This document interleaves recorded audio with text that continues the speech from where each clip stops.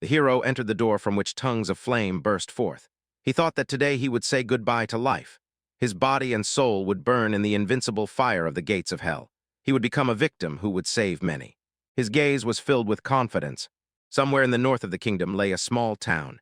Near the well stood a boy drawing water. Suddenly something flew into his head. Turning around, he saw a group of boys. One of them, laughing, said that they had found him. He was just a stranger, clearly not from this village. Today they would drive him out. After that, he launched a fiery attack on him.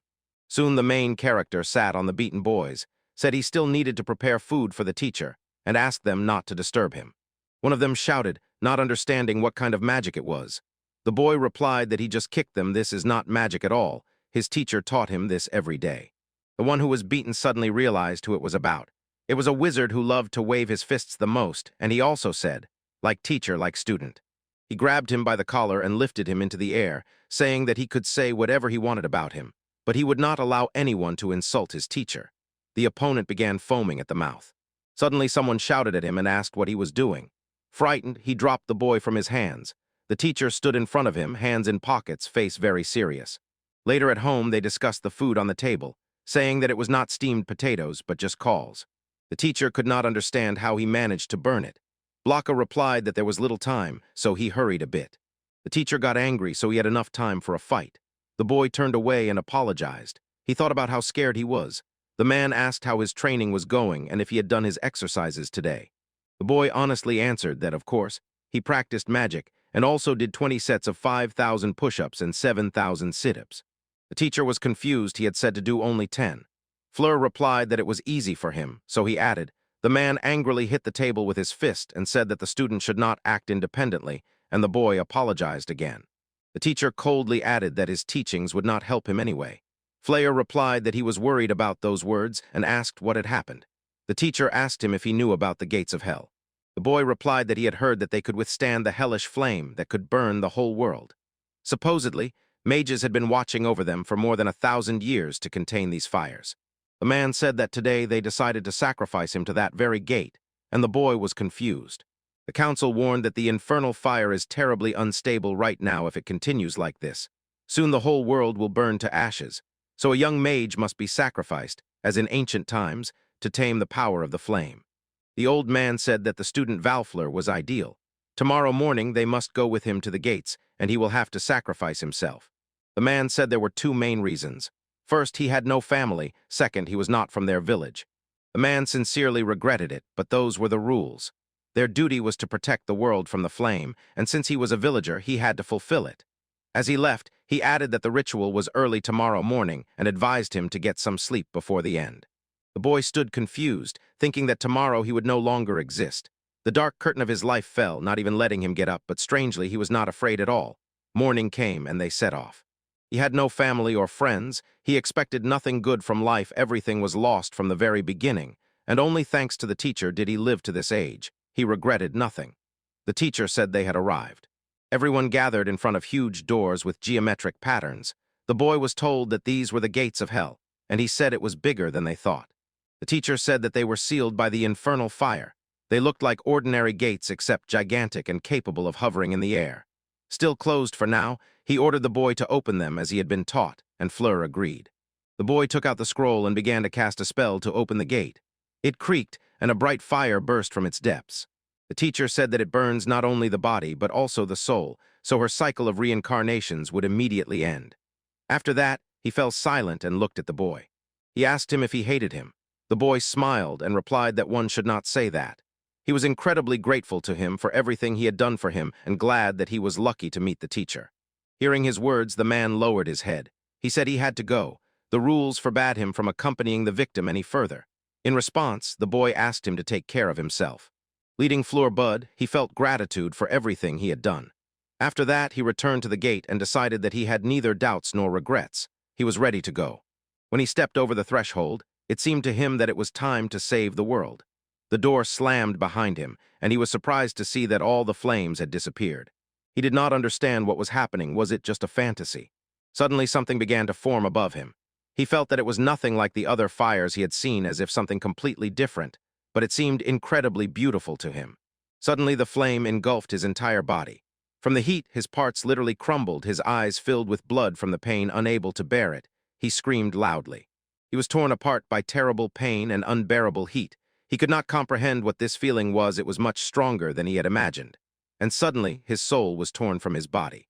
Looking at himself, he realized the body was completely burned, and it was his soul. He remembered the teacher's words that the flame destroys not only the body but also the soul, and realized that his torment was not over yet. A new, sharp pain overwhelmed him.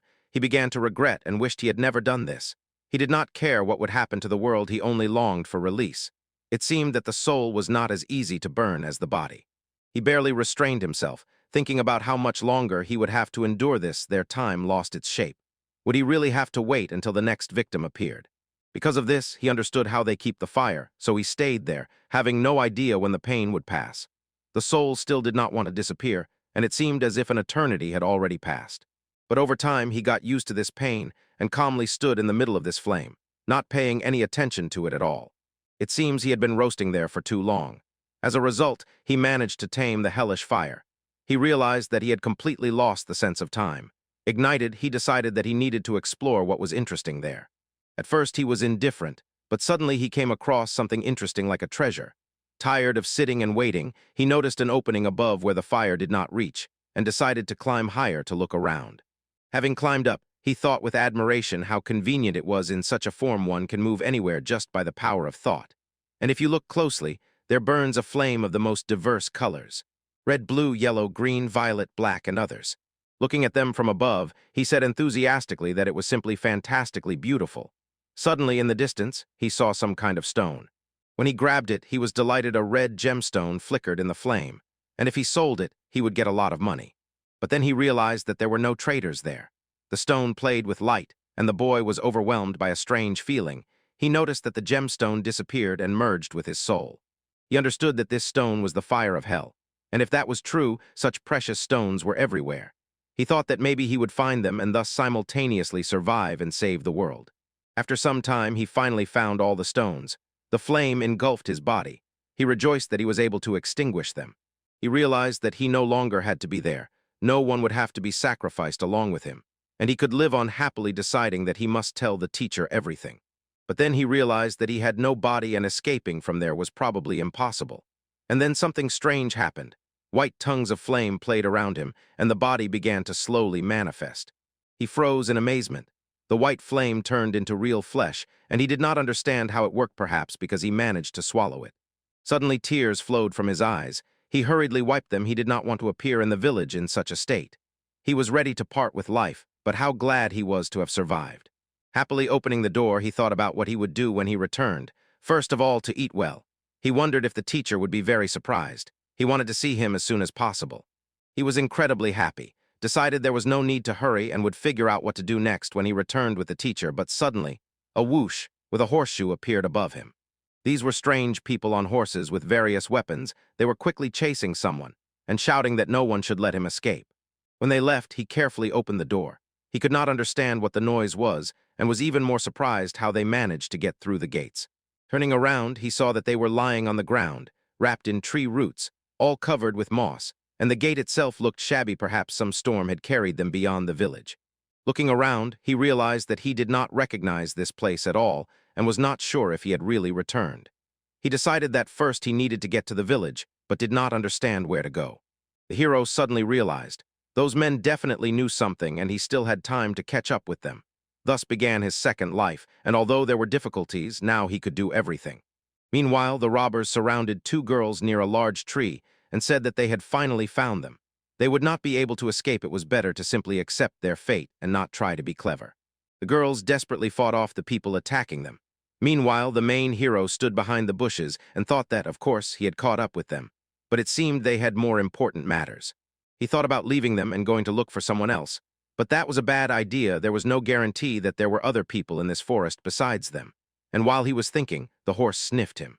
The teacher prepared him for this. If you ask politely, they will definitely help, so he decided to go and ask her. The main thing is to show respect. Completely naked, he jumped out of the bushes and then asked them if she could ask them to show the way. One of the girls closed her eyes to the other. But the men attacked him with weapons, wanting to know who he was, and he replied that he was just lost. But they did not believe him and decided to simply destroy him. He hit one of the men, assuring that he only wanted to ask for directions. The blow threw that man several meters away. The girl looked amazed. He knocked him down with one blow, and she could not understand who he was. Fleur took his clothes and said that they needed to listen to what they were told. When the robbers saw this, they all rushed at him together.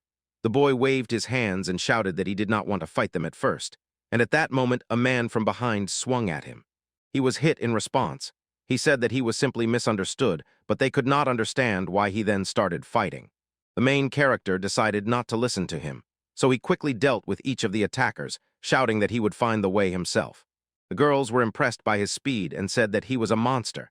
He himself thought he was in better shape than before, but felt some strange unease. He looked at his hands and felt as if something new had awakened inside him. Just at that moment, one of the robbers decided to hit him, but his weapon missed. At the same moment, one of the girls struck him with a sword. He fell to the ground, and she stood nearby, breathing heavily.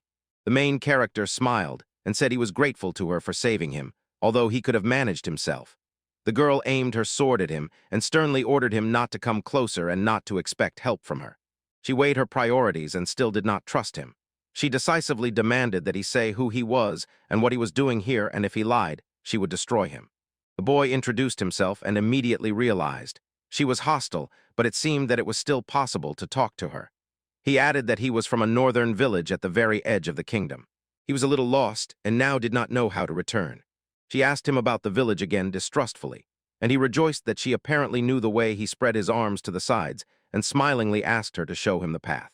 But she swung her sword and hit him. He fell to the ground, not understanding what had happened to her, and she added that she did not believe him and saw what was on his mind. He wanted to deceive her. Pointing to herself, she exclaimed that as long as she, the holy knight of Ishara, stood on her feet, no one would dare to touch the innocent princess. The boy thought that was how she had introduced herself. He replied that he was glad to meet her. Meanwhile, the princess was shouting into the night, asking him not to call her that. I swear, she swung her sword at the boy again, who did not understand at all what was happening. She said that now he knew who they were, and he would have to give his life. The princess pushed the girl away from him and asked her to stop. She was furious because he had saved their lives. Knight tried to contradict her, whispering that he was crazy, but the boy himself thought the same about them. Leaving, he decided to figure everything out on his own. Ishara continued to angrily shout after him, and the princess begged him to stop. She said she wanted to ask them something, and at that moment, one of the bandits jumped up behind them. Knight thought she should have hit harder and asked the princess to hide. At that moment, the man was already swinging his sword in their direction, shouting that he would destroy at least one of them. But the main character ran up to them lightning fast. Standing right under the sword, he himself did not understand what he was doing. His body began to move on its own, but everything was hopeless. He did not manage to dodge and probably could not have deflected it. Realizing this, he understood that he would have to catch it with his hand, stretched it out to the sword, and saw tongues of flame begin to burst from the sword. The main hero found himself in complete confusion. A powerful strike tore through the forest thickets. The girls screamed, trying to protect themselves from this fire. The man then roared that he was hellishly hot. Sweat poured down his face, and he saw that his sword had completely melted. The girls checked if they were all right. At that moment, Flyer stood with his hand outstretched, and his body was wrapped in tongues of flame of different colors. He did not understand at all who he was. The knight was stunned. He melted the sword in a second. Was it really hellfire? The princess looked at him in shock. The main hero looked at his hand and could not understand how. But he managed not only to overcome the hellish pain, but also to learn to control it. The hero stood over the enemy and flames flickered around him. Those present could not understand who he was. The knight said there could be no mistake here. It was the hellfire of the northern shamans, but it was impossible. Flyer pondered what had just happened. Was it really hellfire? Maybe it was the stones he swallowed inside the gates. He realized that the flame was now inside him. The man fled, screaming that he was a monster, and the girl pressed a sword to him and ordered him not to move. She stubbornly tried to extract from him who he was and why he had this hellish flame. He said he knew. He asked them to help if it would not be too much trouble for them. He had to return to the village where the flame was sealed. The girl screamed that he was mocking them again, and the princess hit her and said that it was not right to do so. The knight wanted to take over, but the princess replied that she could not get into a fight at every step. Turning back to the young man, she said she was grateful to him for saving them twice. She introduced herself as Primavera, the 7th princess of the Kingdom of the White Pearl, but modestly asked to be called simply Prima. The knight whispered to her that she was too frank. The heroine thought that she really was a princess. Prima told the knight that this was called sincerity. She ordered her to apologize for rude behavior. I meet the boy's gaze and reluctantly apologize. He said that he actually did not quite understand what was happening, but was glad that they were all right. The princess added that she had a request for him. She asked him to become her guardian, which greatly upset the knight. Prima added that those mercenaries definitely would not leave them alone, so the more allies, the better. Shara categorically refused traveling with a stranger was dangerous, and there was also something the princess did not understand at all. She shouted that Prima had no idea how beautiful she was. Her peers, as soon as they saw her, tried at the first opportunity to throw themselves at her young body, and they could be understood. How not to go crazy when such a beautiful princess stands right in front of you? Even she constantly restrained herself with all her might. The boy suggested that because of her, Prima would be in danger, and she agreed with him. The princess again began to ask the boy for help. Just his presence calmed her, and he asked if he was supposed to be her guardian, because he had more important matters. The knight attacked him, outraged that he really thought of refusing the sincere request of the princess who begged him so. Prima shouted at it to stop humiliating her. She ordered the knight to sit down, and she immediately obeyed. The boy said that he had not refused at all. First, he needed to go to the northern village. He entered the gates of hell as a victim and survived. Having absorbed all the hellish tongues of fire, he got out and no longer had to guard these gates. He must tell the teacher everything as soon as possible. The princess said she believed he was not lying. But if that was so, then she had even more reasons to tell him the harsh truth. She added that he was already in the northern village. The boy looked around and asked in surprise what it was about. He did not remember at all that there was a forest there. I replied that, more precisely, this was the place where the village once stood. She said that no one had lived in the north for 1,000 years. The boy literally froze at these words, not believing them. So his amazing second life began with a small problem. No, rather with a very big one. Black crows circled above them. The girls told him so much. While he stood by the gates, a whole era changed outside. There were no shamans left in his native village. It was hard for him to believe all this. Ishara was stunned. The existence of a shaman inside the gates of hell sounded incredible. She thought it was another dubious legend. But who could have imagined that this very shaman was still alive? The princess whispered to the girl to choose her words carefully. He was standing right in front of them. The stunned boy sat on a log and could not utter a word. The girls searched for words to comfort him. Fleur said again that he was not listening, and the boy calmly replied that it did not bother him at all. The knight vaguely told him that his native village had been destroyed, and he was sitting there as if nothing had happened. He replied that a whole millennium had passed, as if he had found himself in another world. No matter how you look at it, the inhabitants still did not like him. He did not even know why, and the only person who was dear to him was sacrificed to the gates. He barely remembers the village. That is why he does not miss it. He himself is surprised by this, but he does not even feel sadness. Ishara called him a stale cracker. He told the princess that since he had some free time, he could help her. The girl happily thanked him, and the knight realized that her escape with the princess had failed. The boy added that he had never left the village and dreamed of seeing the world beyond it. Prima said that for this, they first needed to get out of the forest. The knight ordered him not to slow them down because of the princess. The boy wrapped himself in flames again. The girls froze in amazement. They couldn't even imagine that he could be used like that. The boy replied that he almost didn't know how to control it yet, but if he learned to handle it, it could become quite a useful thing. The knight was about to carry the princess away. She immediately asked to be allowed to go alone. I conveyed the answer. He would not allow the princess's feet to step on the soot-strewn road. She said he would never let her go. The main character felt as if he hadn't returned at all. Even the news that the teacher was gone barely moved him. Maybe he really was, as the girl said, in Kalusa, and they set off on the road. The premise said he had seen too little, and suddenly he found himself completely alone. There was no trace left of his native village, and he couldn't remember anything. Why didn't she immediately understand what was now on his heart? She decided she was selfish. The knight told her that maybe there was no need to worry, and meanwhile she thought about how beautiful the princess was. I firmly said that everything would be fine.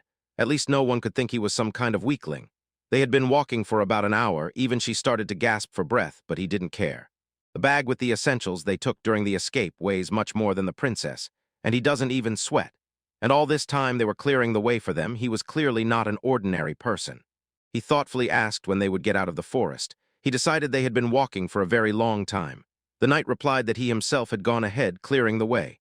Obviously, he knew the way. I exploded, shouting that he was a fool because all this time he was just walking forward, and he replied that he thought they knew where to go, and since everyone was silent, he decided he was going in the right direction. The princess admitted that they ended up in this forest only because they were hiding from pursuers, so they had no idea where they were, and the boy realized that they were all lost together. He was sorry they hadn't said this earlier. Prima added that probably because shamans lived here in ancient times, the forest itself emits a very strong magnetic field, so the compass is useless here. The knight screamed that this was his territory, so he had to deal with it. Climbing the tree, he said he would go even higher and look for a way out of the forest. The princess wondered how calmly he climbed such a tall tree, while the knight seemed to shout at him, "Hurry." Settling on the top, the main character said that the forest here was endless, no end in sight, so it would be unwise to go blindly. Suddenly he noticed something ahead, and the princess shouted to him, asking if he saw it. He said he saw a house, and Prima, impressed, did not believe that anyone lived in this forest. He replied that this house was over 1,000 years old, and that he would not confuse it with anything. It was his home and the home of his teacher. When they approached it, the boy looked at it with surprised eyes. This house was truly the only one that had survived here since that time. A house over 1,000 years old, and preserved almost in its original form, it just doesn't fit in the mind. The princess asked if it was really his home. He replied that it seemed to be preserved by the teacher's magic, but he did not understand why. The girl said that maybe his teacher deliberately left him this house, and he said he could not know if he would return here. "I told you, if they stand like that, they will learn nothing. We had to go inside and assess the situation." The princess grabbed her by the hair and pulled her aside. She called the main character to come in. They were not so tactless as to intrude into someone else's memories. He replied that he was fine, he was not sad at all. The girl insisted that she truly could do nothing because she had noticed all this time how hard it was for him. They would wait outside. She wanted him to become their comrade and not regret it. The boy went inside. The things inside were already falling apart. No one had lived there for a long time. Flirt said that, as expected, inside were ruins. Although probably for 1,000 years it had been quite decent here, and when he saw the kitchen where he once cooked for the teacher, a wave of nostalgia overwhelmed him. When the food was completely burnt, the teacher punished him until the very end. He never praised him even once. He remembered the one who taught him. He could not understand why that day he did not even try to stop him. Suddenly, knocks scared him. He saw the ladle fall and noticed that there was something under the floor. Pulling out the book, he realized it was the teacher's diary. He wondered if it would be bad if he read it. He had never seen him have a diary. It said that he could not help this boy in any way. He said he would go to the gates and give his only life not for himself, but for the village, for the whole world. He is a very good boy. That is why he had to stop him, so that you would not be there. At the meetings, he shouted that he could not understand why Val Fleur had to go, and insisted that their decision should be made very carefully, because only the life of this young man was at stake. They told him that he had no relatives, no one would mourn him, and the bad behavior of this boy only brought harm to the village. From the very beginning, he was a stranger to everyone, a person who would rather give his life than someone else's. This angered the man. It was unthinkable that they allowed him to be taken when he was still a child. They told him that in any case everything was already decided. He had to give up his student. Because of this, he could not save him, his beloved son, and he asked him for forgiveness. The last lines of the diary were blurred with tears. Inside, he still harbored resentment towards the teacher, because he thought he had abandoned him, but everything turned out quite the opposite. The teacher cared for him until the very end, and when he left, he shed bitter tears. More than anything, his diary seemed to him like repentance, and he noticed that the diary did not end there. They say that the gloves and armor that were enchanted for him are now completely useless. The boy rummaged through the dresser, anxiously looking through things. The teacher wanted to give them to him as soon as he could defeat him for the first time. It was a set of chaos magical armor. The boy found a wooden box. The man wrote that sometimes he dreams a dream. In it, the boy suddenly returns home. Of course, this is impossible, but shamans can work miracles, so he will believe and wait. The boy put on the armor that was given to him. The teacher sincerely prayed that he would survive, that nothing would hold him back, that in this world he would see what he had not seen before, and that he would find new friends. He went out to the girls who were surprised by his appearance. He smiled widely at them and said that was all. The teacher wanted him to live happily and freely. The main character asked if they liked his outfit. Prima replied that he looked wonderful, and the knight added, "Clothes make the man, now he looks decent," and the boy thanked the princess. She did not understand why he was thanking her. He said that thanks to her pushing him in the right direction, he clarified many things for himself. It was as if he had truly become free. The girl smiled broadly and said that she was very happy, and once again, just in case, asked him if he would mind if they became friends. The boy answered affirmatively. The knight seemed to scream at him not to meet the princess. Prima shouted at her, "Stop it already!" And then the house suddenly collapsed. I had no idea why it suddenly fell apart. The boy realized that the seal on the house had been removed as soon as it had served its purpose. All this time, the teacher believed he would return. Fleur bowed and thanked the teacher for everything. Now he sets off on a journey. Having hard won a chance at a second life, this time he decided to dedicate it to himself. Near the ruins of his home, he left a diary and a flower. Turning back together with the girls, he suggested setting off. Thus began his journey with the princess and the knight. He stepped into a world unfamiliar to him. So their adventure begins. Shara, pointing to the forest, asked him where they were going. They still did not know how to get out of here. Fleur realized that he had completely forgotten about it. For some time they raced through the forest, the princess constantly urging the knight on, and behind them chased a huge wild boar that was knocking down everything in its path. A little more and they would have become dinner for this giant animal. They did not understand what was wrong with this forest, and the boy said to trust and stopped right in front of the boar. The hero released his flame again, ordered the animal to go away. Fierce fire flared up around him again, devouring everything in its path. Turning around, he asked if the girls were okay. The princess replied that everything was fine and thanked him, and he responded that it was all right, they were comrades. However, the knight, dissatisfied, shouted at him to do something about the power of his attacks. She was filled with anger. How could he harm the princess? Looking at the fire, the boy replied that adrenaline in battle interferes with controlling strength. He decided that he must train. Prima said anxiously, as if they would never get out of this forest.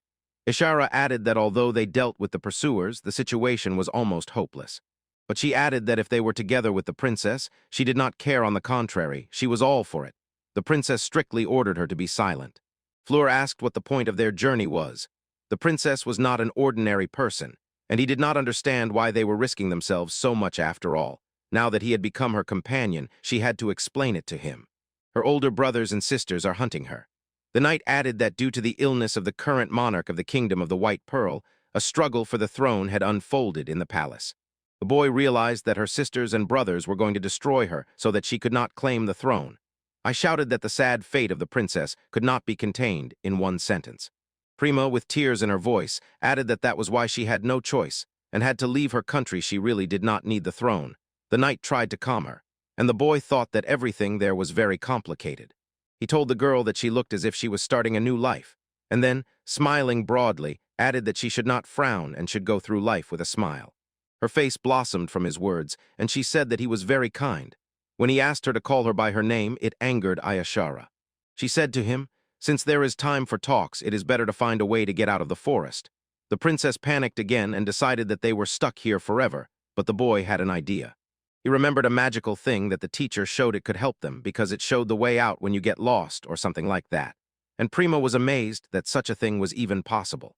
He replied that he was a shaman to some extent himself. The knight got angry that he did not say this immediately. Taking out a piece of paper, the boy felt.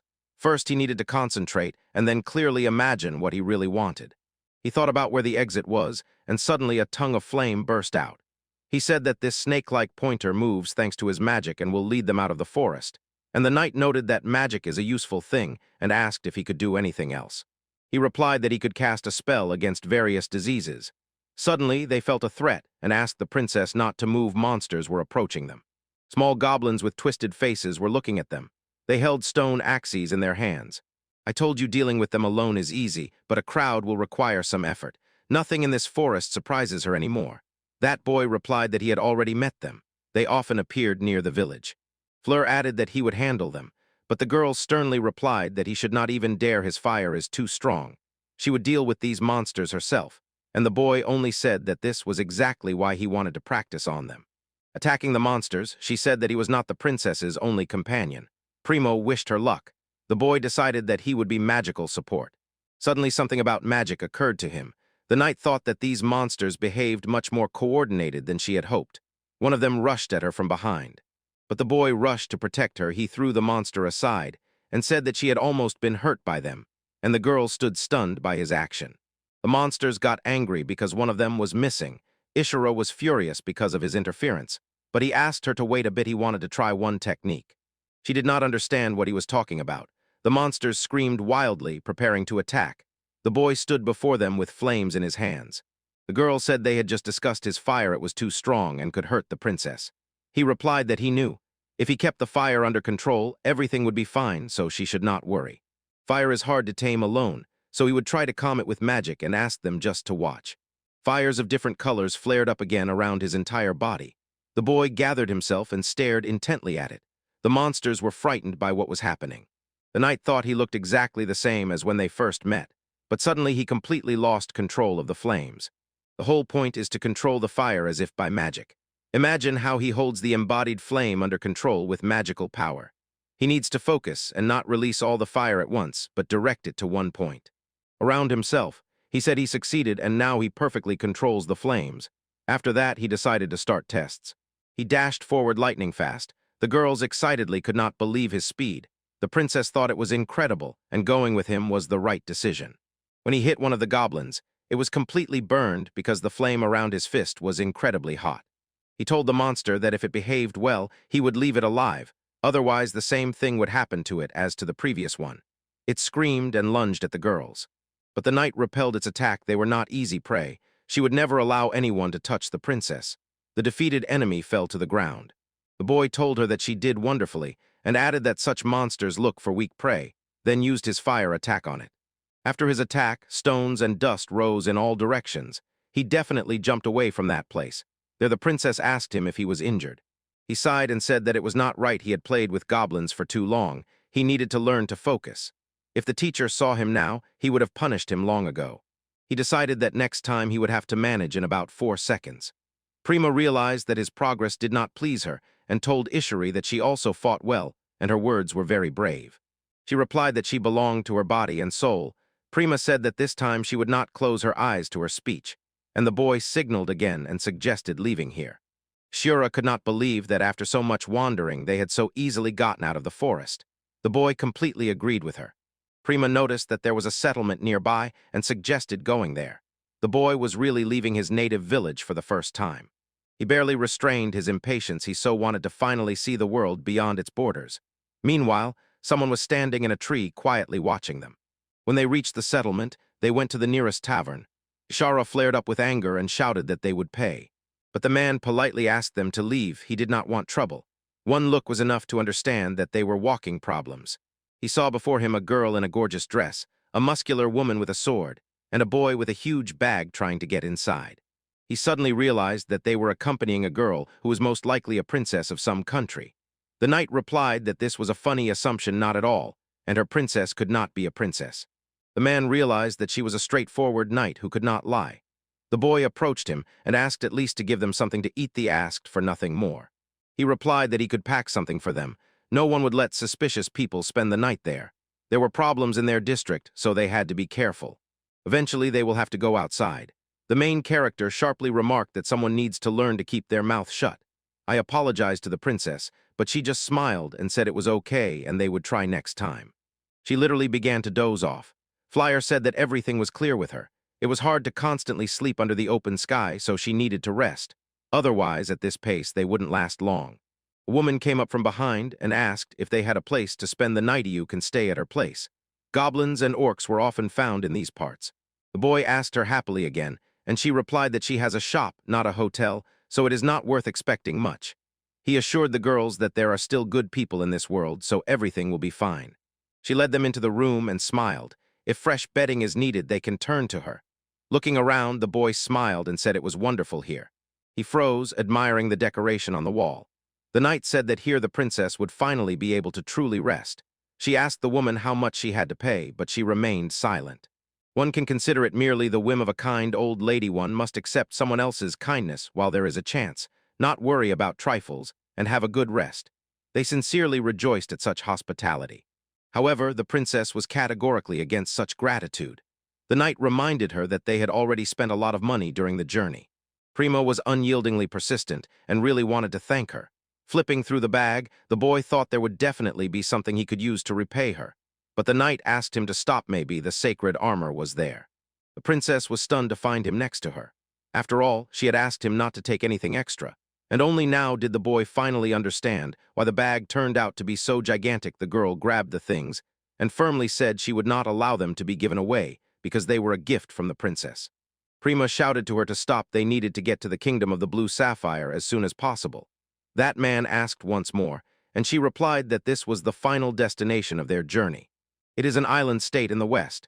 The sea surrounds it, it has the strongest fleet and an impregnable fortress. When they finally get there, no one will chase them anymore. The boy dreamed of what the sea could be like. Leaving the village, he heard only about unfamiliar things. I suggest changing clothes first. The princess agreed with her because they stood out too much. Flyer realized that the further they went, the more new things he would see. He was already burning with impatience. Prima was already about to buy new clothes, but the boy stopped her. He could go alone, because they were both tired and could rely on him, so she sincerely thanked him. He left, and the knight seemed to wonder if he would ever get tired, and the boy, burning with curiosity, wanted to know what it was like outside, so he decided to look around. He returned to check their clothing size, but saw that they had already fallen asleep. When the night deepened, he decided that he could not help with anything. He laid them next to each other on the bed and began taking measurements, while they meanwhile said that they were in a hurry. A woman sat in her shop and was cleaning the blade of a knife. She said that no matter how many years passed, her habits remained the same. She noticed a man coming down. He noticed that she was still awake, and she asked where he was going with such a package. He replied that he was going to buy clothes for the girls, but she said that all the shops were already closed. This upset him, and the woman was surprised that he did not know such obvious things. If cheap things are suitable, he can just go to the wardrobe and take what he needs. The boy gladly thanked her. He put the armor on the counter in front of her, and said that this was his way of thanking her for letting him stay with her. The woman sighed deeply and said that she needed nothing, but the boy disagreed and repeated her words about gratitude. He smiled broadly, and she decided to see what he had brought. Looking at it, she realized, you can't buy such a thing anywhere. It was Mithril's sacred armor, and it was of very good quality. If it were sold, even 20 platinum coins would not be enough, but the boy did not understand the value of money at all. She said that he was too good and that she could not afford him, but she was glad that they wanted to thank him so much. The boy imagined what would have happened if he had not been so good. She did not understand what he was planning. He tossed it into the air and began to beat it harshly. The woman was shocked by what was happening. He got the armor back and it was completely damaged. He asked what had happened. Now it had a small defect, so it became cheaper. This outraged her. He replied that it was his own fault. He had brought such an expensive thing, so nothing could be done, and she began to laugh convulsively, saying that he was funny. When she calmed down, she said, "Since it is defective, I will take it for hundreds of lattes." And the main character again did not understand the price. She added that she would also pick up the necessary things for their trip of the same value as that gratitude, and this pleased the boy very much. When they were leaving, they warmly thanked their grandmother. It felt like there were even more things here than before. The woman said that the boy had good taste in choosing clothes. The princess said that the dress size was just perfect. Knight agreed with her and added that at least he could be sent shopping. The boy smiled and said that it was good that he had tried them on that night. They asked what he meant, and he replied, "You fell asleep and I tried on your clothes." Imagine this picture. The girl shuddered with horror, and he even added that he would have to fiddle with the bust measurement. The princess replied that he had already said too much, and at that moment a man approached from the hotel. He said he saw how she turned the boys at night and even gave them her precious trophies. Finally, she was able to live peacefully, but she never let anyone get that close. He decided that the heart of the former strongest girl killer had finally melted. She replied that she simply liked this guy. She could do nothing because he was so good. They were walking through the forest, and the boy sadly admitted that he had done wrong. It happens to everyone, but the girls were still insanely angry at him. He did not understand why they were so offended and what was on their mind. He had been looking forward to this trip so much, and then this happened. He pulled out a paper and decided that it no longer mattered. Casting a spell on his legs, he created a chain of suffering. The knight stood in amazement. This was some new kind of magic. He said they were right. These were the basics from his teacher in magical training. However, recently he had trained little, and the spell materializes magical weights on his arms and legs, thus pumping his muscles. He suggested trying that night. She replied that if he could, then she could too. He began to work magic on her legs. She immediately collapsed under the weight. The boy looked surprised. They weren't supposed to be this heavy. The princess hurriedly asked if she was all right, and Aisha thought that the human body simply could not lift such a burden. She could not believe that this had to be worn on both hands and feet. The boy began to apologize to her, and Prima called him loudly. She was glowing with joy. Magic could do so much, and she also wanted to try, but the knight was against it. The boy thought their offense had already passed. I asked him if he had any magic for traveling, like summoning a carriage. He answered, no. And the girl thought it was dangerous for them to keep rushing with their feelings at the same speed. She decided that they would have to get horses in the nearest town. It was possible to expect that someone would soon be sent after them. The princess agreed with her. But the boy did not agree. He insisted that they should keep going at the same pace, saying that if someone came after them, they would somehow manage. The girl replied that this only works with weak enemies, because they could even send heavenly angels. The princess said that they would not go that far. I replied that they needed to be ready for anything. Because it was about her relatives, they were ready for anything. The boy wondered what kind of church it was. The Church of the Holy Angels, a neutral organization that guards the 7 kingdoms of this world. It stands above people, but sometimes, if the angels wish, it comes to their aid. If the angels agree to her sister's request and come to take their souls, it will be dangerous. The boy tried to remember if there were such people in his time. He was curious what they were like. He said it was interesting and wanted to meet them, but the knight screamed under no circumstances fight. If they appear, they will have no choice but to flee. Angels are incredibly strong. No matter how much he believed in his own strength, compared to theirs it was barely noticeable. Because they are natural enemies of shamans. 1,000 years ago his village was wiped off the face of the earth, and all the shamans were exterminated. The boy was shocked by this news. She added that his very existence makes this secret history closer to reality. After all, no one can go against them. The main character decided it was some kind of joke. He took it for granted that shamans disappeared over time, but then it turned out that his teachers were exterminated too. The princess suggested closing this topic. It was not yet a fact that they would go against the church. Moreover, according to rumors, they very rarely agree to fulfill requests. Since it was unlikely, there was no point in worrying about what had not happened. The knight agreed with her and suggested focusing on what they could do now. She added that the princess's insight made her even sweeter, offered her a snack. But the boy was still turning this thought over in his head. Meanwhile, in the cathedral of the Church of the Holy Angels, a little boy was flying with a basket full of letters, calling Mr. Zuriel.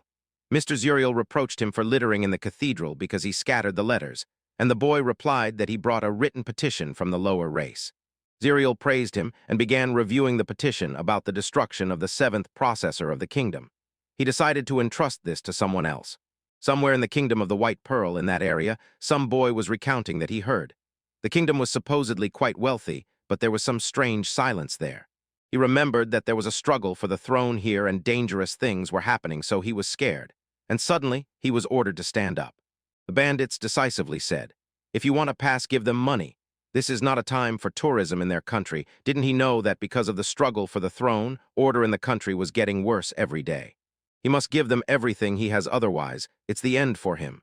He was sobbing and said he did not expect that people like them would underestimate him so much. He added that they were still lower creatures, so they had no choice but to train and control them, and one of the bandits became wildly angry because of these words. He swung and barked for him to stop talking like that, but a sinister smile blossomed on the boy's face. Meanwhile, the princess was eating a snake and said with satisfaction that it was very tasty. I remind you that she should not eat while walking. Prima offered her a piece. Flyer noticed that she really enjoyed eating during the hike. The princess replied that she was also glad for him. Earlier, he looked a bit upset and she was worried. He replied that everything was fine.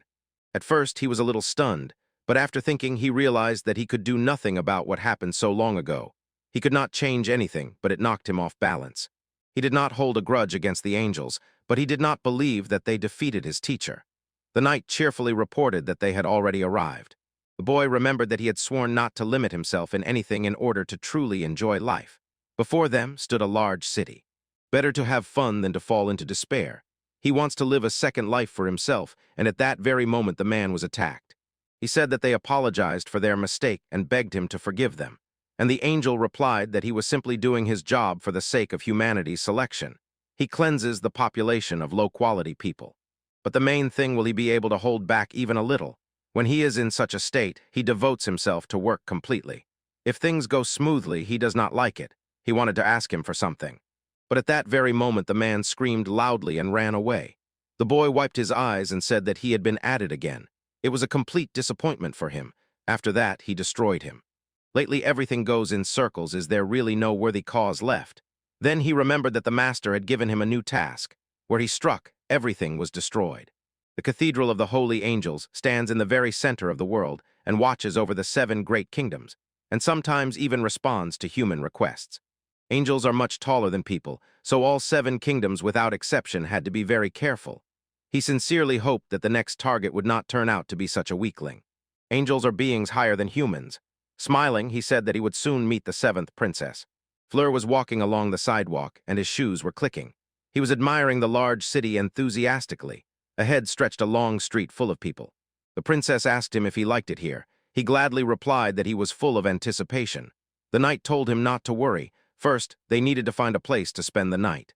Prima said that she really wanted to take a shower. The knight offered to stroke her back, but she refused.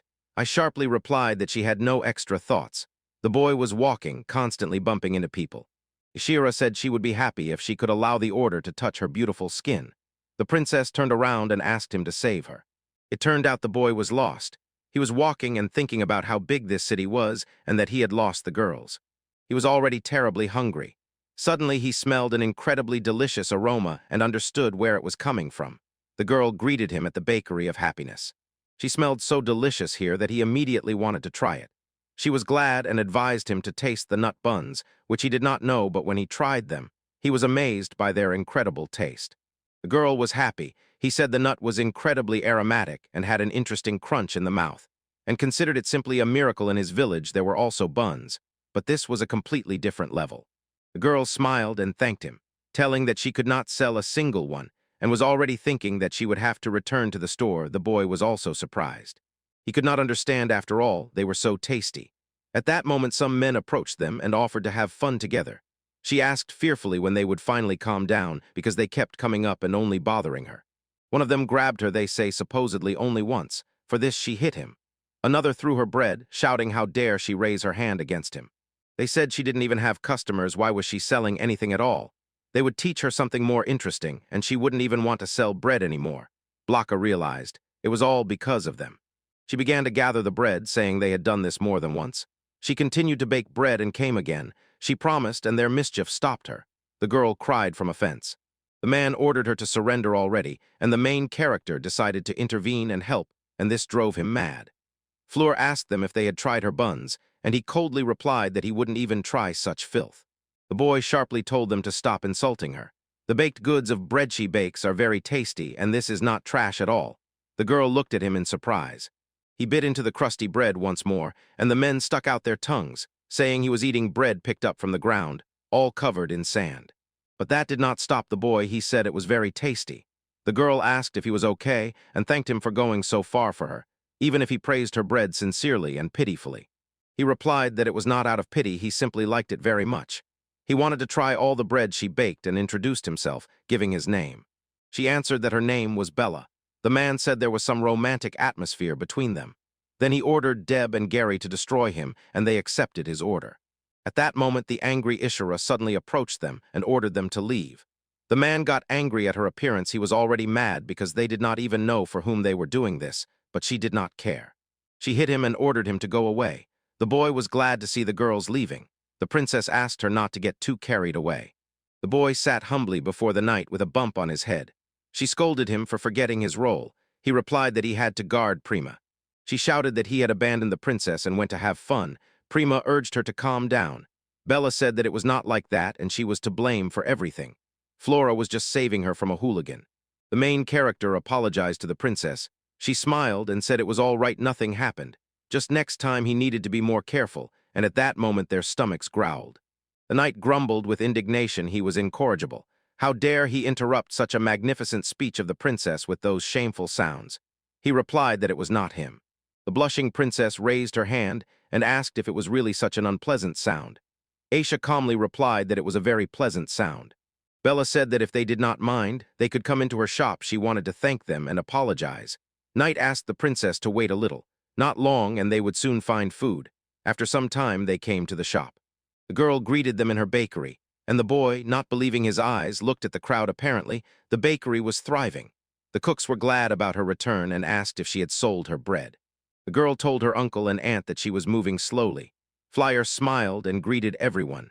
The aunt was impressed the girl had a young man, but the man himself was dissatisfied with this. The girl replied that he was a client. But he did not listen to her. He attacked him with a rolling pin to punish him for daring to lay a hand on the girl he had raised, and shouted that if he loved her, he should name at least 10 reasons why he liked her. Everyone tried to stop him, and he added that naming at least 100 was easy. The boy said that he looked like a knight. She replied that this was not so. Anti asked him to forgive her. She had just jumped to conclusions, so they could go and try their pastries. Various buns lay on the table before them. They thanked them and immediately began to eat, enthusiastically enjoying their rich flavor. The boy noted that Bella's bread was no worse. She replied that she was still learning. The uncle touched his shoulders or just sighed. The aunt asked what had happened. He replied that lately age was making itself felt. Clients asked them to take care of themselves after all. Without them, no one could enjoy that delicious bread. This bakery was a true treasure of the city, and the man replied that in that case he had no right to weaken. She suddenly realized that everyone here adored her uncle. She replied that they loved above all the bread he baked, added that her dream was to one day make people happy and repay them. But the boy asked her again. She told that she was abandoned as a baby. Her aunt and uncle took her in. They surrounded her with love and raised her as their own daughter. She had always wanted to repay them for that love. According to her, the boy understood why she decided to become a baker. She replied that she had always loved baking bread, although she was not very good at it, and he said that he understood her. She cannot choose her dream. They were lucky. He asked the uncle to allow him to help as a sign of gratitude for the delicious bread. The girl said that this was just about him, but what a troublesome boy he was. Carrying the stand to the bakery, the girl thought that today was a good day. The boy gave her confidence that from tomorrow she would try even harder, and she noticed a feather on the ground, not understanding where it came from. An angel was soaring in the sky, who clearly knew where the target was. He did not like the smell around where there were many people. This smell was very unpleasant for him. Starting the search from a certain point was a real burden for him. It was much easier to simply destroy this pasture. Feeling a strange energy, Bella realized that something terrible was approaching. She raised her eyes to the sky and trembled with fear.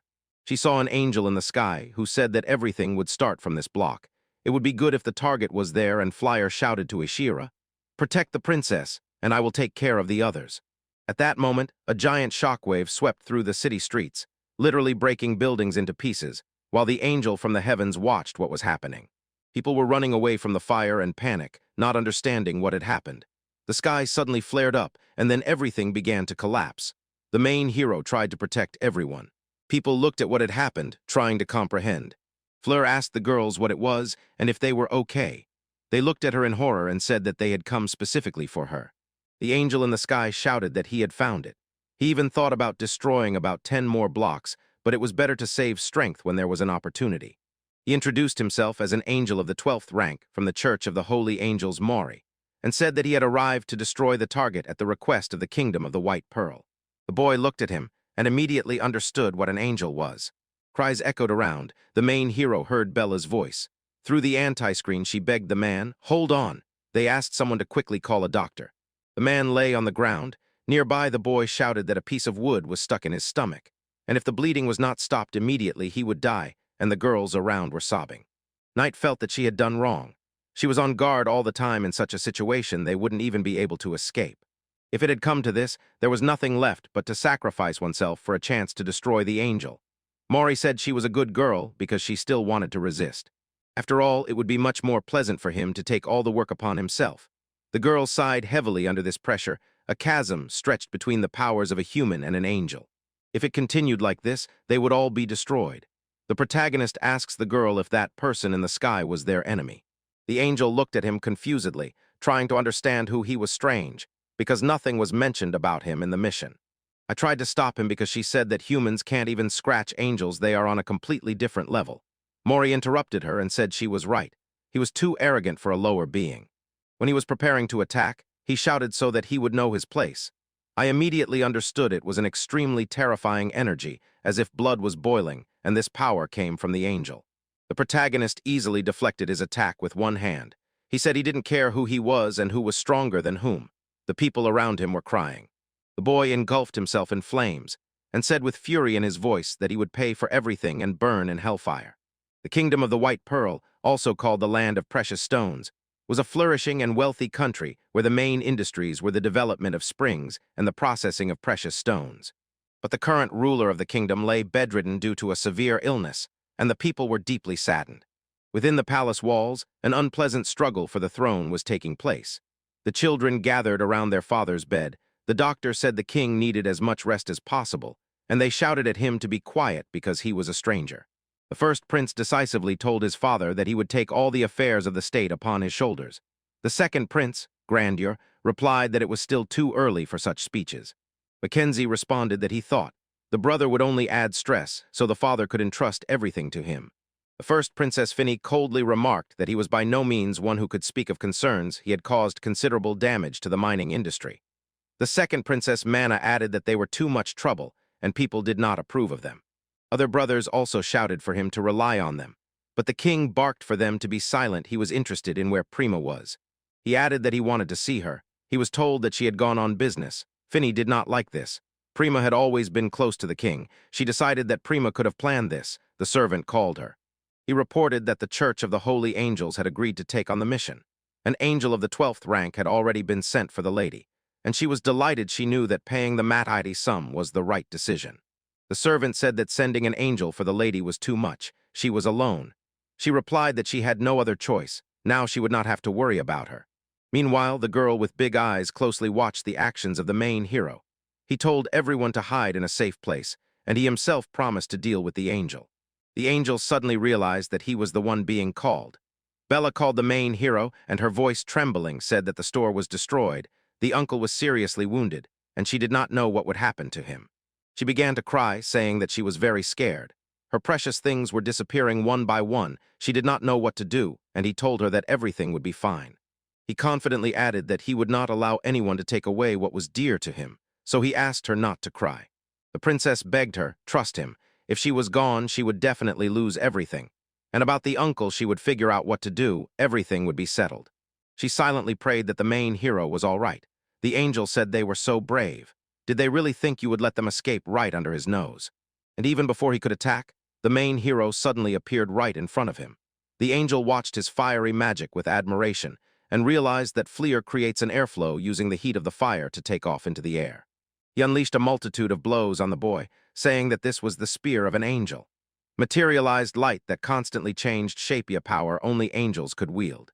Mori asked him if he felt the difference, told him not to tense up or twitch.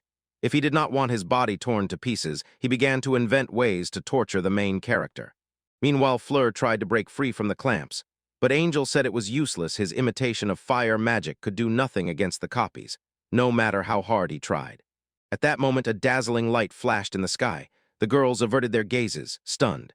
The burning fire threw the angel to the ground, shouted loudly that the fire was burning him.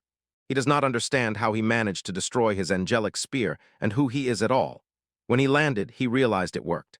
Exhaling the flame, he said that now he could easily destroy it, and the angel felt that this was not just fire magic. Somewhere he had already felt something similar, and suddenly understood what exactly.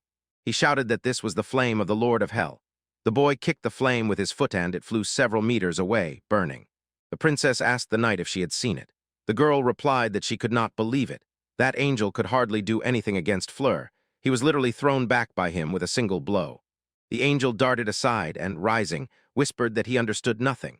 This flame was supposed to be destroyed along with the Lord of Hell over 1,000 years ago. Flyer could not understand what he was talking about. The angel said that now he himself clearly saw with his own eyes why he created angels, so that they could pass the test given to them, so that they would exterminate the rest of the shamans and sweep this cursed flame from the face of the earth. The angel of the 12th rank from the Church of Holy Angels began to transform. He grew to the size of a multi-story building, said he would crush the main character, and warned that angels should not be underestimated. A clear self-confidence shone on his face. The boy said that he just grew up and nothing had changed. These words angered Mori, and he attacked the boy, shouting for him to shut up. His blow shook everything. Each blow shook the ground and shattered the building to pieces. The girls shouted to Bella, "Don't stop, run after us." The angel continued to rage. He asked if there was anything he could do to resist his power, because he knew perfectly well why he was so angry. He sought revenge for his relatives from the past. The boy remembered his teacher. The angel kept shouting that history had already proven a shaman is no match for an angel. He couldn't even dispel their sorrow. He launched a counterattack. They say the angel's trick is to miss, so he doesn't care if he overdoes it. But there are living people here, and he is enraged by those like him who calmly take away what is dear to them. Shamans were warriors guarding the gates, so they were ready for the fate that befell them. The locals, however, are a completely different story. They should not have given their lives so easily. He thought that this was exactly how the teacher wanted him to live, protecting here and now those who are dear to him. He hit the angel again, and the angel shouted fiercely at him. Flying aside, he ordered the angel to attack him if, of course, he could keep up with his speed. Then he pushed off the ground and ordered him not to dare to run away. They raced through the city, and the angel pursued the main character. Soon they found themselves outside the city limits. The angel said he had cornered the shaman. Now no one will interfere with him anymore. He will be able to deal with him however he pleases. The boy fully agreed. Throwing off his cloak, the main character said that he had not introduced himself yet. From now on, a serious fight begins, so he will have to follow the rules of decency. Surrounded by a mighty flame, he said that he is a combat shaman of the 1st and 3rd class, Valfir. He recalled something and asked if the angel was ready. The boy concentrates, focusing the flame on the fingertips and aiming it at the enemy. The huge man lunged in fury at the one who pointed at him with a finger. The main character, fully concentrated fire, burst from under his fingers and flew straight at the enemy. The youth called this technique the magic fire projectile, and several burning projectiles rushed forward. The enemy asked what it was, and the boy, as if embarrassed, replied that it was just a sudden idea and apologized, saying he wanted to try different things on him. The man angrily ordered him not to be insolent, calling him a kid, and stretching out his hand in front of him, created a shield of spears of light. The fireballs did not reach the shield, and the enemy claimed that no attack had yet been able to break through it. But to his surprise, the shield did not withstand the napalm of the fire show. When the projectiles hit him, the man was thrown back and he let out a piercing scream. A young man stands before him. The hero smiled in his thoughts. The technique works, and I can already control the strength of the flame quite accurately. The enemy looked at him and called him a freak. But suddenly spears were aimed at the young man from the sky. The man smiled arrogantly and shouted that these were 30 spears of light that destroyed the city, and wished him to die under righteous rule. The young man raised his hand. The main hero folded his fingers, pointed them to the sky, and easily deflected the attack amid the enemy's malicious laughter. When the man saw this, he could not understand how such a thing could happen. The boy smiled and said that everything was exactly as he said. The girl saw an explosion in the forest from afar. She was a little worried. People seated the wounded man. The man was severely injured. A piece of wood stuck out of the wound, and it was bleeding. Everyone nearby became worried and asked if the girl would be able to save the man, because it seemed she had no medical knowledge at all. The girl tied her hair into a ponytail. Bella was terribly frightened and crying. A woman with dark hair asked her to calm down and assured her that her uncle would survive. The lady stretched out her hands in front of her and began to work, thinking that Fleur was now trying hard for all of them. The main hero looked ahead, while the enemy, already almost deified, muttered confusedly that an angel cannot lose to an ordinary person and that they are a superior race. The young man noticed that he was more stubborn than he thought, and although the attacks from afar were accurate, the power of the fire seemed to have slightly decreased, and the angel was still blazing. When the enemy rushed with a scream, the boy jumped back and, aiming with his fingers, released another fireball that hit him right in the eyes. The man screamed hysterically. The main hero swung and thought that in this situation he would concentrate all the fire in his fist and strike with all his might. The angel grabbed his eyes, and he raised his fist toward the enemy, preparing to strike. Suddenly, just as he was about to swing, someone grabbed his hand, and a giant eye looked at him and said, "Hot, but not enough yet." The young man turned around, trying to understand who it was. A huge maw asked if this grain of fire pleased him, then added that he was a disappointment, and they did not need such a master. The voice kept insisting, "This is not enough, it needs to be stronger, hotter, heat up until red hot." The glove on his hand, which burned every week, began to heat up to the limit. The hero swung with all his might, thinking of Hellfire number 1, the fire of Kagetsuchi. The angel raised his hands in front of him to protect himself and screamed in horror. "The guy dealt me a devastating blow, calling it a lotus blossom attack." The man screamed in pain. The angel was beaten almost to death. From the force of the blows of the young man who now stood silently before him, a crater formed around. The boy looked at the gloved hand, spoke to himself, and again heard a voice saying this is still not enough. He unclenched his fist and looked at it, not understanding what had just happened. The main character looks at the angel, who was just struck by his blows, and cannot comprehend what it was. He looked at his hand and realized. The sensation now was completely different from before when he used the flame. For a moment his consciousness was seized by something else. The boy remembered that voice and how someone grabbed his hand, thought that it suddenly did something, and was surprised when he heard his enemy lying on the ground say that he would pay for it. The angel was completely burned along with his wings, crawled and whispered that it could not be that some mere semblance of a shaman defeated the angel, and the boy coldly said that he was indeed a tough nut. The enemy smiled and said, Do not think that you will get out of this so easily. When you stand against the angel, you will forget what peace is, and his brothers will find that boy and kill him."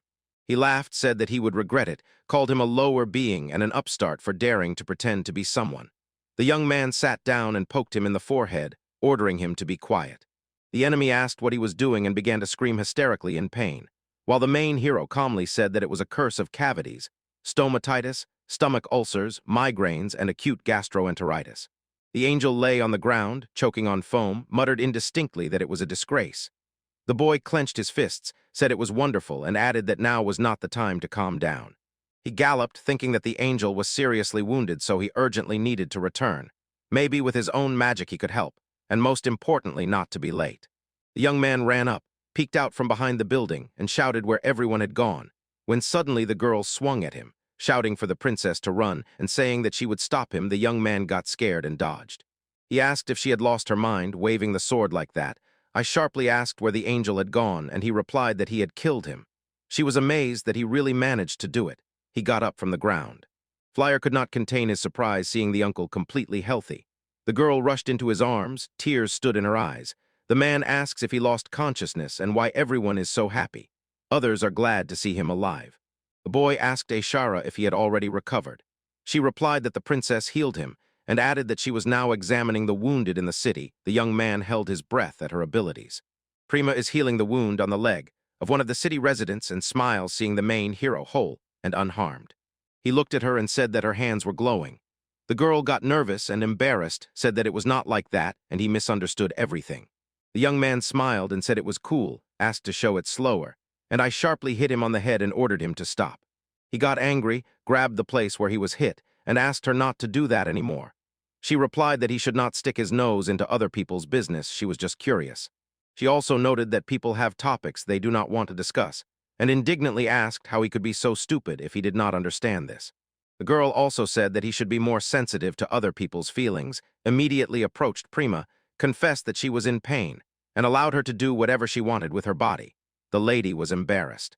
The main character realized that there was logic in her words and that she was right, and decided that next time he would be more careful. She annoyed him a little, so he decided to curse her. The young man pointed at her with his finger and uttered a curse, and I, unable to restrain myself, literally grabbed her by the teeth and was horrified by their condition. Suddenly he remembered and asked how Bella was doing. A woman was standing near the ruins, and a sign lay at her feet. Bella looked sadly at the sign under her feet. The main character approached from behind and noticed that the bakery was destroyed, and the woman glanced at his appearance with surprise. He lowered his head, apologized, and said with pain that if he had arrived earlier, this would not have happened, and added that this place was very important to her. The boy thought that it was all because they had dragged them into this mess. Bella smiled and looked at him. She said that he would not apologize and added, "A destroyed shop can be restored, and most importantly, Uncle, Aunt, and the rest are fine." The woman also added that the words he said then touched her to the very depths of her soul. Bella smiled happily at him and thanked him for protecting everyone. The young man smiled in response and said he would help fix the shop, to which she said that he wanted to do everything at once. The boy thought that in any case he was glad. The main thing was that everyone was safe. Someone was watching them. The main character suddenly fell, and sharply turned around. He felt that someone was watching him. Bella noticed his reaction and shouted to him.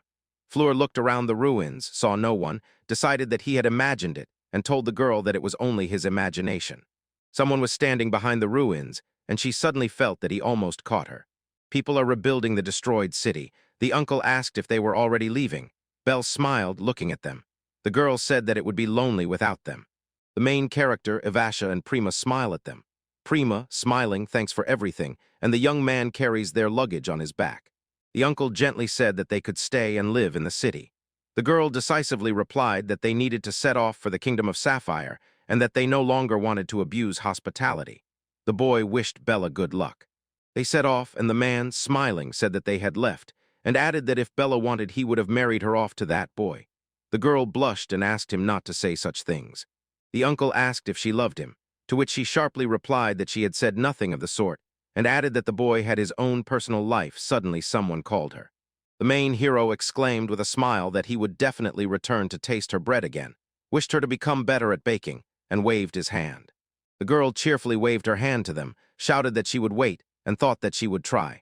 and Vasha said that in the end they could not get a horse and were walking again. Prima said that because of the angel's attack, buying a horse had become impossible. The young man said that he liked their unhurried journey. He raised his head and wondered whom else they might meet, and could not wait for that meeting. Cathedral of the Church of the Holy Angels. The angel says that the angel of the 12th rank failed the mission to kill the princess of the White Pro-Kingdom, and adds that he was defeated. She also said that Mori managed to return on his own, but was seriously wounded. His throat is damaged, and he has severe burns, but it was not possible to learn the details. She also said that he had dental caries, a titus stoma, and other diseases unimaginable for angels. The man grabbed his head and asked her to stop because he understood. He fiercely declared that the princess should be guarded only by a female knight, and indignantly asked how some man could defeat an angel. The angel quietly chuckled. Zoro could not imagine that the mission would end in failure. It did not even pass through the Apostles' Assembly, and if it continues like this, it will become a real problem. He asked despairingly why, after all, no one ever comes to the meeting. The man is sitting at the table. Zoro indignantly said that this cannot be, and asked if fallen angels were involved, to which the angels replied that there was nothing about this in the report. He took a bottle, uncorked it, and said, if he blames the fallen angels, his sin will become much lighter. Suddenly another angel burst into the room and aggressively asked where Aldebaran is now. The man froze in surprise. The man called her Maidman Surprise, after which she instantly punched him in the face and asked whom he was calling an old woman.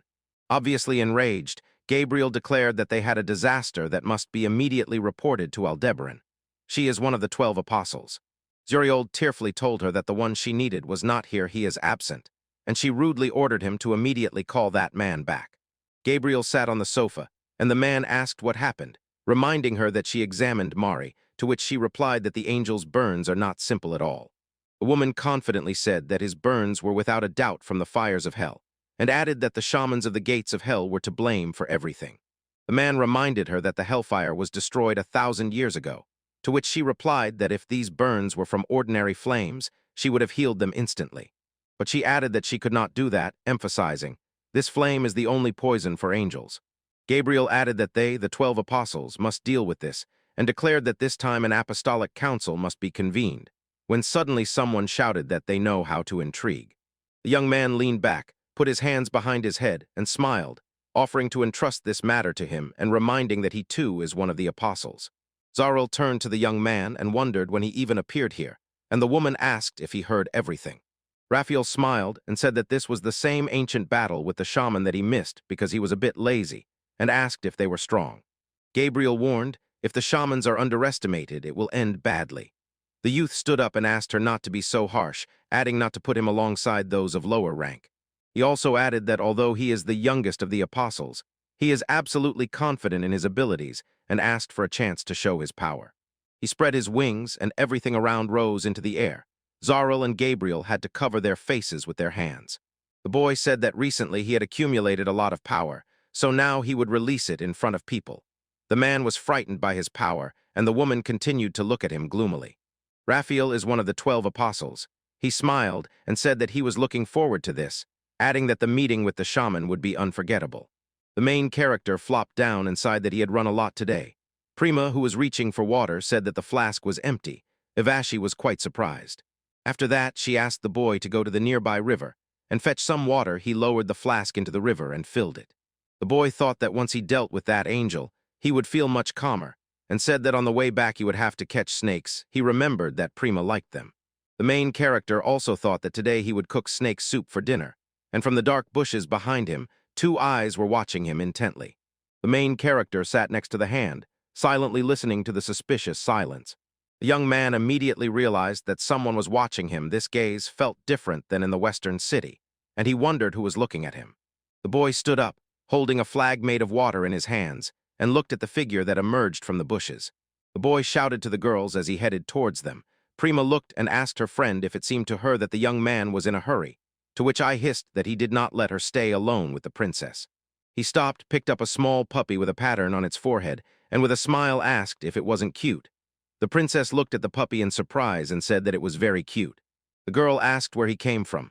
The puppy froze, looking at the butterfly. Flyer said that he had just met it and offered to take it with him. Prima agreed, and I refused. She also said that their trip was not entertainment, and in general, angels were hunting them. The boy replied that everything was fine and added that everyone already understood he would handle them.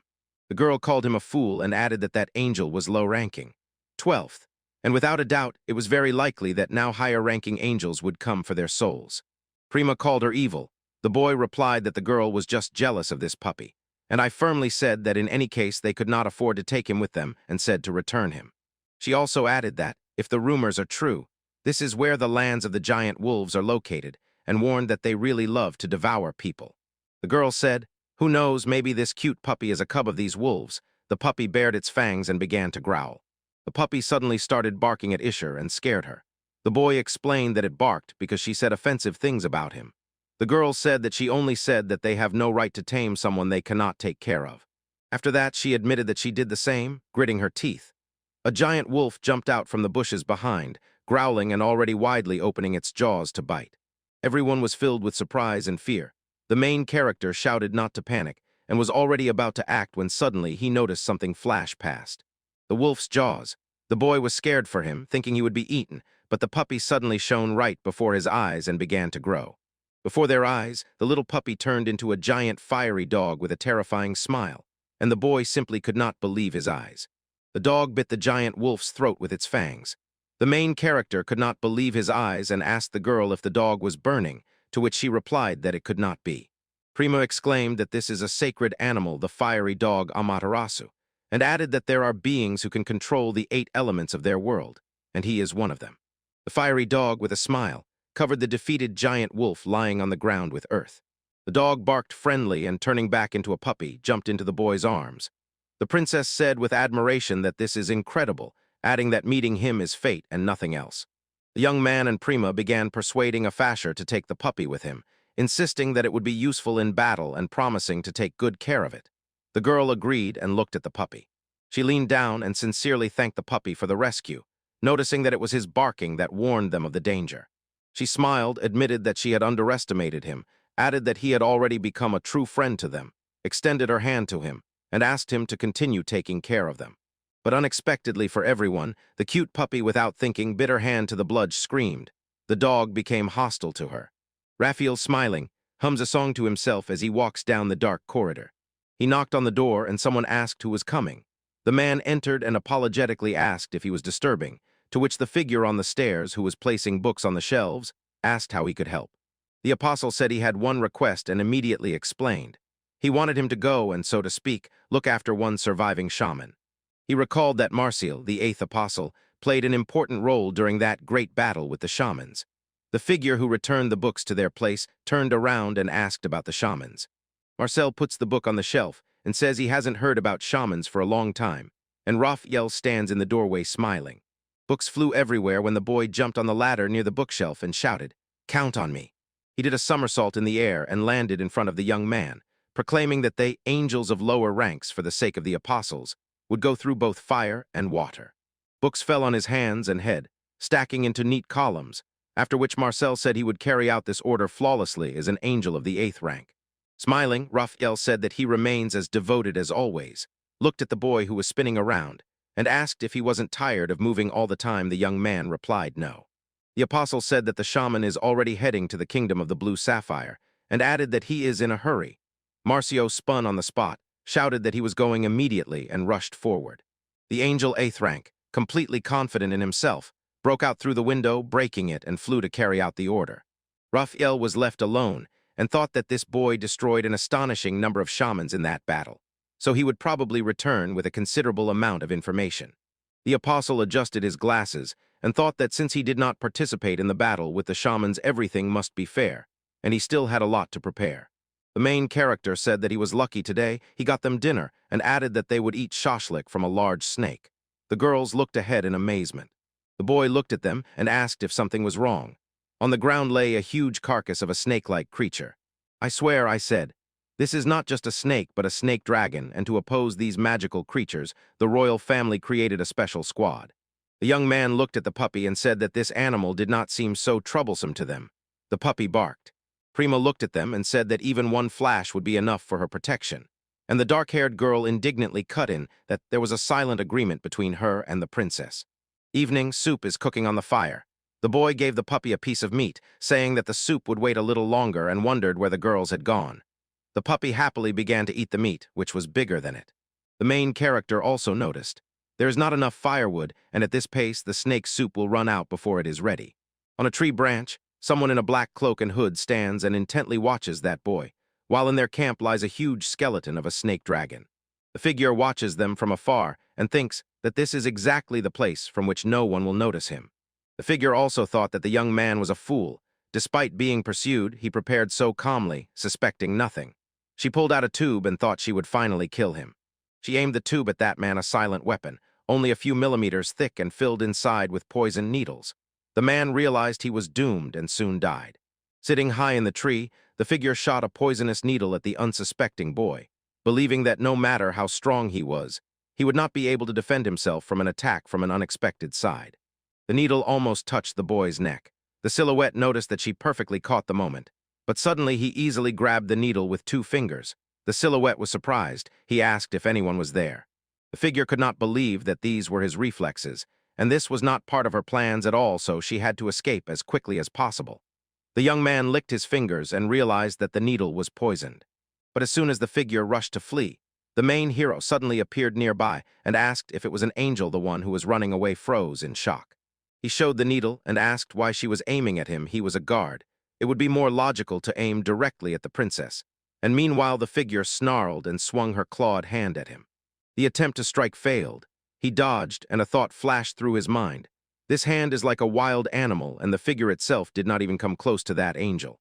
The figure instantly rushed to flee, and the main hero, without hesitation, rushed to chase her. He used one of his techniques, releasing serrated balls on chains and throwing them toward the fugitive. Ready to fall with a scream, the boy looked at the puppy and asked it to call the girls. The young man stepped out from behind the bushes and said that playing tag with him in the forest at night was a bad idea, and he also added that his teacher used to always suddenly attack from behind. The figure lies on the ground. After that, he approached and said it was time to extract more information from that figure, but before that he asked where she had hidden the weapon. The figure said not to touch her. The young man refused and noticed. While searching for the weapon, the hero accidentally squeezed the figure's chest and was slightly surprised by the discovery. He asked if she was a girl, to which the figure replied that it was a pity and that she would not forgive him. The boy said he did not care and continued to look for where she had hidden the weapon, and the figure began to kick. Finally touching her head, he touched her ear. She flinched. The boy looked at her and asked what it was, assuming it was an ornament. He also noticed that he had never before seen a person with cat ears. The girl, with tears in her eyes and in anger, said she would kill him with her own hands. On her head were animal ears, and a tail was visible behind her. The main heroine touched the ear again and noticed that it was her weak spot, blushed slightly, and whispered, "Meow," while Prima and Shara rushed off running with the puppy, anxiously asking what had happened. The princess hit the main hero in the face with a stick, shouting that he was bad. She hit him, shouting, "How could you attack a girl? Monster!" I sharply asked what was going on here, and the boy said that she wanted to kill him and wondered what girl monster meant. Prima explained that beast folk are a race with some animal blood, and no matter how you look at it, this girl is a representative of the cat subrace of beast folk. The girl growls. Hearing this, the main hero immediately said that there are all kinds of people in the world. The boy looked at the tied-up girl and asked why she targeted him specifically and not the princess when he was completely alone. The girl turned her head away, clearly indicating that she was not going to answer. He understood that this would take more time, so he suggested eating first. Ishira agreed and asked Prima not to approach the hostage.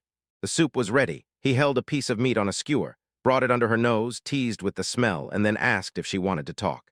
He also said that keeping secrets is terribly exhausting, so he thinks the girl will soon get hungry. She is silent. The girl looked away. I must say, she was a tough nut to crack, and although she was an enemy, her character commanded respect. She also said that if the enemy was targeting him, then neither she nor the princess had anything to do with it. The boy asked if she really intended to leave him here and suggested tying the enemy naked to a tree. Someone indignantly said that this was too much, she is a girl, and the young man replied that his teacher often tied him up like that when he was angry. The princess looked at the tied girl and said she wanted to ask that boy for something. Prima asked to release the girl, and this stunned everyone around. Shara sharply stated that this could not be done, and added that she welcomes those who came for Flyer's head, but maybe this girl came for the princess. The princess said that while the boy was with them, it was obvious whose side had the advantage. So it was not surprising that the girl said nothing without a guarantee that she would be okay. She offered her meat. Prima smiled gently and reassured her not to be afraid they would not do anything bad to her. Adding that the shashlik was tasty, she offered her to try it, and the shackles suddenly disappeared. The girl asked why she was doing this, and the princess only replied that she just wanted to talk to her, and the girl snatched the shashlik from her hands. The beastman stepped aside, chewing the meat. The puppy barked near her. The boy noticed that she began to speak. Shira happily said that they expected nothing less from the princess. After eating the meat, the girl glanced toward the forest, but the boy immediately sternly ordered her not to make a scene. She got a little nervous and said she gave up. The young man smiled and told Prima that everything worked out. Ivashi added that it was thanks to her kindness that the princess can now communicate with ordinary people. The princess asked them to be quiet. Karen introduced herself, and with a slight smile, stated that she is an ace and carries out the orders of important people of the Kingdom of the White Pearl. She also added that she is currently carrying out an order to destroy the body of the 7th Princess of Primavera. Prima got scared and said she knew about her brothers. But now, after that boy beat that angel, her mission changed, and now she herself must kill the princess. And the boy asked if she had been watching since the moment they met the angel, to which she replied that she had been doing so much earlier. Peroni also said that she had been watching them since they hired that boy as a guard, and the main character was surprised by her words. Prima asked in surprise why then she never tried to kill her, to which the girl replied that her mission was only to eliminate the corpse. Killing was out of the question. She also stated she has a principle not to take additional tasks, but if she wins, the one who manages to defeat the angel will make her name known. The boy immediately understood why she targeted him. The girl said that for a killer, mission failure is like death. If things continue like this, she will simply be thrown out, in the worst case destroyed, and even if she manages to escape, no one will believe her anymore and she will be left without a job. The girl sighed. She herself is greedy, so nothing can be done. The boy spoke up, so what should they do? Prima decided to suggest something. The princess confidently stated that she would hire the girl. Everyone was stunned by this proposal. Prima said that her task is to return to her former employers and report that she managed to eliminate her, and then the girl can do whatever she wants. The princess handed her a necklace that belonged to a member of the royal family and told her to take it. If she sells it, she will get coins, and she can also use it as proof. She also added that if she agrees to the offer, she will receive a decent reward and be able to keep her status. The girl looked at the necklace with admiration.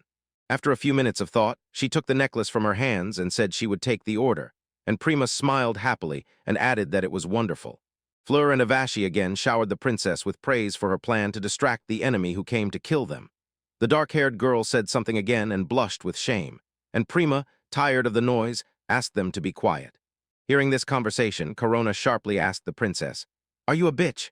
To which she firmly refused, and Prima, seeing off the killer, noted that for now the pursuer problem was solved.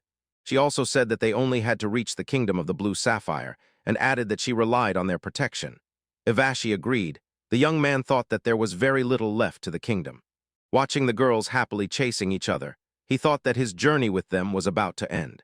The main character pondered and withdrew into himself. The puppy instantly noticed this and suddenly saw that his hand began to blaze. It growled, sensing danger, and a quiet laugh sounded in the air. The young man looked at the forests ahead and sighed. The world is huge, and according to the report, the goal should be somewhere here, but if he does not find the shaman and returns back, Raphael will yell at him. He wondered, where's the shaman? And suddenly he heard someone loudly shouting somewhere in the forest. Prima wishes the girl good luck. Fleur stands nearby. A giant orc swung his fist at the woman with a sword, and letting out a roar, rushed at her. Her sword stopped the attack. Your guys rushed forward and easily cut off several of the monster's fingers. The orc grabbed his hand. The boy noticed. She was good at it. The Prima said that since he himself was so strong, she was not particularly outstanding, but she was the strongest in the squad of holy knights. The main character smiled and thought that he never really got a good look at the girl's fighting style, but noticed that she was quite strong. He also noticed that her swordsmanship was refined, and she waited for the last moment to attack and immediately counterattack. The orc raised his huge leg, preparing to step on the girl. At the last moment, she decisively counterattacked and cut off his leg, knocking him to the ground. Swinging the sharp sword, Ivashi struck and shouted, fully confident that this would be the final blow. Without a doubt, it was she who dealt the orc the final blow. Smiling, she asked if the princess had seen everything, and the latter praised her. She proudly said that she had not even had breakfast yet and would not allow him to win the princess's trust on his own. He said that his opinion of her combat skills had improved. From the forest came some sound, and the birds that were there took off into the air as if fleeing from danger. Another orc came out of the forest. Primo seemed frozen with surprise, and the main character noticed that he was even bigger than the one the girl had killed. Adding that, judging by everything, he was insanely angry because of what she had done to his comrades. The boy told the swordswoman that they were changing clothes, and added that it would be better for her to go rest with the princess somewhere nearby. She said that this time she would end it with him anyway because of this. The orc with huge fangs looked at them fiercely. The young man was already rushing forward, and was fired up. He was about to destroy the monster when suddenly he heard someone scream. The boy shouted that he had found him, and landed with a crash right in front of the main character, looking at him intently. Claire did not understand anything. Ivasha asked what had happened, the princess why the man fell from the sky, and that boy spun around and, pointing a finger at the youth, exclaimed that he had finally found the shaman. The boy immediately challenged Flyer, "Fight me." The main character wondered who this weirdo was and where he was hired from, and that he was even a shaman of the gates of hell. A huge, fierce orc swung his fists at the boy, and the girl shouted at him to retreat, otherwise he would be crushed. He smiled and assured that their worries were unnecessary. An oval emitting light appeared on his palm. He jumped up. The monster's body exploded into many pieces. Part of the head and an arm immediately separated from the body. The boy who jumped said that he was not such a weakling. Blood splattered in all directions, and the company stood stunned. He destroyed such a monster without doing anything. Suddenly, 2 pairs of wings unfolded from the boy's back. He loudly declared that he was Marcel, an angel of the 8th rank of the Church of Holy Angels. Confidently smiling, he pointed a finger at Flyer and said that he had again asked the shaman of the gates of hell. He asked the main character to fight him without any hesitation. This surprised everyone. I covered the princess with my hand. The puppy barked loudly at the angel. Marcel, an angel of rank 8th rank, spread all 4 wings behind his back, crossed his arms on his chest, and began to talk about the deadly martial art of the Church of Holy Angels. The angel rushed forward, began spinning around his own axis, slightly folding his wings, and confidently shouted, "This is a spinning attack." The main character asked in surprise if this was some kind of martial art. Marcel landed with a crash next to the frightened girls, smashing the ground beneath him. The angel rose from the ground with a broken face and said that, as expected from a shaman, he managed to dodge his secret technique. The boy said he just stepped aside. Marcel crossed his arms and asked, "How about one more attack?" He rushed past that boy and soared into the sky. The main character noticed that recently various people had been attacking him, as if they were specifically choosing him, and he wondered whether the angel's target might not be the princess. While the boy was thinking, the angel stated with full confidence that this was not all, and added that a deadly attack was about to begin. The boy shouted for him to stop, asked why he was attacking only him, and if he had come to avenge that angel. Marcel stopped and replied that it was not so. The angel said he came here by order of Mr. Raphael to test Flea. The boy asked about these tests, and the angel only confirmed, "Exactly so." The main character said that all this has nothing to do with the kingdom of the White Pearl, and asked who Raphael was, and Marcel said in surprise that he did not know him. Covering his face with his hand, he confidently stated that in that case he would tell about this gentleman in all details. In a few seconds, academic caps appeared on the heads of the girls and the boy, and they were already sitting on a bench that seemed to have appeared out of thin air. Marcella adjusted his glasses, pointed to the board, asked everyone to pay attention to her, and said they would start with what kind of creature Raphael was. The girls could not understand what he wanted from them. The angel began to explain that in the Church of the Holy Angels there is a hierarchy. Raphael belongs to the highest rank, is one of the 12 apostles who symbolize all angels. Ivashi said that she heard, in the great battle of shamans and angels, the apostles destroyed most of the shamans, and Prima said that she also heard about it. The main character immediately asked if Marcel himself participated in this battle, and he gladly replied that yes, he did. With eyes full of tears of pride, he said that every day of that battle was perfection itself, and added that he believes such an exciting battle will never happen again. But then Marcel pointed to that man, said that he, a shaman, survived, saying it was fate, and he was deeply moved by this. The angel took off his glasses and said that he has orders from above, so he is doing his job, adding that he fully fulfills his duties. The girls covered their faces with their hands from the sharp gust of wind. Stretching out his hand forward, an angelic ring appeared on his palm, and he confidently said that he would test it using the sanctuary. The young man did not understand what he was talking about. Marcel began to take out a complex, flexible whip from the angelic ring and took a fighting stance, holding it. The boy immediately noticed that a weapon appeared and asked if it was like the spears used by another angel. The angel lightly laughed and asked not to compare his weapon with the light spears of low-ranking angels, adding that this is a higher-class weapon that only angels of level A can obtain. And with fury added that he should prepare for the test. The main character looked at him. Fly rushed forward, grabbed the girls, and shouted to them, "Hold on!" Angel was already swinging. His strike was powerful. The trees around the affected area fell, and stones scattered to the sides. The boy jumped back in time. Ivashi saw this and exclaimed that it was unthinkable. The main hero said that it was right in the death zone, and added that it was with this very weapon that he cut that orc. The blade of the weapon returned to the angel, and became a reliable weapon in his hands. He said that the shaman was not bad and dodged the attack again. The boy shouted, reminding that the target was himself, and said not to bring strangers here. Marcio understood this and admitted his mistake, promised to be more careful. He ran away or let the girls go, saying that he was not so bad after all, and this even slightly raised his fighting spirit. The main hero also said that he considered all angels to be creatures, and added that he really liked the opportunity to test his strength against him. The angel stood up, and the young man began to flare up. Marcial sharply raised his hand like a whip, declared that he would introduce himself again, named his own name, and added that he was an angel who came to test him. The hero rushed forward, flared up and named his own name, adding that he was a shaman who would destroy him. Suddenly Fleur found himself in darkness and did not understand where he was. He began to guess what had happened and where the angel had gone. At the same time, he noticed that he barely felt his hands and feet and looked at his hands in the flames. The young man felt as if he was inside the gates of hell. Suddenly, he heard someone's voice calling him. The voice asked the boy if he would continue to use this flame, and warned that against an angel with a sanctuary it would be very difficult. An unknown monster looked at him with big eyes, laughed roughly, and asked if Flare wanted him to lend him his powers. The main hero turned in the fire and saw a huge creature with terrible fangs.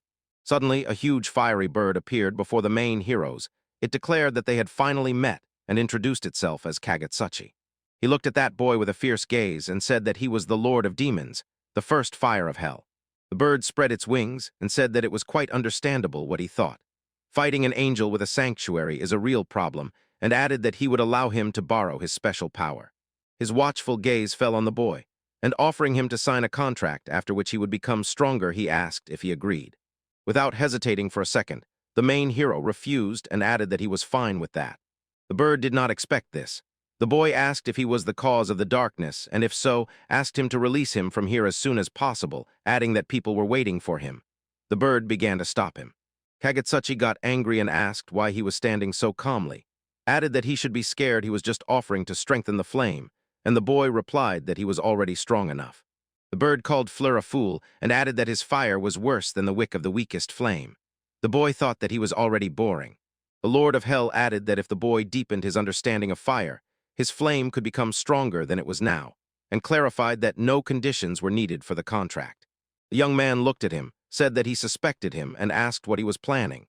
The bird, in turn, asked why he was not responding, and added that if the boy died, he would disappear too because their fates were connected. Getsuchi asked if this meant that everything was going smoothly. No one would ask questions, and if he could achieve this by signing a contract with them. Having said this, the Lord of Hell thanked the young man for his support. The main character listened and thought that he was a very suspicious type. The young man paused for a moment and said that he didn't care because it was free. The bird asked him why, upon entering the gates of hell, he did not burn to ashes, to which he replied that he did not know. Tongues of flame began to rise around Fleer, and Kighatsuchi said that when he returned, he asked him to try using his flame and added that he would be surprised. He spread his burning wings and added that he would tell him one last thing, something he was not sure about, whether others would be as kind as he was. The young man looked at him. He also said that if he wanted to borrow power, he would have to try seriously, and at that moment Fleer again saw an angel rushing at him with a whip, ready to attack. The main character came to his senses and remembered that he was on a battlefield with an angel, and Marshall was rushing at that guy, his whip whistling and swinging from all sides. The angel said that he had blacked out for a moment, and added now this is his deadly technique. He grabbed the young man in a huge spherical trap. The girls were scared for the boy. Marcel declared that victory was his, and added, if you get into this cage, not even bones will remain of the person. The main character was stuck in the trap. He was in pain, and he knew that if it continued like this, he would die. Gathering strength, he looked ahead with rage and thought that he was not going to lose. From the cage created by the angel, Tongues of flame burst out and began to tear the trap apart. Marcel looked ahead in surprise. The blades of the whips shattered into pieces. The girls covered their faces with their hands from the sharp gust of wind. Gloves appeared on the hands of the main hero. It was the first artifact of the demonic flame Hai no Kagetsuchi. The young man looked ahead with unwavering confidence. The angel looked at the angelic ring in his hand in horror and could not believe it was broken, but noticed Fleur rushing towards him. When that boy came too close to him, suddenly a fiery silhouette of a bird with outspread wings appeared around him. Fleur swung his burning fist at the angel and thought that this was the secret move, #1 of the Hellfire. The angel looked and said that it was the end for him. The main hero delivered a powerful blow with his burning fist right to his stomach. The blow was so powerful that the angel 8th rank was thrown into the sky at an incredible distance. The hero rejoiced in victory. His new powers made it possible. Prima praised the young man with a smile. Ivashi looks at the sky. The princess looked at the burning glove of the main hero and asked what it was. The young man smiled happily and asked if it didn't look wonderful. Fleur said that a bird lived inside it, lending him its power, and thought that if they met again, it would be better to keep his gratitude to himself. Prima calls the girl, "Come and look at my gloves." The young man looked at Ivashi's face and said he felt worse than usual. She noticed that an angel had come to him. The young man agreed it seemed that he was the target, and added that the angel was not interested in the princess at all. Ivashi said that in that case the princess should decide for herself. She added that, considering the task Prima entrusted to the assassin, perhaps it would be better if they said goodbye to this young man. The princess asked indignantly why this was so, to which the girl said that the angel had targeted the boy, so they had finally gotten rid of the pursuers, and his presence made everything pointless. She said that things had gone so far that apostles might appear, so staying together was pointless, and added that they should part ways with that boy in the next town. Prima said that it wouldn't work that way. He was being hunted, and asked the girl if she was suggesting to abandon him and leave, and Ivashi confirmed her suspicion. Yes, that's true. Without hesitation, the princess immediately replied that she disagreed. He was their friend, they had been through so much together, and she could not part with him. The girl added that above all, he was acting as a protector. Prima decisively said that in that case she wanted him to fulfill his duties to the very end, withdrew her proposal, and looked at the boy. She asked the young man why he didn't like how that girl treated him, and added that it seemed as if he had used her and was now going to discard her. The young man pondered. With an impassive face, the main character said that he didn't care about the girl at all. Prima asked why he said that, and he replied that he wanted to travel with them as long as possible. But he added that, as Shira said, the truth was that the princess would become even more dangerous next to him, and that if one thought about her safety, it was better to go on without him. Fleur recalled how that girl said that one should think about the feelings of others, and how she added that if Prima asked him to go further with her, he would agree, but the princess said that he was cruel. Through tears, she asked if this journey meant nothing to him, and said that she had fun, and although she was being hunted, life outside the palace walls turned out to be wonderful. She liked sleeping under the open sky and cooking over a fire, but she said it seemed as if only she felt that way. The princess rushed to run away, shouting that she did not want to know him.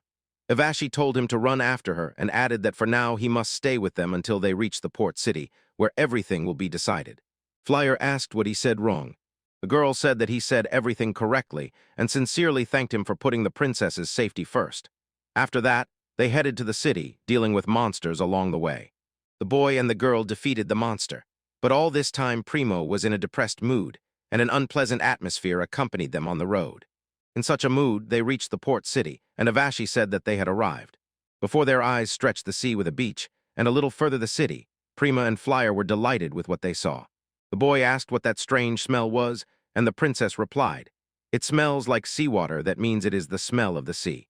Prima wanted to laugh but pretended she was not amused and turned away.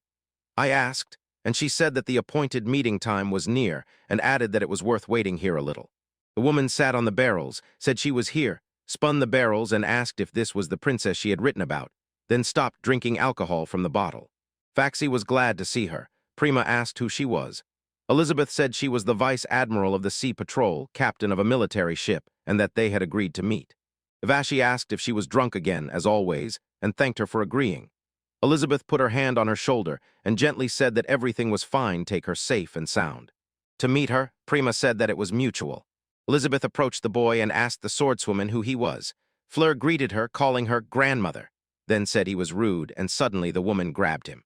Elizabeth laughed, called him very brave, and added that she liked him. Then she offered him to work for her and asked the girl if she could take him to her, to which the girl replied that she could do whatever she wanted. Still say goodbye? Fleur grabbed Elizabeth's hand and asked if she wanted to let him go. The girl nervously apologized for being in a hurry and asked where their ship was, on which they would sail. Elizabeth replied that she understood they wanted to sail away as soon as possible, but added that there was one problem. Marcel lies on the ground, burned.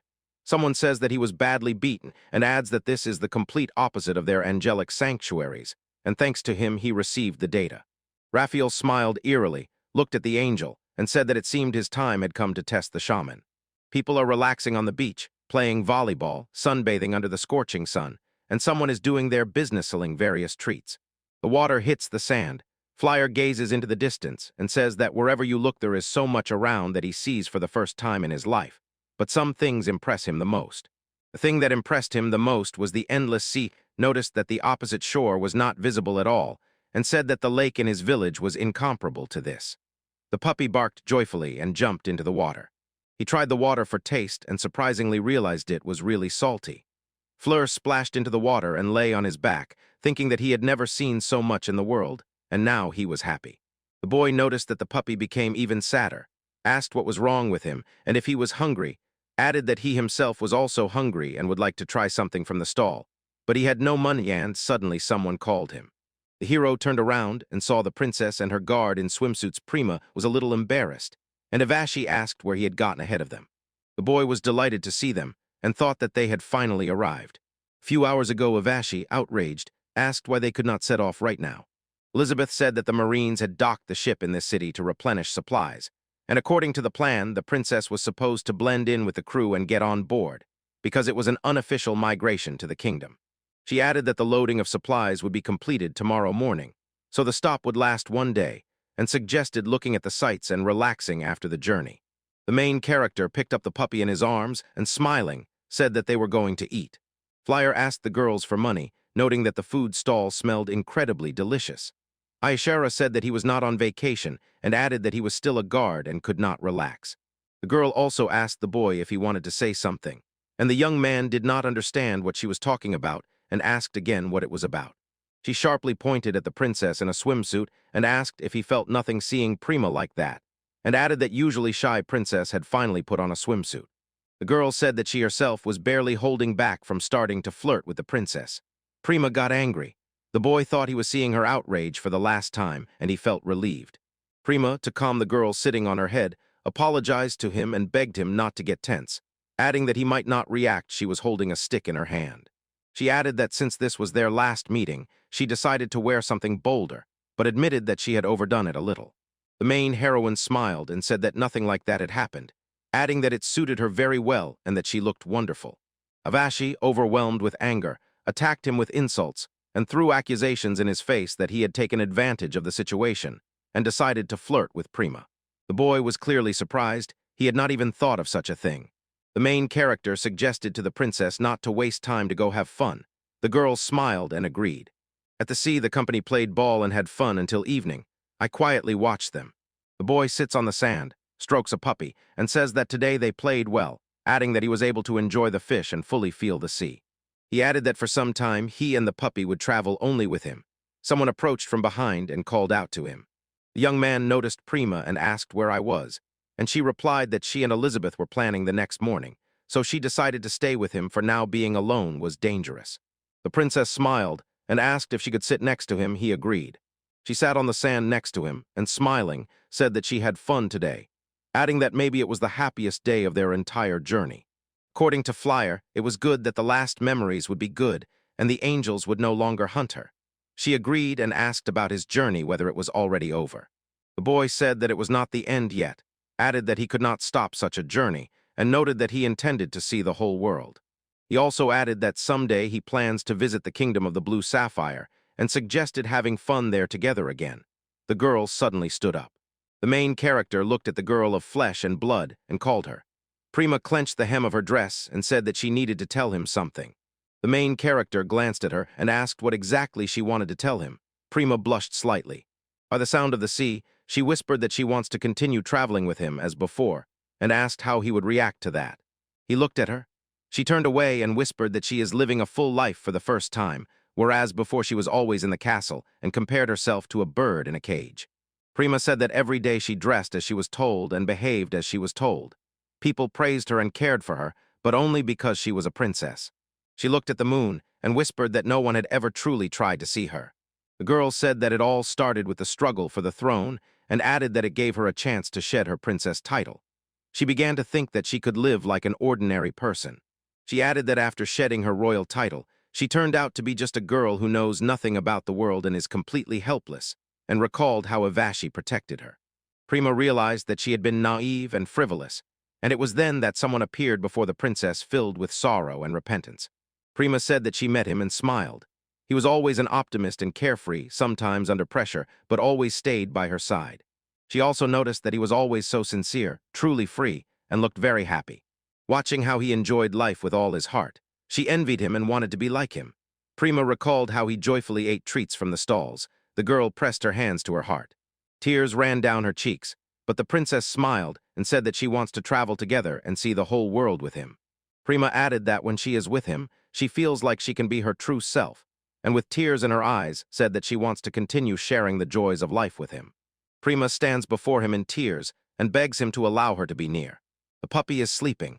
Fleur agreed and asked if they would go together. The girl did not hear and began to say that he was a burden, that he was only trouble, and that he bothered her. She had just finished speaking and suddenly realized that the boy agreed to take her with him. So she looked at him questioningly, clearly not expecting such a turn. Fleur smiled and suggested continuing to seek adventures together, adding that he and the puppy would be only happy. The girl, hesitating, asked if he really allowed it, to which the young man replied that he had told her about it from the very beginning. He added that there was no need to worry about angels, he would protect them from any danger, so she could do whatever she wanted because she was no longer a princess. And adventures with him, the girl begins to wipe away tears. Prima's eyes were in tears, but she smiled happily and said that she wanted this more than anything in the world. Fleur smiled sincerely. The girl said that now they would always be together. He said that first they would prepare a home for her in the kingdom of the blue sapphire, and then they would set off on the road. Prima agreed. She asked what they would say to Isri and said that she would definitely be against it. Fleur's assured that everything would be fine and added that if Prima wanted something, the girl would agree with her. But unexpectedly for the couple standing on the shore, I approached and decisively declared that nothing of the sort would happen. Elizabeth stands next to the girl. Aisha resolutely declared that she would not allow this to happen, and added that this journey is still ongoing, she is already heading towards them.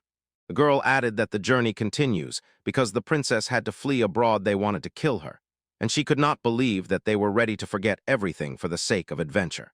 Prima almost jumped in surprise when she saw the girls.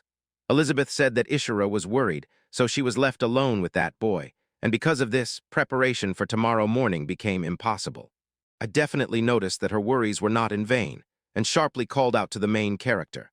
She sternly told him not to stuff nonsense into Prima's head, and added that he could no longer be her bodyguard.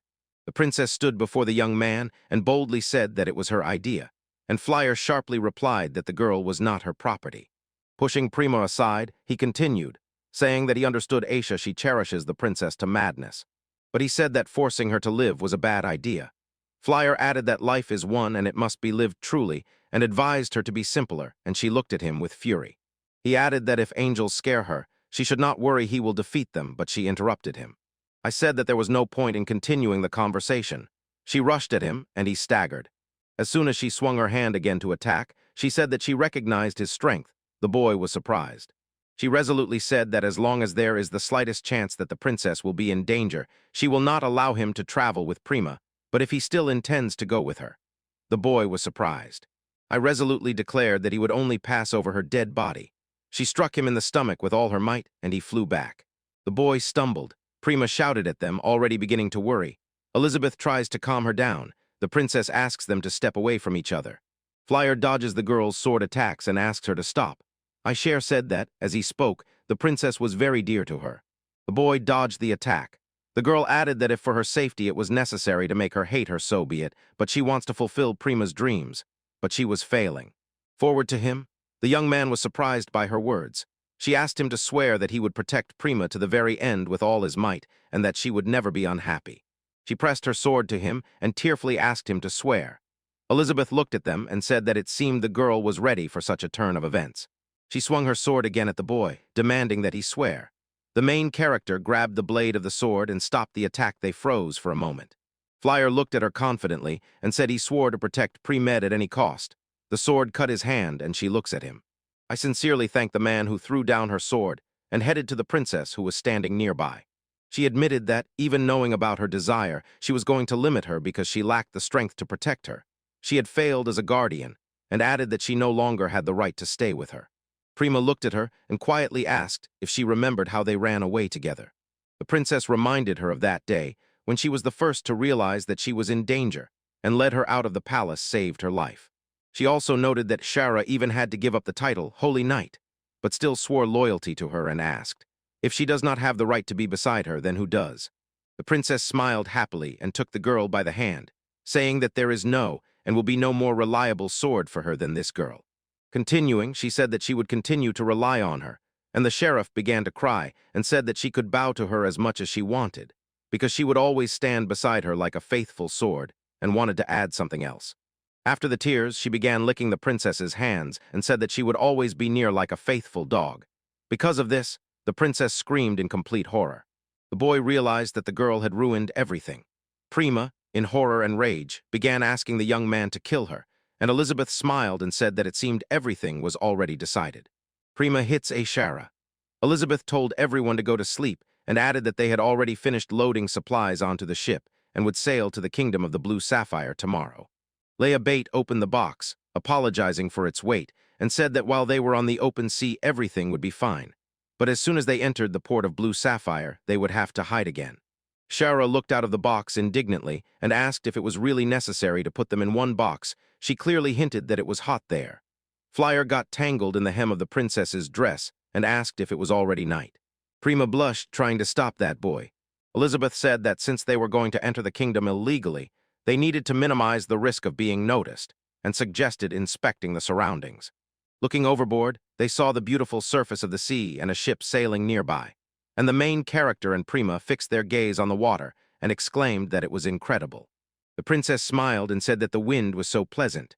The boy asked the girl how such a large vessel did not sink, and Elizabeth only smiled and replied that it floats thanks to her power of love.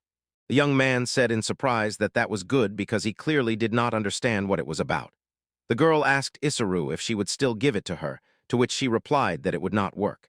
The princess said that it was calm here, and added that their chaotic journey until recently seemed so distant, and the boy asked what she was talking about. Flyer said that their journey was just beginning, and added that they would prepare her home for the return and look at the sights in the Blue Sapphire. After that he smiled and said that they would go to see how the world revolves around the world. The girl smiled and replied that she would be happy too. Suddenly a strong wind blew. Isabella thought that today it was somehow strange. The guard above shouted to the captain. The observer shouted that 5 unknown flying objects were approaching them. They seemed to have wings. Could they be angels? The captain froze in surprise.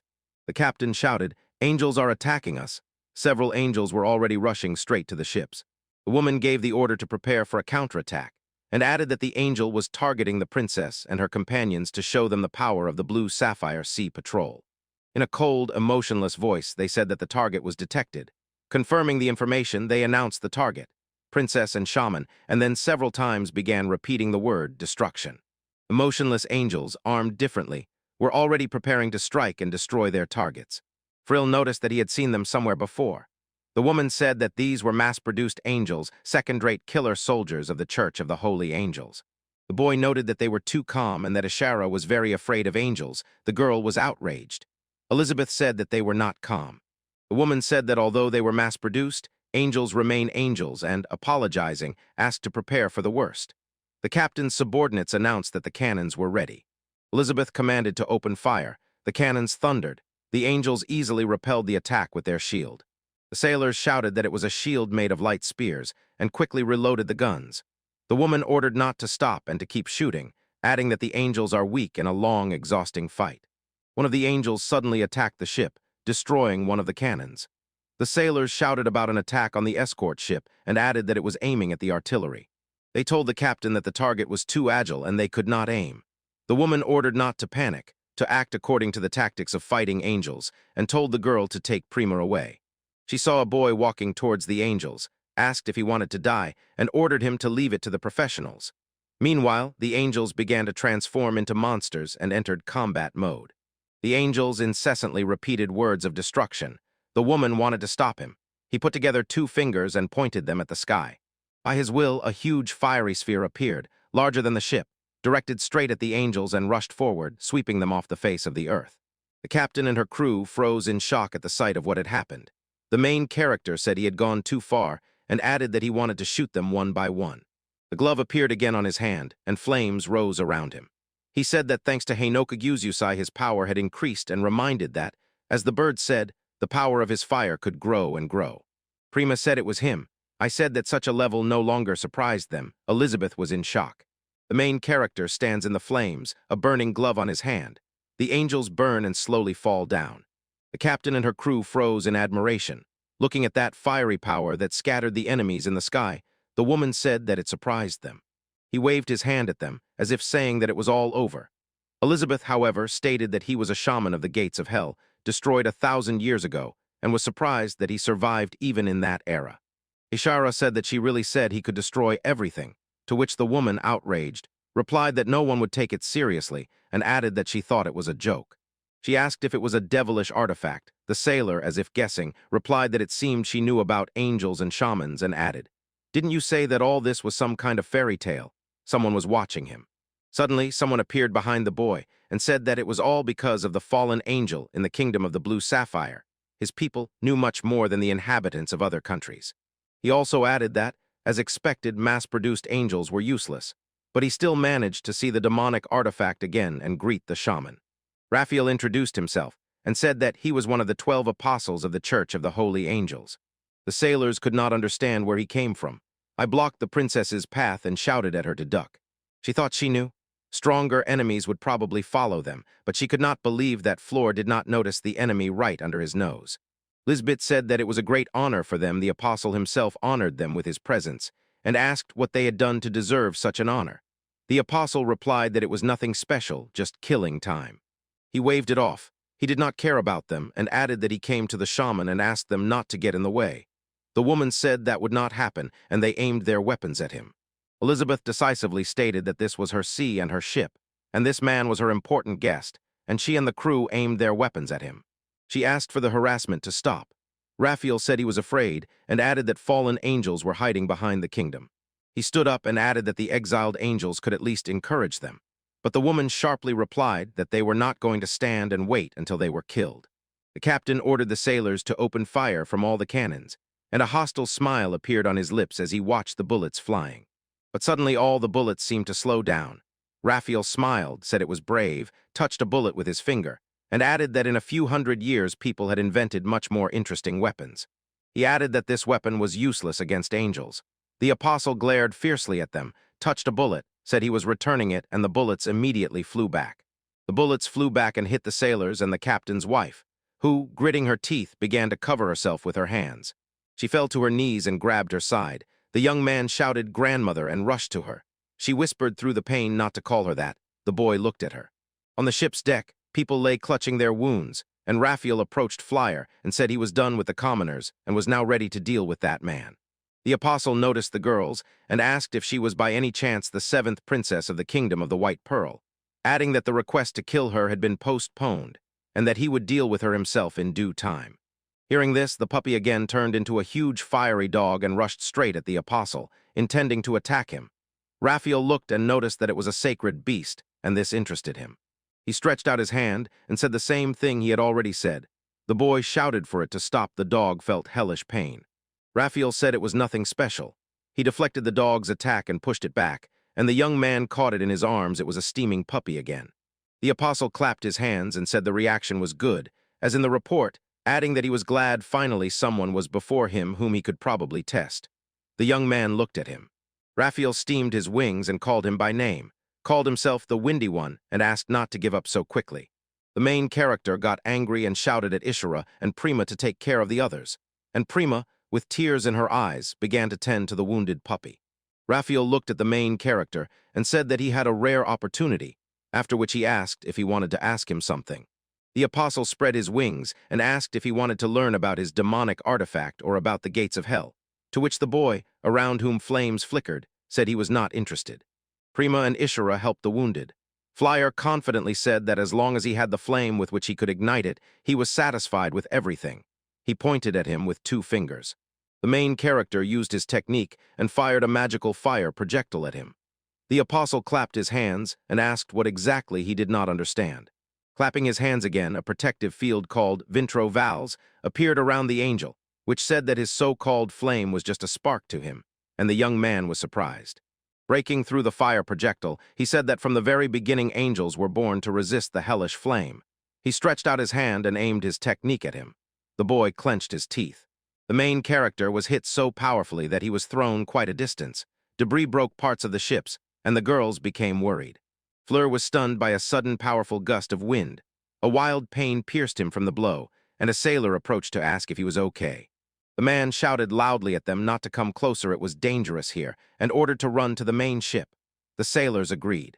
The boy looked at the glove and asked what was wrong. He noticed that his fire projectile simply dispersed. This had never happened before, and he wondered if this meant he had not become stronger. Raphael flew into the air and said that it seemed the time had come to start worrying about others. Grimly smiling, he used his next move, Wind Blade. The wind blades cut everything in their path. Parts of the ship flew in different directions. The boy covered his face and neck with his hands, but the wind blades hit him right in the stomach. The young man clenched his teeth in pain. The apostle said he already knew about his amazing combat skills, but in close combat he was too weak. He attacked him again and asked what else he could do but shoot, adding that all data about him was fully collected thanks to the little angels. Clear asked if he had sent other angels to him, to which Raphael replied that it was his merit. He heard that shamans were strong, so he decided to be cautious. The apostle said that was unnecessary, and sadly added that he had not met his expectations. That boy thought his attacks were as strong as he himself was. Raphael asked if he was always like that, adding that it was a problem he wouldn't be able to have fun that way. But then he grimly smiled, remembering something. The angel said he had invented a funny game, pressed his fingers on his hand, and to everyone's surprise, one of the ships slowly emerged from the calm surface of the sea. With each second, the ship rose higher and higher. Flyer froze in shock watching this. Raphael said the rules were simple. He would test him to the very end. A few more rose into the air. The apostle said that for every attack by that boy he would sink 1 ship. There were 3 in total, and added that the ship with the princess should be the last. The main character, angry at what he heard, flared up and asked with fury in his voice what he was doing. Raphael smiled, told him not to make such a scary face, and added that there was nothing more fun than playing with human lives. The apostle spread his angelic wings, stretched out his arms to the sides, and announced the start of the games. Behind his back, 3 ships hovered in the air and Floor ignited and looked at him. The angel with black wings sneered at the boy and said that if he hit him even once, he would win, and they would never meet again. But if the angel himself hit the boy even once out of 3 times, it would end badly. There were only 3 ships, and to protect the main one, the youth could withstand no more than 2 hits otherwise. Losses were inevitable. Knowing he could not afford them, he decided to get rid of the angel without receiving a single hit, and with this thought, he rushed into battle. The youth mentally begged his comrades to hold on. The fight in the air was clearly not in his favor. So first he had to knock the angel down, but the angel just laughed and asked if he should expect a stream of fire. He shot wind needles and swallows at the boy, and the youth thought, since this is just wind, he cannot be set on fire, so he only had to dodge.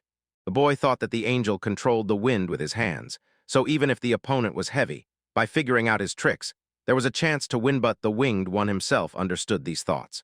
It was precisely thanks to such assumptions that he managed to grab that boy and hit him right in the stomach, honestly admitting that he waved his hands just for show, without any meaning. He controlled the wind so effortlessly, without taking a single step back, that it was impossible to notice with the naked eye. The angel noticed that he hit the target. He confirmed his words. The warning about punishment was not in vain, got angry and blew up the first ship, killing the frightened boy in response. The ship suddenly went underwater, and the youth only looked in horror, imagining how his relatives were disappearing. The angel laughed loudly, then said that only 2 ships remained, and if the shaman did not try, his friends would become food for the local fish, so it was time for the boy to get serious. He was boiling with rage, not understanding what this angel wanted from him and how he managed to anger him. His laughter instantly disappeared. His face became deadly serious. and he said that the matter was that this man had descended together with the Lord of Demons and was now trampling the world with the power of hellfire. He could not allow him to walk free as an angel. It was his sacred duty to deal with him. And again he burst into loud laughter, laughing at his own joke and rejoicing at how well it turned out, while the young man looked at him in surprise. After that, the angel honestly admitted that he had no special reasons, he just came to have fun, because there were fewer and fewer occasions when he could fully use his power, so he decided to pass the time with this guy. And while the shaman was pondering everything said, the angel was already standing behind him, putting a hand on his shoulder and asking if it was really possible to just leave one's back open like that. The boy jumped in surprise. He did not understand when and why the angel managed to get behind him. When the man suddenly flew towards him, he realized that he had been grabbed again. It was the whisper of the wind. The angel continued to mock the boy. He relaxed and jumped into the air himself, which was extremely unwise, and the next moment wind needles flew at him. Hundreds of needles pierced the boy's body, and even his armor did not save him. He smiled in this situation. There was no need to even count. The game was already over, he said, aiming at the main ship. The young man noticed this and shouted, begging him not to do it. His friends were there. The angel, pleased with himself, was already saying goodbye and slowly destroying the ship. He shouted both no and the names of his friends. In the shaman's mind, Prima instantly appeared, to whom he had promised to go on a journey, while the angel meanwhile enjoyed what was happening. But under the ringing and unpleasant laughter of the angel, the entire ship quickly sank, and the shaman could only watch silently. Eunuch felt pain that he could not help those he loved in any way, that he could not even protect them from Raphael and such a fate. He was terribly upset he could not reach the angel and stop all this, so he mentally apologized to the entire crew. His flame turned out to be powerless against this angel. The ship is sinking, and the shaman himself is sinking. He barely returned to life, but it seemed this was the end, and he remembered how he promised to protect the princess under any circumstances. He mentally apologized to Prima for not being able to keep the promise, but someone found his thoughts magical and without hesitation spoke them aloud. The shaman looked around in surprise, searching for who spoke, but the girl continued anyway. In her opinion, a young heart grieving for a young lady is beautiful and deserves respect, and she added that love is love. The lady sitting next to the shaman joyfully spread her arms, confessed that she was deeply moved by how the young man remembered this girl, and then asked if this could be considered the beginning of love. The boy froze in surprise. This woman seemed too intrusive to him.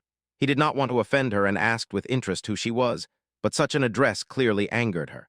She looked at him and declared that she was the demon queen, the second flame of hell, so if he dared to address her, he should speak properly, because she was the ice queen or oracle Citus, who was going to lend this boy her power.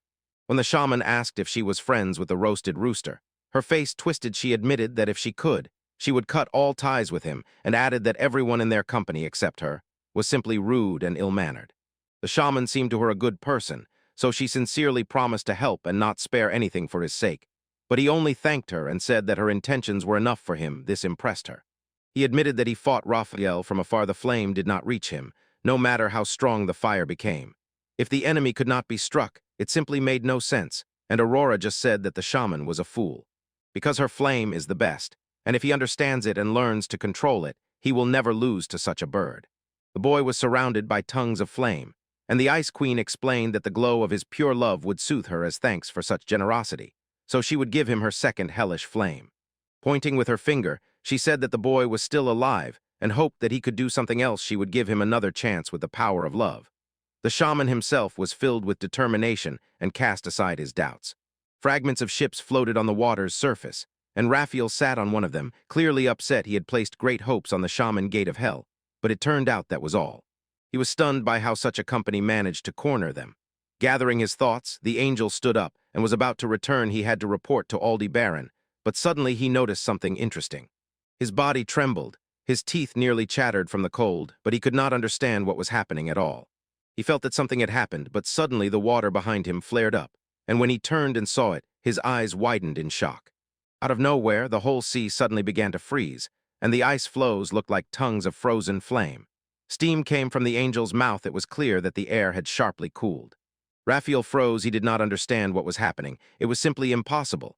He quietly asked if it was a joke and heard no in response. The shaman, approaching the angel from behind, explained that this was the second flame of hell, the Ice Age. He intended to avenge all his comrades, and therefore assured that the final round had begun. The first-class, third-rank battle shaman Valflir promised that this time he would not lose and would punish the angel for everything he had done. Raphael froze in place and, hesitating, only asked the shaman what it was. He had never heard of such a thing. Why is this flame blue? Isn't hellfire supposed to burn everything around? Covered in icy flame, Valflir admitted that he had no idea himself after all. The blue grandmother lent it to him, but that didn't particularly bother the young man. Filled with determination, he declared that he didn't care by what means he would win this duel. The angel, who didn't expect this, still stood in place, stunned.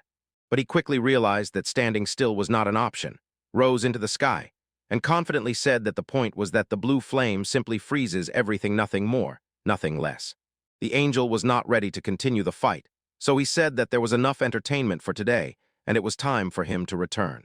Raphael reassured himself that nothing had changed. Even if the shaman had unleashed a stream of flame at him, it still missed. He decided to return when he gathered more data about his new fire, but something went wrong. Suddenly, a path appeared before the angel, leading straight into the sky, and Valflir was already confidently running upward along it. The angel was clearly surprised how one could create an icy trail simply in the air, but received no answer. The thing was that this flame could freeze absolutely everything, because it was the flame of absolute zero. The moisture in the air changed everything in the sky. The advantage of the angels was no longer a problem. Rising closer to Raphael, the shaman grabbed his wing so the angel couldn't hold his position.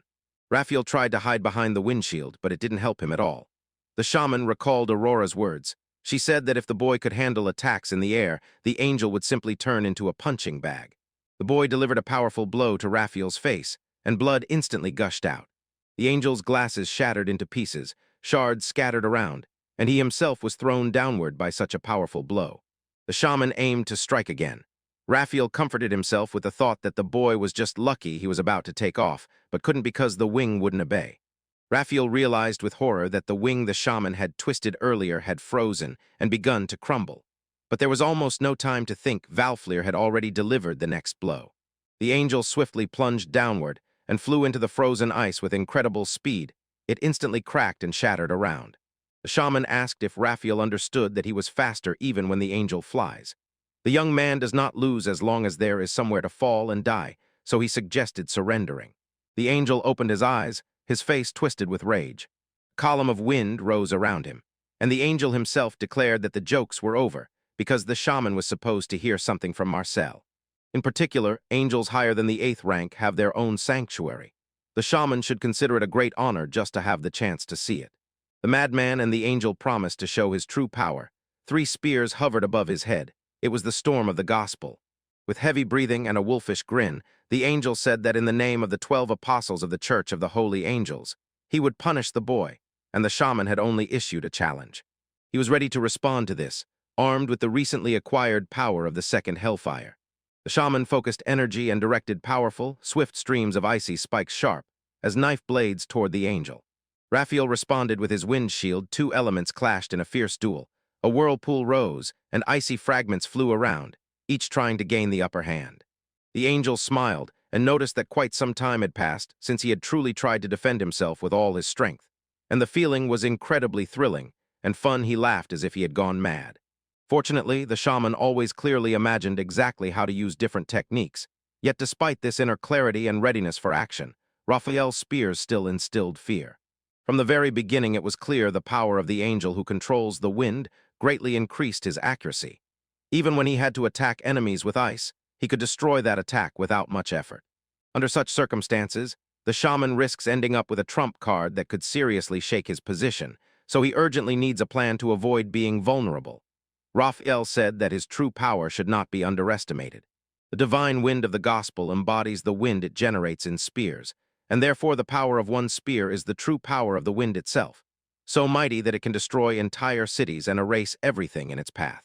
The shaman, overwhelmed with amazement, simply froze, not believing his eyes. He had never imagined that this phenomenon could be related to materialization, while the angel had already directed a couple of wind spears at him. The shaman decided to repel the spears with a second hellfire, and it seemed he even understood how. He created an ice killer whale. At first glance, it seemed extremely ambitious, or maybe even desperate, but Raphael, who had already seen such manifestations of magic, just laughed loudly at the fact that the boy decided to protect himself from his holy thing with something like this. The spears, confidently and decisively cutting through the ice beast, rushed towards the shaman without slowing down at all. They pierced the boy through. The angel laughed. The boy now reminded him of a shashlik, and when he was already confident of victory, suddenly the youth smirked in response. He clenched the spears in his hands and passionately noticed that the teacher's strikes were much faster. Raphael was surprised by this, but the youth explained that these spears were materialized wind. They could be caught. And if they can be touched, frozen, no problem. After these words, the angel tried to stop the boy, but he still did what he planned. He froze the spears. They crumbled around like ice shards. The boy was satisfied with what he had done, but Raphael could not contain his anger because his sacred thing had been treated this way. The angel, noticing that he still had one spear left, was about to pierce him from afar so that the young man could not touch him, but suddenly felt something strange. Rough ice chains tightly girded the angel's body like steel shackles, preventing him from moving. The shaman, showing all his strength and skill, with incredible effort pulled Raphael towards himself. The boy, who used the demonic artifact, repeated again that he was faster than the angel, and at the same time continued to pull. The chain-hollowed skelva in Scandinavian mythology is the throne of the god Odin himself.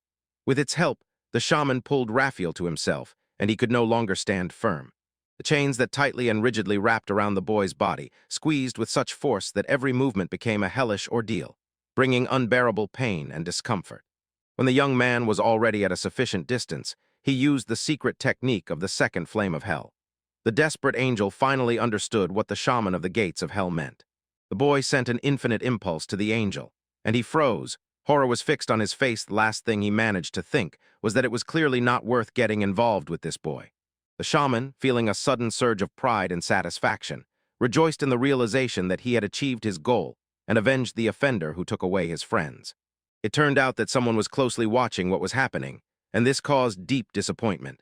Aurora, standing aside, watched and admired him. He had just accepted her flame and already controlled it so skillfully that it seemed to Hirsch was falling in love. The scorched rooster, as the shaman calls him, said that if at her age she looks at young boys, it is simply a disgrace. Aurora instantly found a reply and declared that now it was proven in practice her flame was stronger. But the interlocutor objected. In his opinion, the boy simply had not fully mastered his fire. But what will the shaman do? Left alone among the icy wastelands and scattered shipwrecks, he was torn by questions and thoughts.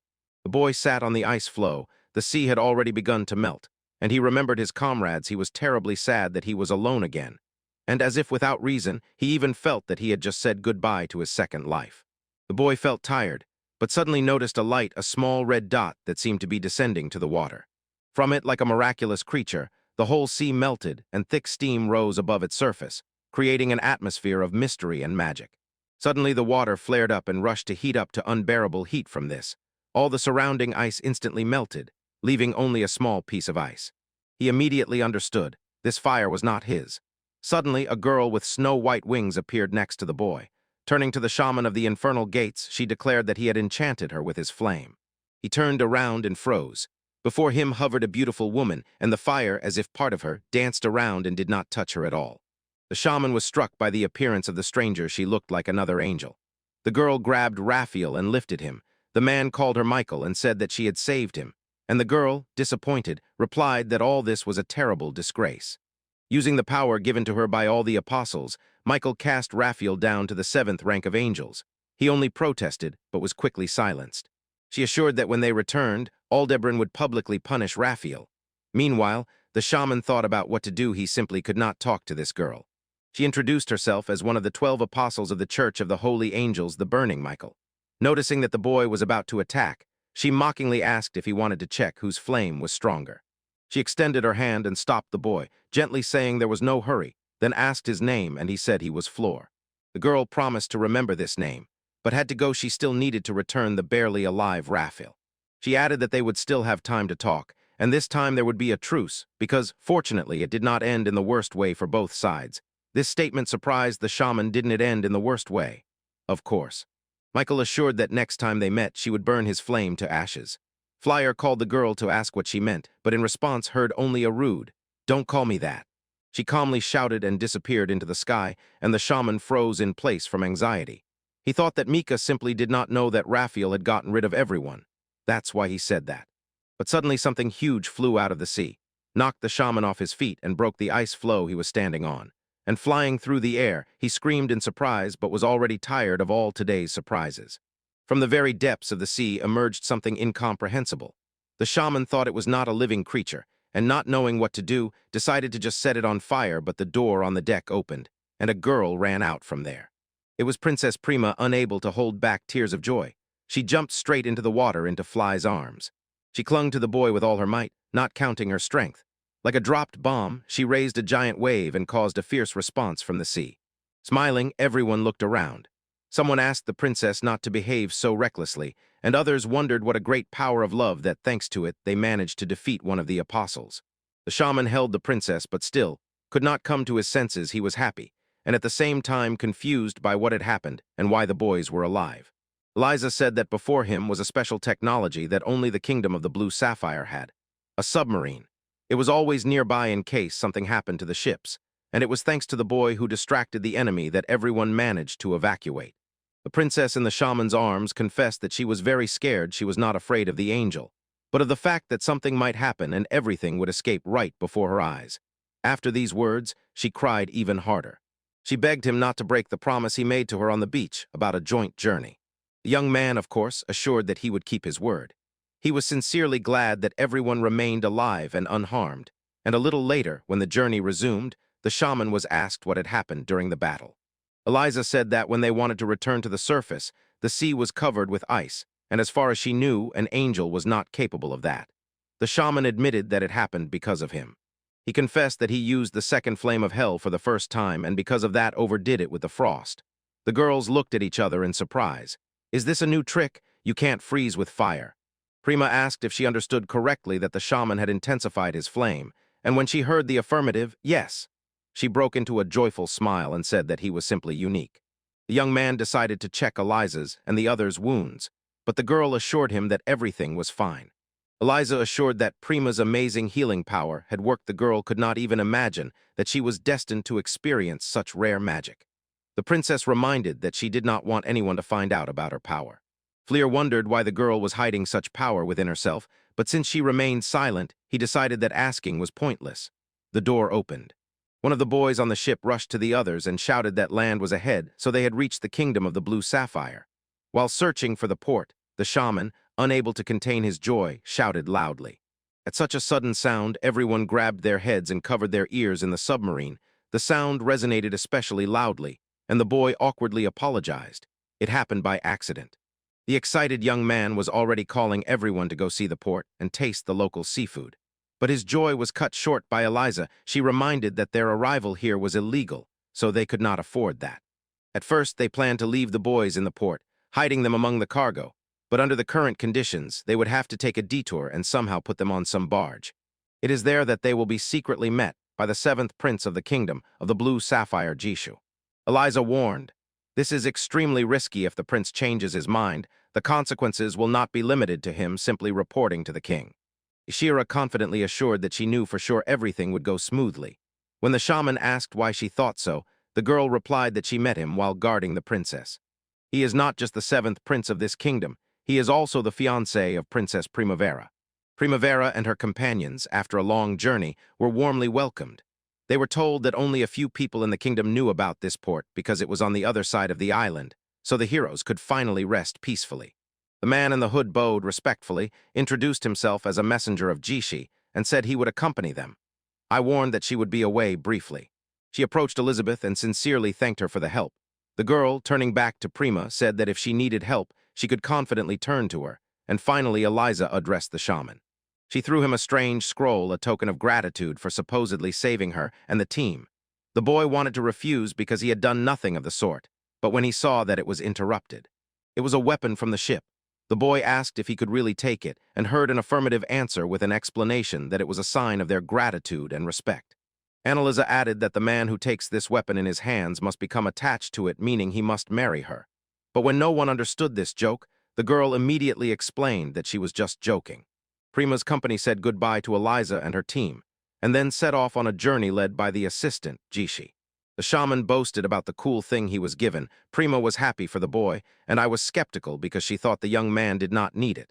But the shaman himself admitted that he had already thought, maybe he really would have to marry. But then he remembered, Prima was also remarkable. He did not even suspect that she was engaged. The girl, despite embarrassment and awkwardness, decided to explain herself. The decision about this was made by the allied kingdoms, so now that the princess had become a refugee, the engagement was hardly considered valid. Therefore, the girl was not sure if Guisha would help her with immigration. Aisha explained that she was the one who suggested going to the kingdom of the blue sapphire. She thought that Prince Jisha would help the princess despite her current situation, and although she had seen him only once, one glance was enough for her to understand everything. He was crazy about the princess, and the girl fully understood this.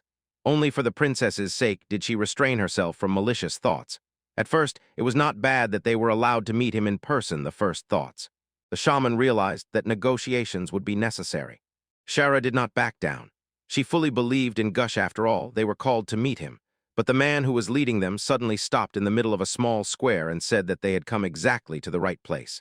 The company decided that this place, which rather resembled an abandoned village, was exactly what was needed. This matter was extremely important, and they could not allow anyone to see them. Pay attention, this place was really perfect for a secret meeting. The shaman was silent, as if sensing a trap, and the princess asked where Jisha was. The escort, without looking back at the company, explained that his master was not here, and this clearly surprised Flyer. Half-turned, the stranger admitted that the decision on this matter was entirely up to him. Suddenly, a huge spear burst out from under his cloak, and like an arrow flew straight at Flyer. The girls were worried about their friend, and the man in the lash was unshakable. The shaman retreated. It was clear that he managed to somehow react and create an ice armor for himself, but he himself admitted it was close, and he had no idea where one could hide such a long spear at all. The man in the cloak continued to spin the weapon, and I meanwhile became more and more angry and began to ask what he was going to do. The man with the spear did not listen to the girl, turned to the shaman, and spoke about rumors that his skills had forced the apostle to retreat. The young man asked if they were going to get rid of them right here, and then added that, as it turned out, it was from Jisha from the very beginning, and he had no intention of speaking with Princess Prima. The stranger turned out to be a girl, and immediately declared that the negotiations had already begun. Everyone froze in amazement, and from the slope it seemed someone was watching everything, calmly sipping something sweet. Before them stood the seventh prince of the kingdom of the blue sapphire himself. He watched, patiently waiting to see what they could show. He took a sip without taking his eyes off the spectacle, and then he turned his gaze to the princess and admitted that he missed Prima. The shaman begged the girl to stop already, because if it continued like this, he might seriously injure her, but the boy's behavior angered her. He did not use hellfire, as if wanting to humiliate her, although in reality he just thought that using it against people was too dangerous. The girl Screamedge did not like being underestimated like that. Prima awkwardly said that it was quite expected, and Flyer defeated the enemy with bare hands, using a long spear, although the enemy's skills in battle were simply strange. The girl in the cloak shouted fiercely that this was not the end, yet inspection here simply could not end.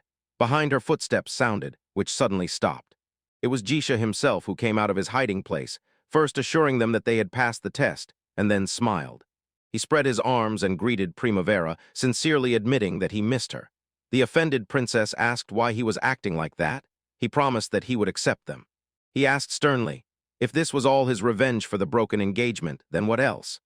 Ishara explained that circumstances played a role here, but the shaman interrupted her and asked that man to stop the empty talk because he was the one who invited Prima to his kingdom. Flare raged. If this is really true and the prince did it only for revenge, then it was simply disgusting. The prince exhaled heavily. He felt that the shaman was very kind and understood. Jisha had no chance at all. Geisha bawed and bawed, apologized before the Primavera company for the rude greeting and shocked everyone. He asked to forgive him for that rudeness, and Prima awkwardly asked him to raise his head. Everything was fine, and she was not angry. Without raising his head, the young man assured her that the princess must believe him because all this was done only for her. He stood up and explained that to stay in this country one must present a document, a residence permit. The king recently issued this decree. Primavera fled the kingdom. Their engagement was cancelled, and in this his father sees contempt for legitimate relations with his kingdom. So the princess will not be able to live in the kingdom of the blue sapphire. All the boys were stunned and did not believe that the prince could in any way influence it. But to everyone's surprise, Jisha said that he actually has a plan. They can do the king a favor and negotiate with him on that basis. Explaining how this can be done, the young man assured them that the trump card is already here. The prince, addressing the shaman, decisively said that he wants to entrust this to him. If Flare completes the task and everything goes smoothly, Primo will finally gain freedom. The shaman was skeptical about this request. He considered the prince suspicious. But Jisha again turned to the princess and apologized for treating her so cruelly. He knelt down and gently kissed Primavera's hand, whispering that it was just a trifle and that even now he loves her. He doesn't care at all that his love is one-sided. He swears with all his heart and asks to be allowed to help her in any way in the future. The girl awkwardly thanked the boy. The shaman was sure that Jisha was a good person, but I disagreed. The prince stood up and said it was time to show them his trump card. The girl, who had just held a huge spear in her hands, carefully led the little boy to the guys. The shaman asked who this child was. Jisha replied that it was his younger brother, and asked Fleur to accompany Nia to the king of the Red Ruby. The girls asked in surprise, why would someone send a child to such a place? The kingdom of the Red Ruby is also called the land of the Red Desert. The shaman was upset he had just arrived in the kingdom of the Blue Sapphire. The girl in the cloak suggested giving up the task if the young man was so scared. After all, it was Jisha's idea, so she didn't even doubt it, although she didn't know the shaman. Having said this, she confidently threw off her hood and looked angrily at the shaman. Finally, the prince introduced this girl she was his guard, the holy knight Rachel, and added that she would help him. The shaman even seemed to be inspired by the idea of setting off on a new journey with new people. The shamans wearily stretched, chasing away the last remnants of sleep. Meanwhile, the guys were already standing at the port, ready to set off. Yusha apologized for sending the guys so early, saying it was necessary not to attract strangers' watchful eyes. The shaman confidently replied that he was used to it. When he lived with the teacher, he got up every morning before sunrise. The prince thanked Flare for agreeing to carry out his mission, and the young man smiled again and replied, "Don't worry, I decided long ago to travel around the whole world." Just yesterday, Primavera asked in surprise how it happened the youngest prince was Jisha, but he only shrugged and explained that it was only official. The matter was completely secret, so he could not tell anything more. He asked to trust him if everything ends well. They will all become free, so he relies on Fleur because he knows. As long as the shaman is with him, everything will be fine with Nia. The prince admitted that now he would be indebted to the shaman, but the young man reassured him he was ready to do it for Prima. So with the new addition to the company, it would only become more fun. But Jisha sharply interrupted the boy. Ishura and Prima were in danger. They did not need to go anywhere, so they stayed here, in the kingdom of the Blue Sapphire.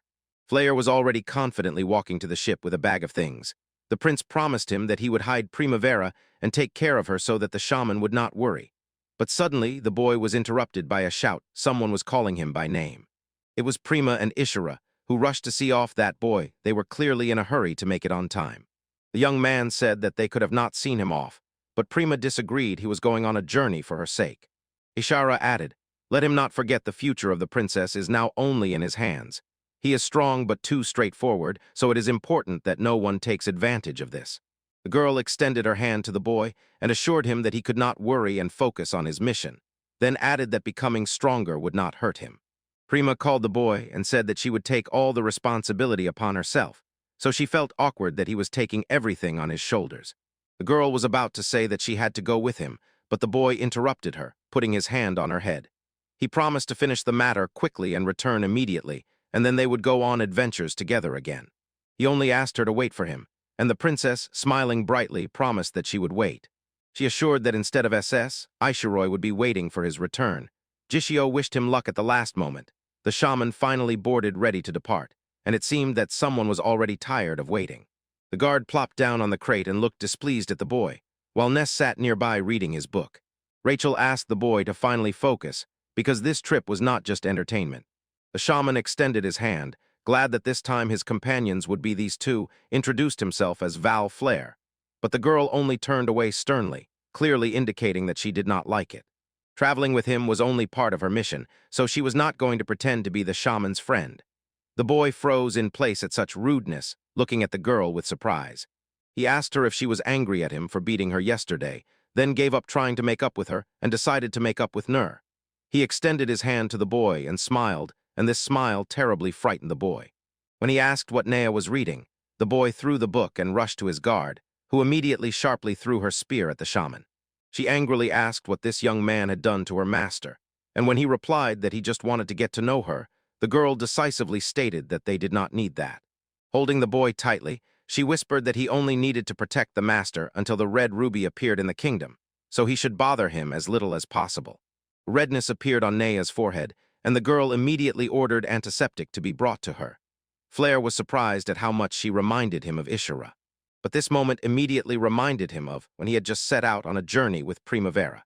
He asked the princess to wait for him, although the adventure was not at all what the shaman had imagined, and his heart pounded as he looked into the distance toward the ship. He was overwhelmed with excitement at the thought of what awaited ahead, and his first goal became the kingdom of the Red Ruby. Little Near did not understand why all this was. He did not want to leave home and go anywhere, and everyone except Rachel seemed scary to him, even Flora, who became his guardian. Nea was trembling with fear, and although Rachel held him, he desperately wanted to go home. Meanwhile, the sailors were fighting the monster. A huge serpent emerged before them, the master of these waters, Leviathan. Rachel did not expect them to enter his territory. What was the navigator thinking? The boy fell to his knees in fear. He even sobbed from fear, of course. That was why he did not want to leave the house and go into this world. But suddenly a shaman came out to them, who, despite the boy's tears, was admiring the sight of that serpent with fascination. With a single movement of his hand, Flyer turned the huge monster into an ice block. Everyone froze in amazement, and he thought that if Prima were here, she would definitely suggest eating this giant serpent. The boy drew the weapon Eliza had given him, fired directly at Leviathan, and it immediately shattered into small pieces. The shaman noted that now he would have something to tell about the adventures and asked to be called if it happened again.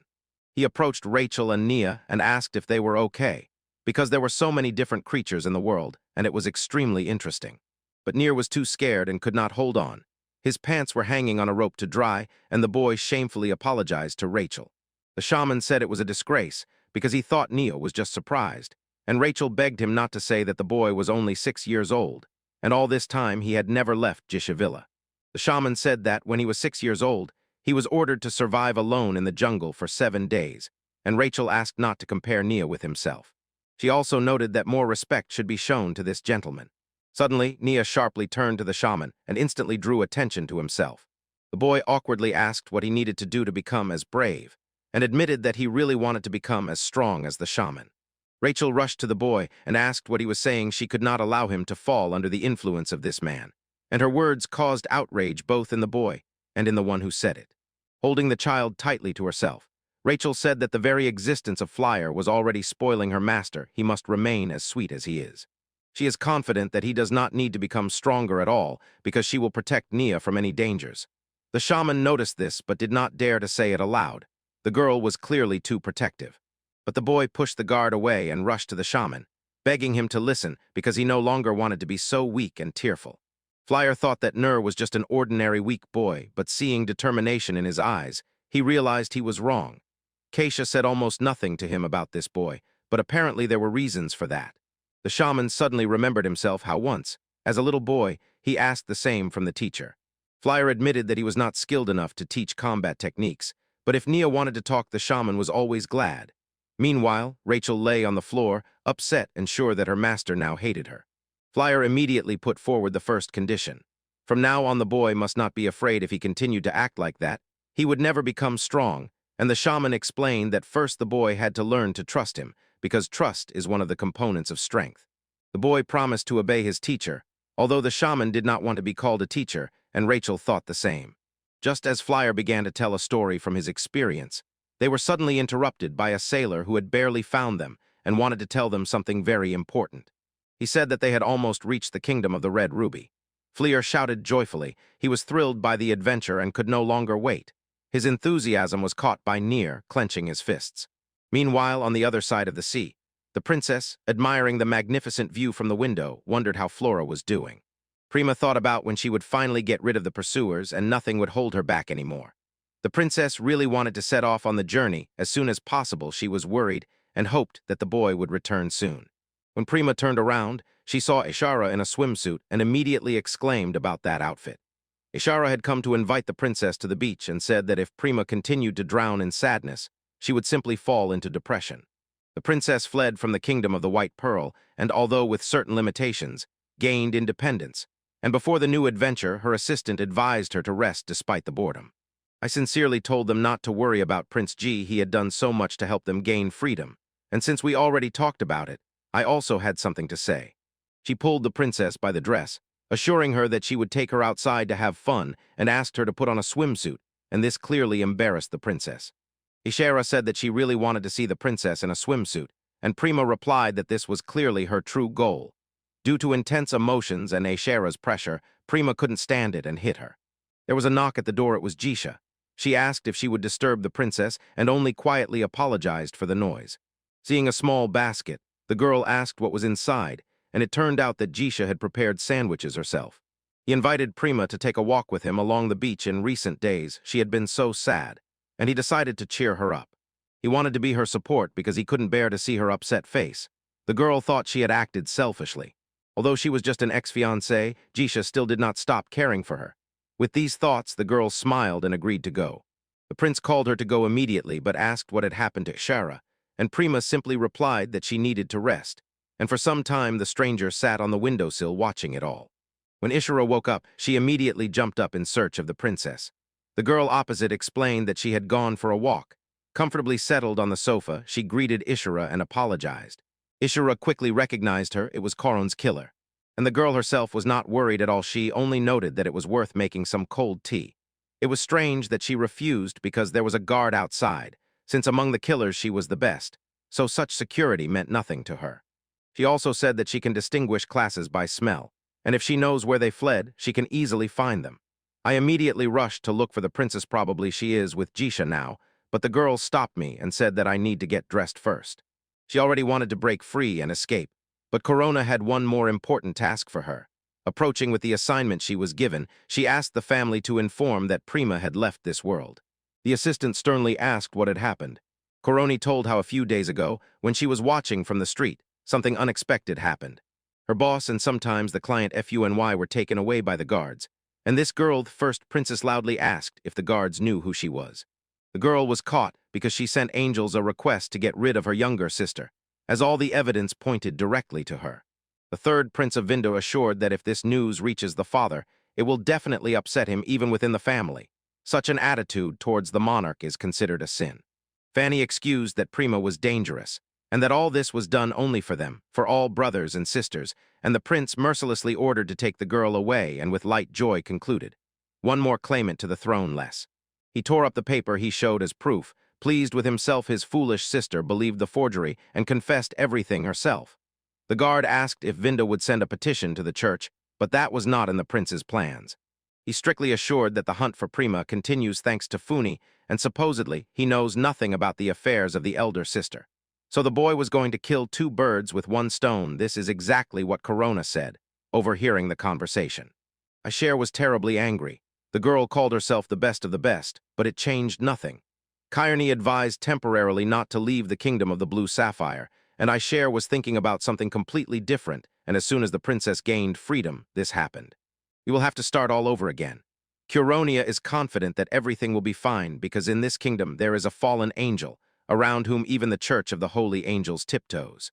She jumped up again, grabbed her clothes, and ran away. She wanted to ask the prince to introduce them to the fallen angel, because without Flyer, one unexpected adventure was clearly missing.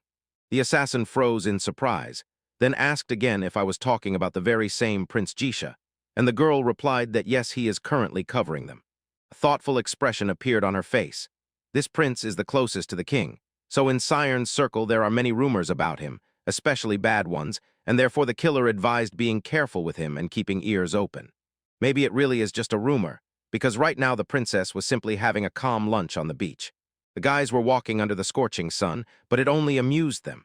Flyer did not believe that the desert was really just sand. Rachel asked if Flyer was worried that he would burn in the sun.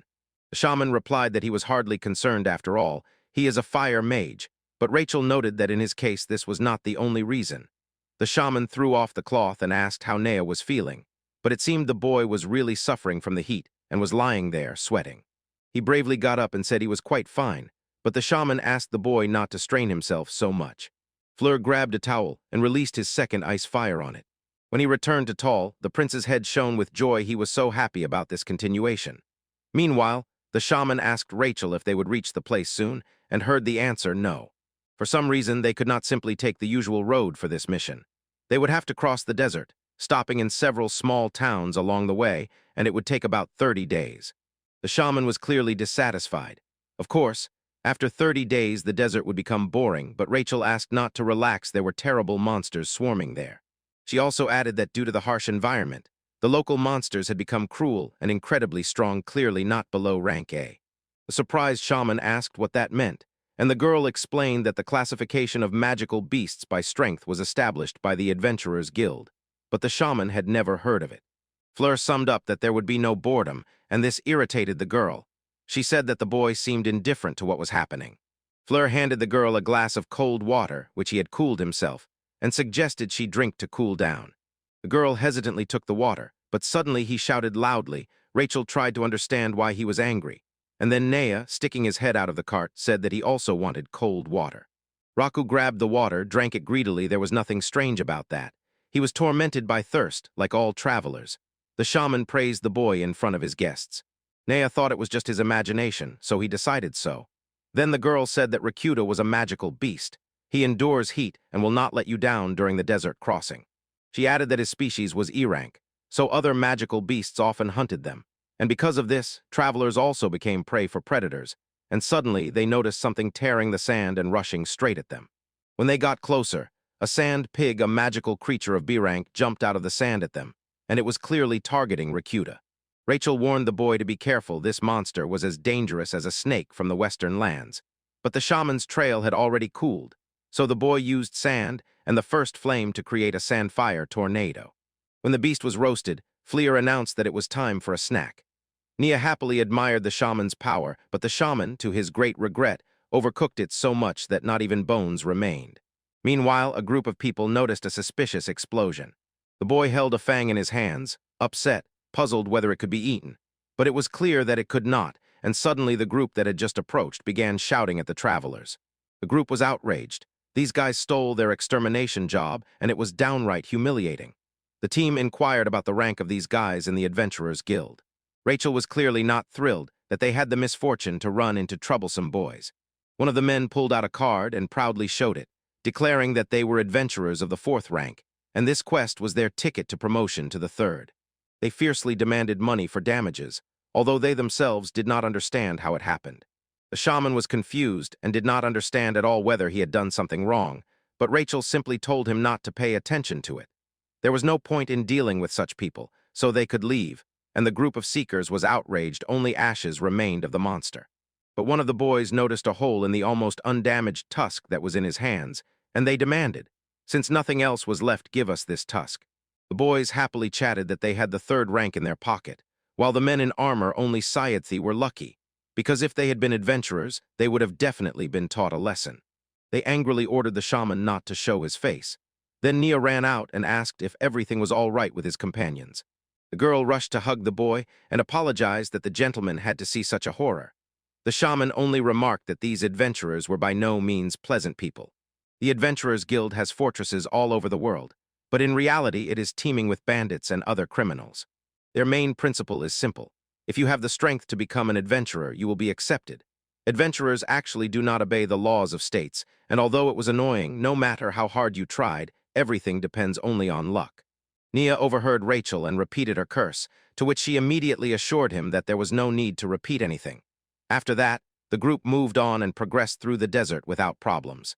When they finally reached the first transit city on their path, to the boys' surprise, it turned out to be completely empty, although from the outside it did not look abandoned at all. The group wanted to ask someone where they could spend the night, but seeing a huge building, they decided to go there with this question. But the boy froze. He realized that this was the Adventurers Guild office, and loud conversations and laughter were coming from the building. Rachel explained that this was the place where people's requests were accepted and issued as quests. It seemed that terrible people also gathered in this guild, so Rachel decided that there was no point even stopping. They could safely move on. But the shaman decisively entered the building. That's exactly what Nia told the girl. The young man boldly opened the door and greeted everyone present. Claire immediately asked if someone could point to a tavern where he could spend the night, and this instantly attracted the attention of stern men. Rachel shouted at that boy. He was not listening to her at all. But the shaman replied that they had no choice at all because there was nowhere else to go. However, someone noticed the newcomers. Flyer recognized the same unpleasant people, and they were clearly angered by just this meeting. How dare they just appear here? Because of them, these adventurers never got a promotion, since that tusk was not considered proof that they had gotten rid of the pig. Flyer's company demanded revenge for this. The shaman himself did not understand what it was about because they had not completed the task. Now they could try again, without cheating.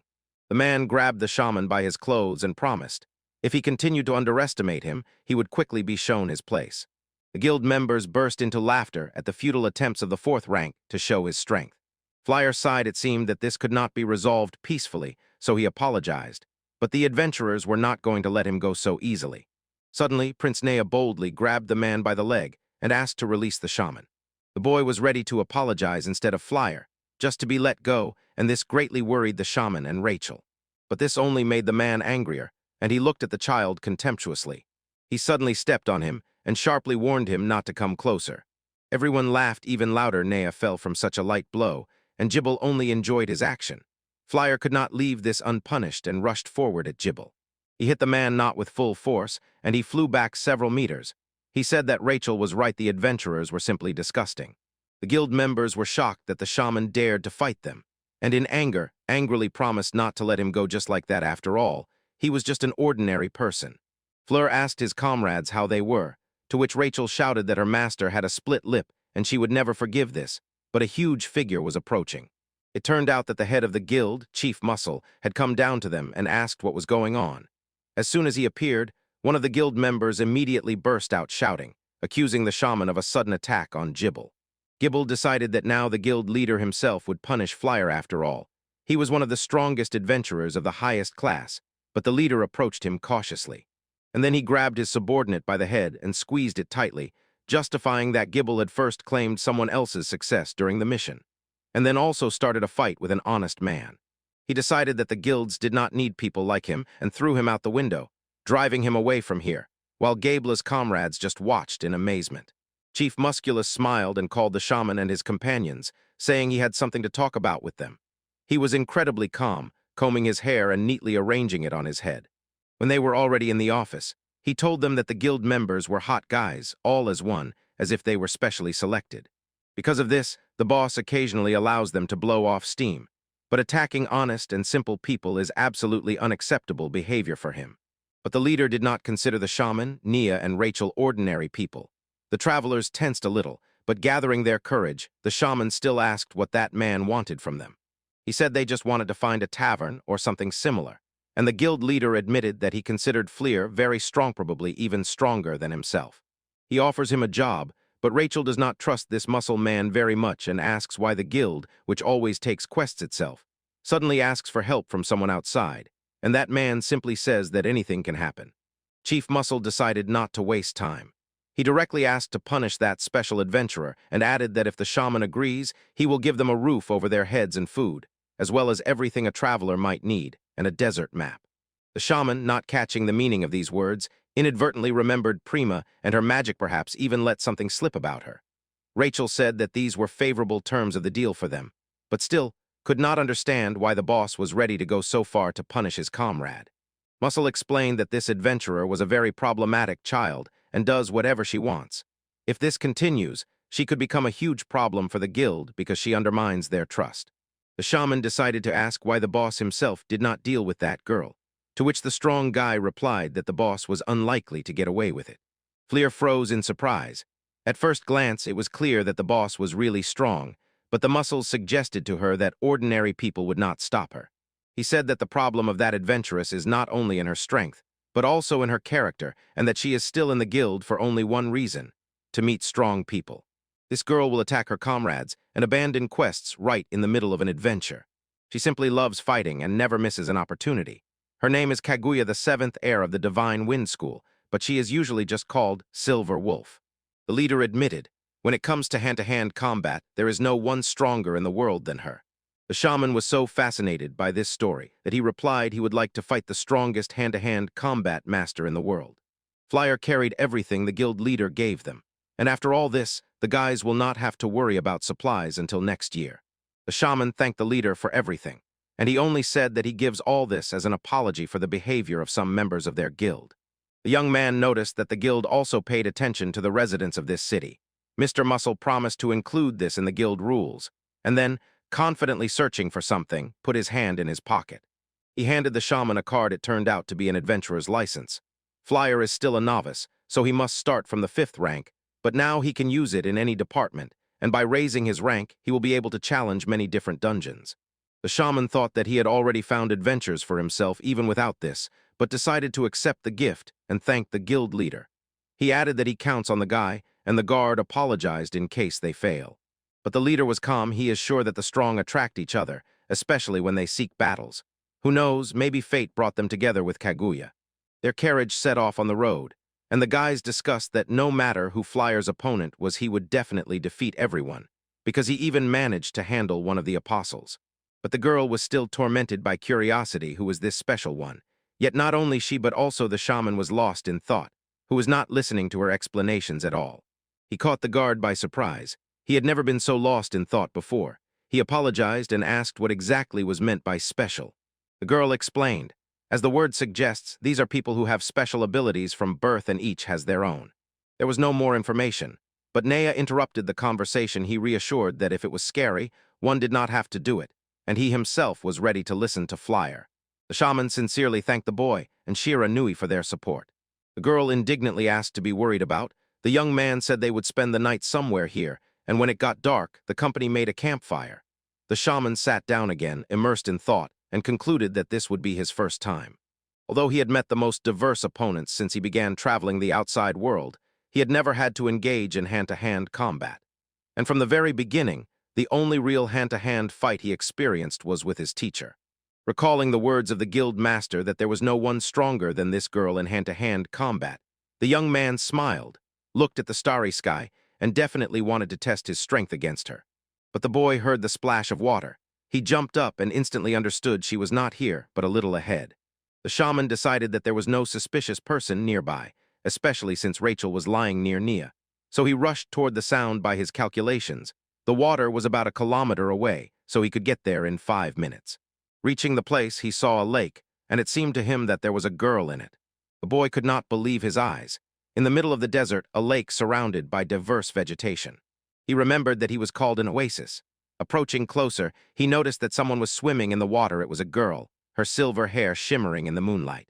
She stood alone in the middle of the pond, clearly enjoying the solitude and the pleasant water surrounding her. The shaman could not take his eyes off such a beautiful girl and slowly approached her. He was already standing very close, and only then did the girl notice him. In panic and embarrassment, she immediately dived swiftly into the water. The boy did not even think that he might have scared her. Fly realized that he had humiliated her. Girls do not like being seen in such a state, because he showed it, and Prima was also displeased. The boy squeezed out that he did not want to scare her and had no intention of spying. She was more surprised by something else. How could he walk here as if nothing had happened, since there are so many strong beasts in these parts? The girl asked if this boy was strong, and the young man felt that something was wrong here. While he wondered why she was here alone, the girl froze as if preparing to jump, and her feet lifted off the ground. She suddenly jumped up, shouted that she was definitely right, and aimed straight at that boy. The shaman was surprised by such behavior, but the girl did not back down and challenged the boy to fight her. He immediately understood. She was a very unusual girl. The girl, rushing toward Flyer, begged him not to give up immediately, while the shaman tried to stop her and understand why she suddenly switched to berserk mode. The girl was already very close and fiercely swung her hand. Fortunately, the boy managed to notice. She kicks Flyer without retreating. Dodging, he realizes that she is truly serious about fighting him no matter what. Landing, she confidently began pushing pebbles with her foot towards the shaman. She put all her strength into the attack, trying to defeat him, while he only dodged and noticed with surprise her incredible speed. When the girl finally hit, he grimaced from the unpleasant sensation and immediately assumed that her legs were her real weapon, and the girl was already about to use the divine wind style. The stranger used the snake grip technique, firmly clinging with her leg to the young man. Holding her torso with her right leg, the girl sharply swung her left to strike the open stomach. The shaman instantly understood this and was already preparing to summon fire, but sensing danger, the strangers sharply jumped aside and immediately increased the distance. The fight freezes the stranger, hiding behind her palms, asks Fly not to stare at her. She is afraid of such looks. After all, she is a girl. She said that the shaman was the only one who resisted her for so long in battle, so he knew something. She smiled, poked the surprised boy with her finger, and said they needed to start over because she wanted to fight him under perfect conditions. The girl asked the boy to wait and hurriedly started dressing, and Flyer noticed that she was fussy and had problems with her head. She really seemed strong to him, so he decided to fight fully. The girl ran to the shaman, already dressed and ready to start the fight again, but suddenly the boy sharply interrupted her. He completely forgot that he had no time, so he sadly waved his hand at her and said goodbye. The boy hurriedly runs away, explaining that if he gets distracted from protecting Nia even for a minute, it will turn against him, and asks to postpone the fight for another time, while the girl, outraged, shouts that she doesn't really understand the circumstances of Fleur. He was rushing and she loudly called after him, "Why postpone the fight? And what am I supposed to do now with this desire to fight?" But still, she didn't have enough speed to catch up with the shaman. Returning, the shaman pondered the strength of this girl. She really was very strong. No gaps in defense, lightning-fast attacks, and precise movements. Despite the promise never to use hellfire against people, she cornered Fleur and he had no choice left. Who knows what would have happened if he didn't have this fire? The shaman turned around. He suddenly wanted to try to defeat the girl in an honest fight. Without using his powers, he felt something like this for the first time. In the morning, Rachel noticed that Fleur had not slept at all. He admitted that he met the girl and spent the whole night replaying moments of their battle in his head, so he couldn't fall asleep at all. The girl was frightened that it was a robber, while the shaman meanwhile described that stranger and her powerful kicking fighting technique in more detail. Nia felt that this was exactly the adventurer they were told to deal with. Showing Fleur that photo, he immediately asked where they got it from. Then Rachel began to scold him. The shaman didn't even look at the photo of the one he was supposed to teach a lesson to. But Nia stopped her and asked not to scold the shaman, and the boy thought, "So she is the strongest hand-to-hand combat master." Fleur dared to ask if he could return to the oasis. Once more he hoped so much that the girl was still there, but Rachel refused. "They don't have free time for that, so don't be stubborn." But Rikuta suddenly froze in horror, and the girl tried to understand with surprise what had happened and what he had noticed ahead. Someone stood in their way and was smiling eerily. Kaguya shouted that she had finally found Flyer on the road between cities, and that he shouldn't even think about running away from her this time. The girl suggests continuing the fight so that he takes responsibility for yesterday's misdeed. She admitted that she would jump for joy if Fleur reciprocated her feelings, and the boy with shining eyes smiled at her. He was the target of the muscle order, and at the same time, the strongest hand-to-hand combat master. The girl, meeting the company in the middle of the desert, asked with a crooked smile and interest if she was Kaguya. Her eyes sparkled with a challenge, and her behavior was bold and confident. Two girls were sitting in the carriage, and Fleur noticed that for a man who defeated angels, this task seemed trivial and easy. The girl tried to persuade the man to use his flame against her, but suddenly, her outer garment flew into the air and hit him in the face. That was how she showed her audacity. The man began to warm up, and calmly said that there would be no fire, implying that he intended to fight differently, without fire. He decisively decided to fight only with his body and combat skills, rejecting his magical abilities. The man asked to step out briefly, and the people standing nearby anxiously warned him to be careful. They sensed how dangerous the upcoming fight would be. The hero turned to his opponent and thought to himself that he had probably been looking for her from the very beginning. The man, his voice firm, confirmed that the Guild of Adventurers had entrusted him to stop the girl at any cost. But now the hero no longer cared about the Guild's demands. He decided to act on his own will and ignore the orders. The girl prepared for battle, her eyes blazing with determination and fighting spirit. The hero was also ready for battle. He took the challenge very seriously. He took a fighting stance, threw his leg back, and swung, preparing for the first strike. Both froze in a tense fighting stance, and nearby a scarab rolled a lump of dung, a sharp contrast between the fight and nature. The hero lowered his hands, suddenly remembered he forgot to introduce himself, but did not manage to utter a word. The girl kicked, declaring that the speeches could be postponed, and the fight began. At the moment of the strike, a dazzling light flashed, and Nia and Flyer closed their eyes to avoid being blinded by its glow. In the light emerged the silhouette of a woman, and with a clear desire to destroy the hero, she launched an attack. The hero barely restrained the kick, feeling the full power and lightning speed of the opponent. The girl, spinning in the air, instantly attacked with the other leg, showing various techniques. The hero froze in surprise. She was rapidly switching between different combat techniques. A series of quick attacks began to weaken the hero, and his opponent enjoyed his disorientation. Her fierce smile widened even more. She aimed to strike 3 vulnerable spots of the opponent at once. But the hero used a hardening technique, deflecting powerful blows and keeping the situation under control. He activated the last shamanic technique, Iron Man, and then rushed forward with a charge he called Bull Breakthrough. The girl dodged instantly, so fast that the hero didn't even manage to notice her movement.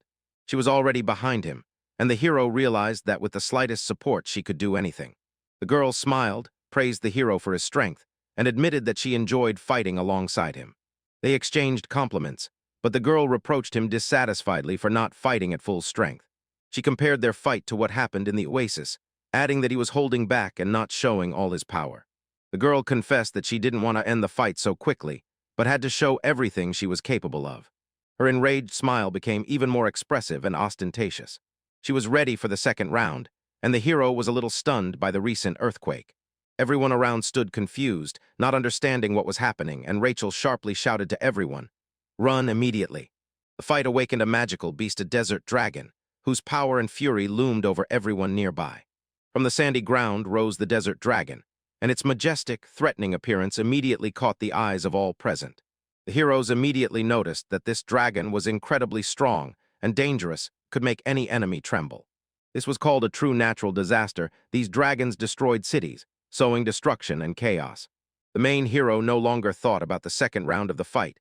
He decided to unleash flames so as not to endanger the people nearby. The girl in the cart was frightened, and the driver was preparing to drive away from the danger. But the girl was boiling with rage and had no intention of leaving. She was irritated by the interference in her fight.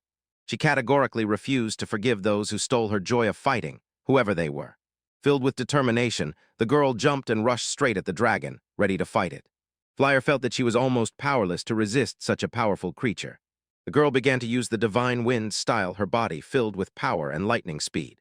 The transformation began, and everyone around froze in complete astonishment, not understanding what was happening. She applied a powerful technique, the iron hammer of destruction, which even surprised the dragon. The blue dealt serious damage to the dragon, and it roared loudly in pain. The girl blames the dragon for interfering in her fight. Her leg grows to enormous size, showing her special power. Despite this, she did not stop and attacked again, acknowledging that the dragon was truly a formidable enemy. Then she used the reverse side of the divine wind style, sharply changing tactics. The strike hit the dragon's chin, and this attack was called the 1,000 Winding Snakes because of its fast and winding technique. The main hero froze in amazement and shock upon seeing this. The same fierce smile appeared again on Kaguya's face that she had during the fight with the protagonist. She even asked not to end the fight too early. She wanted to continue the duel. Finding herself above the dragon, she again used the reverse technique of the divine wind style. This time, the secret technique made a huge impression on the main hero. The technique was called Iron Heart of the Void. It carried colossal destructive power. The dragon fell to the ground, raising a pillar of sand, and the hero froze in admiration, watching the girl's victory over the magical beast. Because of her extraordinary strength, people even began to consider her some kind of monster. The girl proved she is truly strong. With a sly smile, she turned around, as if anticipating what would happen next. The girl modestly apologizes for the delay because of the dragon, looks at the main hero with sincere respect, and announces that she is ready to enter the second round of the fight, her eyes sparkling with fighting spirit. The girl proudly assures that her legs are truly special. They can do everything and even more. In her circle, they are called holy legs because it seems as if they have their own will. The girl continues the story and reveals a unique feature of her legs. If in battle they are suddenly cut off, they immediately regrow, giving her incredible freedom of action and the ability to use combat techniques. But her abilities are not limited to rapid regeneration. Thanks to them, she discovered another side of the most powerful technique, which allows her to maneuver and deliver powerful strikes. He listens carefully to her story and concludes, with such capabilities, the girl has no chance of defeat, and if he wants to win against her, he will have to show all his skill and ingenuity. Suddenly, the main hero is struck by a powerful blow of the iron hammer from the girl, which thunders like thunder. Fleur tries to repel the attack, but at the last moment dodges, barely avoiding a serious injury. He is stunned by the power and speed of her strikes. They far exceed his expectations. A terrible thought flashes through the hero's mind.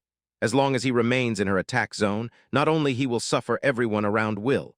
With each new strike, the risk to comrades and passers-by only increases. The main hero prepares to ignite magical fire that can stop the lightning-fast attack of his opponent and harm her. He intends to use his fire powers. But suddenly an important thought occurs.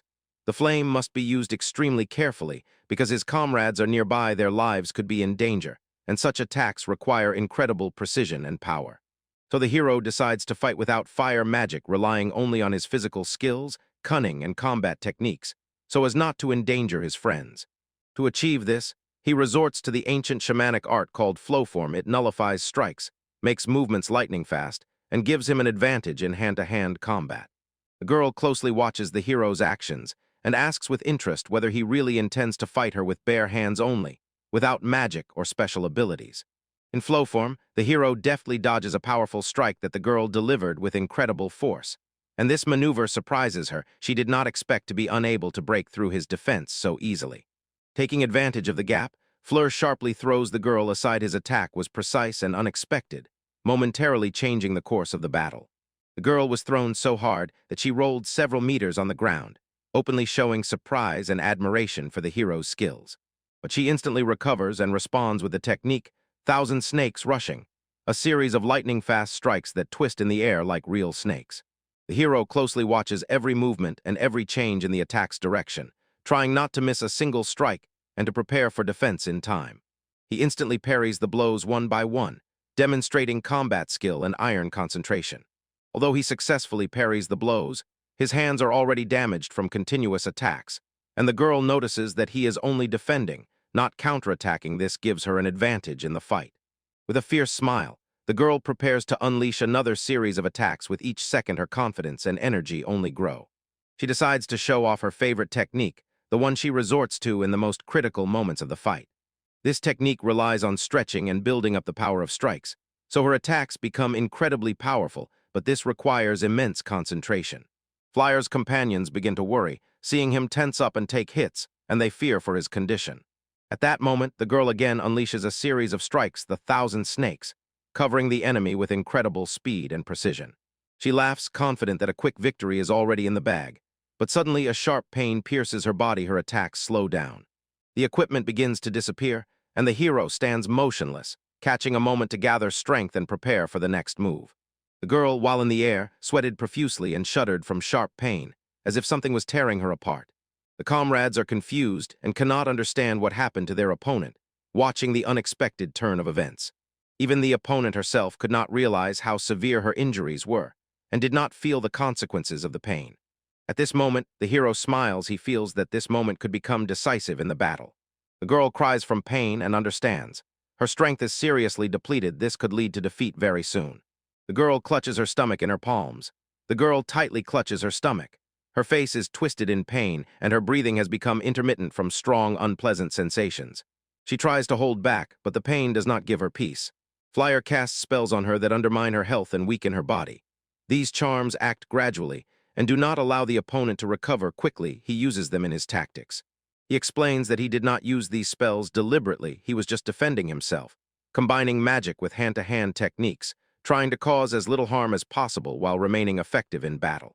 The girl does not believe her ears and eyes for her. Such a combination of magic and combat looks like a cunning trick, and she is shocked that the enemy used such tricks in the clash. The hero sincerely apologizes for the pain caused, but Kaguya remains steadfast in her decision despite the suffering. She does not admit defeat. Her fighting spirit does not fade. The hero lays out his tactics and explains why he acted that way, and his companions quickly run up to back him up and see what is happening. His words sound confident and sincere. The girl refuses to consider this clash a defeat. She demands a rematch because she considers the result unfair, and she is ready to go further to prove her superiority. Fleur is satisfied with the fight. He tested himself and realized he encountered a worthy opponent, while the girl, though strong, cannot hold back tears and sobs that reveal her emotional tension and disappointment. Rachel and Naya have already approached the hero to learn more and support him after the fierce battle. Worry and concern for Kaguya's fate are visible on their faces. The hero says he stopped the enemy and is glad that everyone is safe. He puts his hand on the girl's shoulder, trying to calm and support her, his voice soft and encouraging. And suddenly the girl sharply hits him on the arm. In her eyes is unexpected displeasure and misunderstanding of his actions. This gesture clearly says she has her own feelings and her own view of what is happening. The hero explains his actions. He says that he used ancient shamanic techniques that allow combining protection and magic without harming others, and tries to convince her of his sincerity. A little girl who was watching the events believes that the enemy was treated too harshly, and upsetly protests. This turn, her voice is full of compassion and anxiety.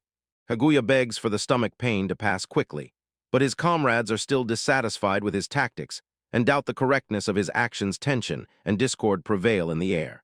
Meanwhile, in the church of the holy angel Zuriel, the apostle is immersed in his affairs and a pile of papers. He works tirelessly, trying to keep up with his duties. Apostle Zuriel works late, sorting through papers and reports, trying to organize everything and complete all tasks. Fatigue is visible on his face, but he still continues to work. Under the burden of hard work, he begins to dream of simple joys: eating, sleeping, going to a meeting to briefly escape the routine. He is tired and needs rest. Taking a pile of papers in his hands, Zuriel called this report the saddest he had ever seen. His voice was full of fatigue and irritation because of that mountain of work. This is a report on the defeat of Lord Raphael, an important and unpleasant topic that made his mood oppressive. The document seems to embody all failures and difficulties. The apostle hopes that this problem will not be more serious than he expects, and believes that there is still time to fix everything and avoid disaster. He wants to sip hot coffee to cheer up and restore strength for further work. Coffee seems to him a real salvation on this stressful day. Zuriel was not expecting anyone at this hour, but suddenly Raphael appeared from the shadows, and this surprised him. Raphael was already sitting on the sofa, calmly sipping coffee despite recent events and demotion, and looked relaxed and confident. After a series of defeats and failures, Raphael was demoted, which provoked mixed feelings among his colleagues and subordinates. He extends a cup of coffee to Zuriel and says he came to apologize, hoping for forgiveness and understanding. Raphael admits that he did not listen to warnings and ignored advice, and this led to unpleasant consequences. He sincerely repents his mistake and begs to be forgiven for the mess in the office and for what he did. Zuriel recalls that he had warned Raphael earlier and reminds him of this, reproaching him for his irresponsibility. But Raphael pretends he heard nothing and brushes off what was said. This drives Zuriel mad. Still, he takes the coffee, trying to remain calm during the conversation and behave like a true professional. Suddenly, the hot coffee begins to steam in the air above Zuriel. He is puzzled and somewhat fascinated. Suddenly, the coffee splashed in his face, burned his skin, and caused sharp pain and fear. The hero leans back, shocked by the unexpected event and the burning pain. He thinks it is Raphael's doing, but behind their backs, two figures laugh and secretly watch what is happening. He fervently asserts that this prank was not orchestrated by Raphael to get rid of the accusations. Those silhouettes look like Megagran and Sandalphon, two twin angels who constantly play such pranks. They admit their involvement and explain that they just spend time in the church to escape boredom and monotony. Gran and Sandalphon told the hero that he wants to hunt the shaman a little for fun and to test his strength. But he asks them to wait, explaining that now is not the time for such games and that they need to act carefully. The little angels, full of determination, assure they will not become like Raphael and will never lose to this man. The twin angels talk about their incredible power, which they can develop if they unite in battle and act together. They say that during the certification fight, they even wounded Apostle Michael, and this proves their strength and training. Raphael stepped aside, realizing that talking to the angels is pointless. They live in their own world. After everything that happened, he laughed and accepted what was happening with irony and ease. The angels do not understand why he is laughing and continue to look at him with surprise and irritation. Raphael says that he was terribly short-sighted. He did not realize how serious the situation was and how strong his opponents were. He laughs to tears, and in this laughter his mood and attitude towards what is happening are clearly visible. He feels the bitter truth. No matter how strong the shaman is, the angel girls will not defeat him. The angelic girls are not ready to accept these words, and angered, attack Raphael. They are angry with him because they are sure he does not feel the full weight of what is happening and underestimates the enemy. The angels are still mocking Mr. Raphael, while he wipes blood from his face after the attack. They are confident that they know their enemy better than he knows himself, and that their knowledge and experience will help them win. The girls say they will not yield to the shaman. Their strength grows when they are together and act in harmony. They say that together they are incredibly strong and unbreakable, thus becoming dangerous to any enemy. Raphael listens with pleasure and understands. A fierce battle lies ahead, and the angels are full of determination. In the end, everyone realizes, only together, supporting each other, can they overcome the difficult trials ahead. Kaguya gently touches the puppy's cheeks. The little creature looks at her trustingly, feeling protected. She takes the puppy under her care and decides to set out on the road with the heroes. Although the main hero is surprised and does not understand why Kaguya went with them along with the puppy. This decision seems unexpected but full of meaning. Kaguya explained that Nier specifically allowed her to accompany the group and take care of the puppy. Now her actions have his blessing and protection. The rival refuses to leave the company. The main hero promised her a rematch, another chance to prove her strength and surpass him. And in every move she makes, determination and unbreakable will are visible. Everyone agrees to let them join the shared journey, because the young lord gave his consent, and this becomes the beginning of a new alliance that expands the circle of trusted companions. The others do not argue. They believe that the new guardian will be useful and strengthen their protection in dangerous travels. This faith unites the group into a friendly team. Something rushes swiftly across the scorching desert sand, leaving a deep furrow that instantly caught the hero's attention. The desert air filled with tension. A pack of sand piglets approaches them, dangerous, fierce creatures known for their aggressiveness and lightning speed, and their appearance signifies a direct threat. Kaguya is ready to rush into battle, her eyes burning with determination. But the hero stops her. He understands that she needs to carefully think through the tactics. The heroes are under attack by these fierce creatures. The tension rises sharply. The enemy does not give them a second to breathe. The hero focusedly prepares a fiery attack, aiming to quickly and effectively destroy the opponents. Every move of his radiates power and precision. He decides to deal with the piglets here and now, giving them no chance for an ambush or harm. The safety of the entire group is above all. At dinner, Kaguya along with Flyer analyzes the recent battle mistakes and successes, while Rachel carefully feeds the young master, filling the evening with coziness and care. The hero decided not to use that deadly powerful hellfire against people. He remained true to his morals and compassion. Previously, the new comrade considered stories about hellfire to be mere tales and legends, not believing they were real. But the girl is not quick to believe the hero's words. Her skepticism is strong, and the young gentleman is already rubbing his eyes from fatigue and tension. "It's late," said the hero, "time to go to sleep to gather strength for new adventures," and everyone understood.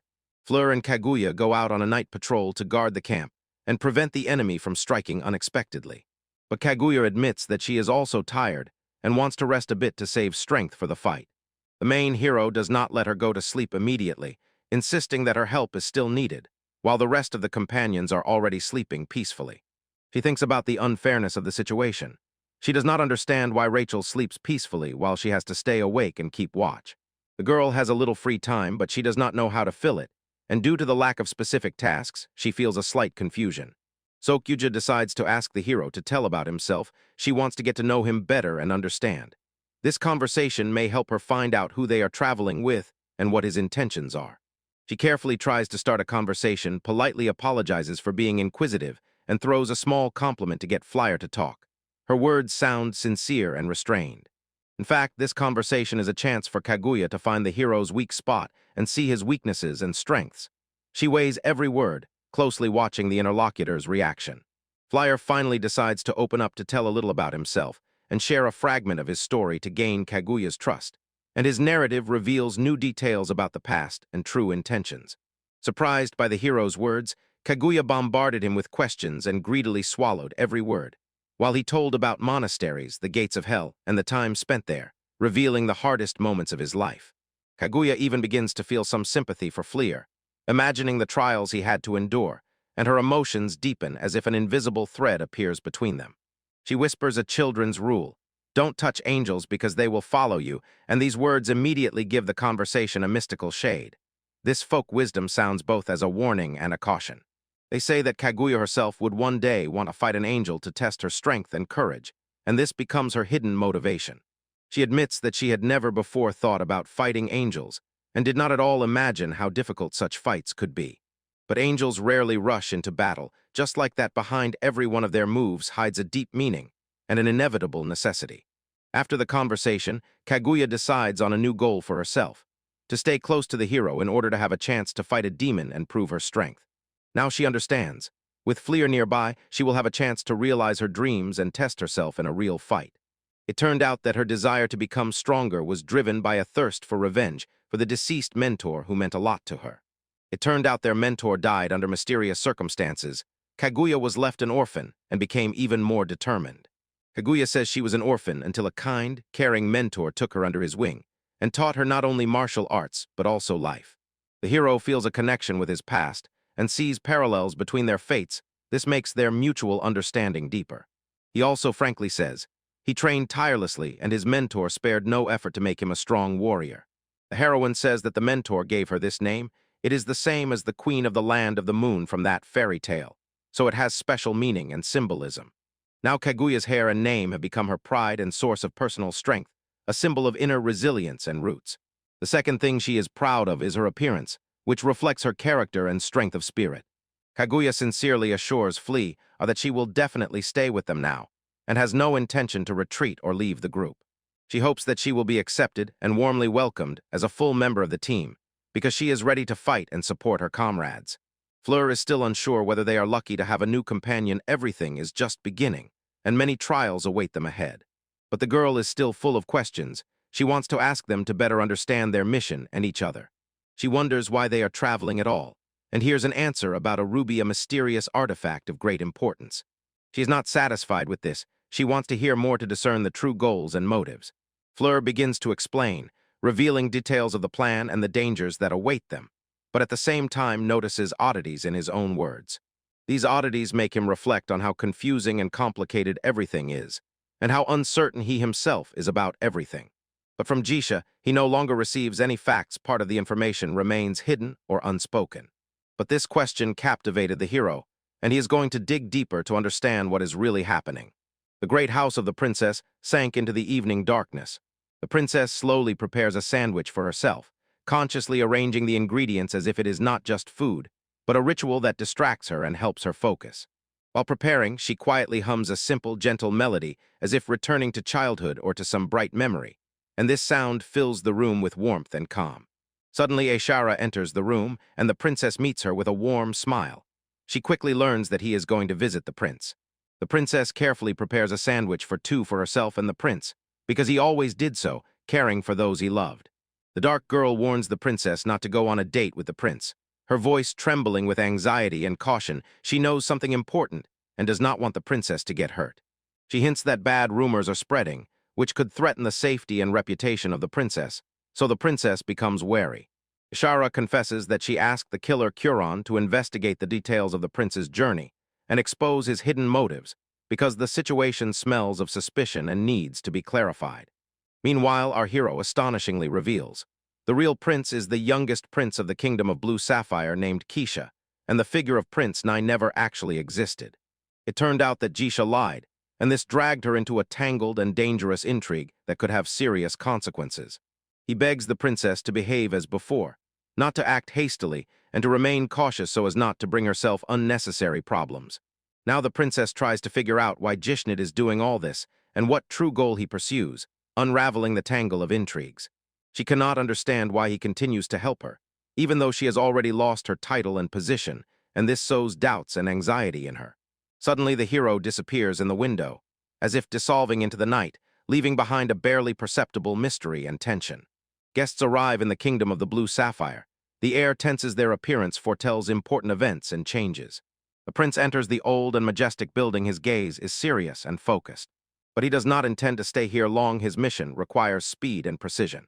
He needs important information that could shake the balance of power and change the course of events in the kingdom. Some man approaches him and begins to tell the latest news and very important information. The prince anxiously inquires about news from the Red Kingdom and learns that it is on its last legs and torn by serious internal conflicts. The kingdom is now in the midst of a struggle for the throne, which could ignite into a bloody civil war and bring massive destruction. This war promises to be especially brutal. The Red Kingdom is famous for its ruthless and bloodthirsty clashes. The speaker announced, two are vying for the throne, the commander of the royal army and the head of the Adventurers Guild, and each has their own supporters. The level of support constantly fluctuates, and both candidates are trying to outbid each other to win over influential aristocrats and powerful people. But both will be surprised when the prince's plan comes to fruition. He says it will radically change the whole situation. The prince intends to introduce a third contender for the throne into the game, someone who can overturn the course of the struggle and become a key player. He categorically orders silence. No one must learn about the appearance of the new contender. A letter was handed to him. He froze. It contained important information. Showing the letter to those present, he says it is important for those who love to fight and seek power. The letter hides a huge secret about Nia, which could overturn the fate of the kingdom and everyone involved in the conflict. The entire might of the kingdom will turn against the young man and his companions, and this will put them in an extremely dangerous position. The man in the hood sees that he will shift the problem of one country onto another, playing with political intrigues and insidious manipulations. The only thing still unclear the guards, what great role they might play in future events. For the prince, this moment becomes the most important. He clearly feels how the power of the guards influences the outcome of the battle. He looks at the photograph of the princess. For him, she has become a symbol of his plans and personal motivation. The man comes out with a letter in his hand and says only, "Everything will be done. My plans are already being implemented." He asks to be convinced that he did not make a mistake in choosing the candidate and that his strategy will work. The prince arrogantly talks about his advantage in skill and intellect, imagining himself ascending the throne and taking his place. The prince says that nothing is impossible for him. His confidence is boundless and supported by reason. Suddenly, the prince begins to cry. His soul is torn by deep feelings and inner struggle. He loudly calls the princess's name. In every shout, there is both love and pain, because of the role she plays in his plans. He decided Prima must be by his side, and Flyer must die so as not to become an obstacle. He admits Fleur is strong, but against the whole country he has no chance. He looked again at the photo. The inscription on it promises there will be no obstacles to love between him and Prima. He did not even suspect that someone was following him closely, and that his secrets might soon be revealed. Virl asks, and meanwhile Rachel and Kaguya quickly flee without looking back, trying to leave the danger zone as quickly as possible. Their breathing quickens, and their hearts wildly pound, flooding their bodies with adrenaline. Huge insects chase after them, buzzing and menacingly hissing, approaching at a furious speed, while the girls beg the horse to run even faster, hoping to break free from this approaching threat. They set off into the dense, dark jungle, hoping to find shelter from their pursuers. In the shadows of the tall leaves lurk many dangers, but for their situation, this is still the best path. Suddenly, one of the insects takes flight and flies straight at the heroines. Its huge eyes shine in the light, and its jaws are ready to deliver a deadly blow. The girl senses the enemy's approach and prepares to fend off the attack. But at the most critical moment, Flyer suddenly attacked from above, and with one lightning-fast strike instantly destroyed that insect. His movements were precise and lightning-quick, as if he foresaw the entire course of the battle. After the strike, the insect's body burst open, sticky liquid generously splashed Flyer, and on his skin appeared a disgusting, unpleasant sensation. He tries to shake it off, but it only irritates and distracts him. Flyer calls Karia to clear the way for them so they can move forward without obstacles and threats, because he understands every moment is important and the enemies must not delay them. Kaguya powerfully strikes with her foot, pushing aside branches and stones, clearing the path for the group. Her movements are strong and confident, filled with fighting spirit and strength, and every gesture of hers opens the way for them to escape. Meanwhile, the hero stands on the roof of the carriage, balancing on the move and fending off insect attacks, his gaze focused, body tense, ready for the next move. He wanted so much to quickly finish off the enemies with one fiery flash, but the hero realized caution is needed. The carriage is full of companions, and a stray spark could turn into an irreparable disaster. Suddenly, one of the insects lands on the hero and bites him sharp. Burning pain and temporary weakness overwhelm him. He forcefully shakes the enemy off himself, but the unpleasant sensations linger for some time. Another insect throws itself at the cart and begins tearing its sides, threatening to knock them off the road and interrupt the escape, while the crack of breaking boards and the creak of wheels create an oppressive atmosphere of inevitable danger.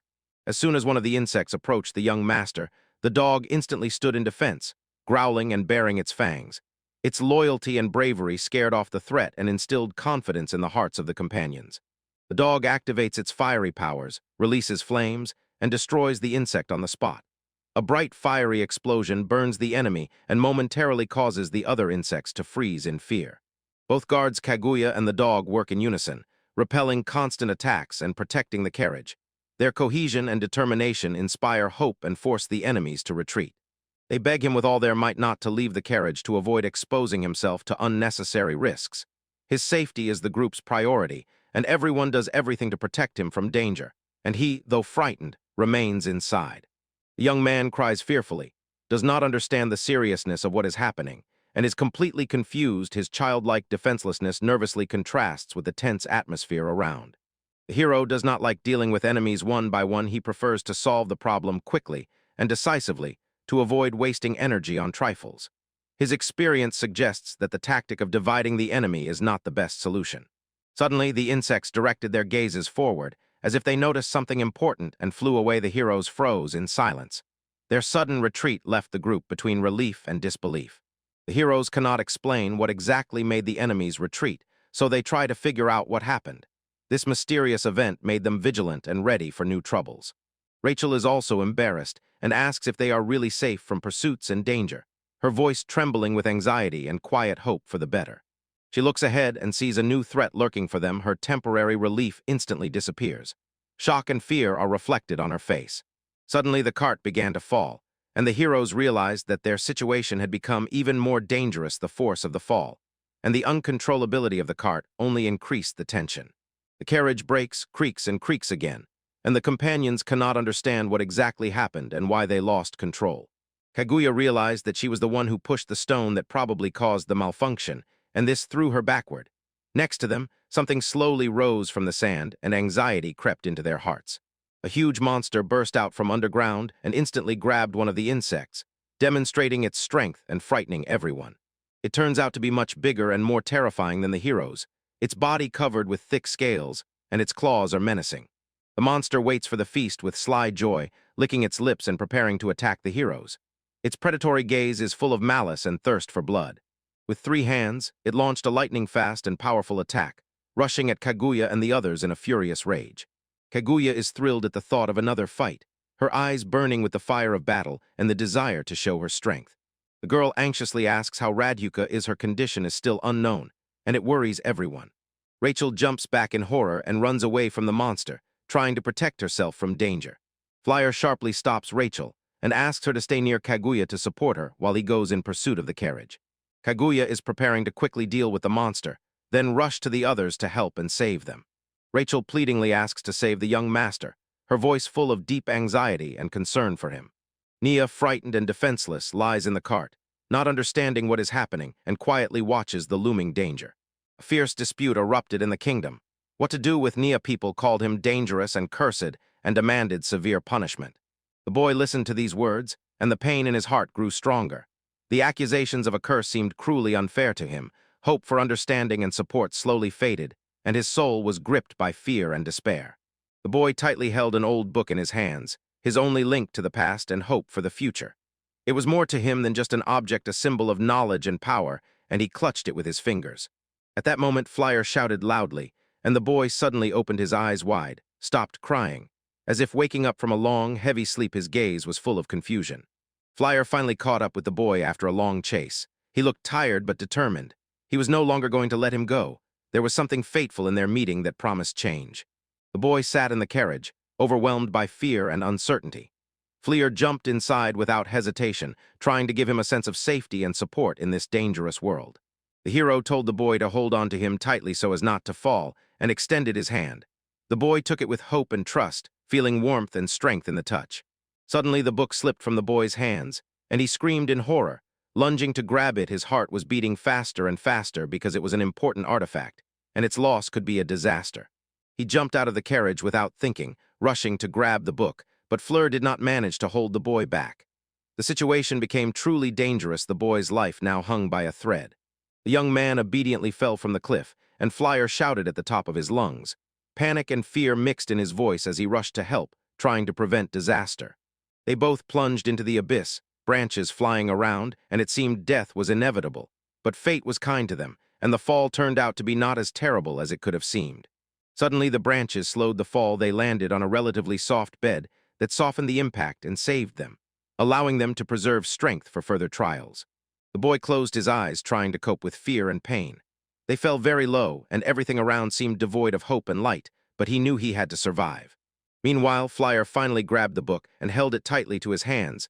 This small victory brought him much-needed relief and confidence. The boy rejoiced with the hero when he opened his eyes and saw that the book was intact. His heart filled with new strength and determination not to give up. He was not surprised to see the mentor nearby, a person he fully trusted and had grown attached to during all the trials. The boy began to apologize for putting everyone in danger with his actions. He was tormented by guilt and considered himself responsible for every misfortune. At that moment, Flyer handed the book to the boy. By this, he showed that he trusted him and was ready to support him in difficult times. The boy did not expect such a gesture and was moved. Hugging the book to his chest, the boy thanked the hero through tears. It became a symbol of hope and strength for him, allowing him to continue the fight. The character remembered that Nea always carried this book with him and wondered what was so important and interesting in it. Perhaps it was the key to solving many mysteries. The heroes raised their heads and felt. The most important thing now was to find Rachel and Kaguya so that everyone could unite and together resist the impending danger. At that moment, the heroine fought to the last.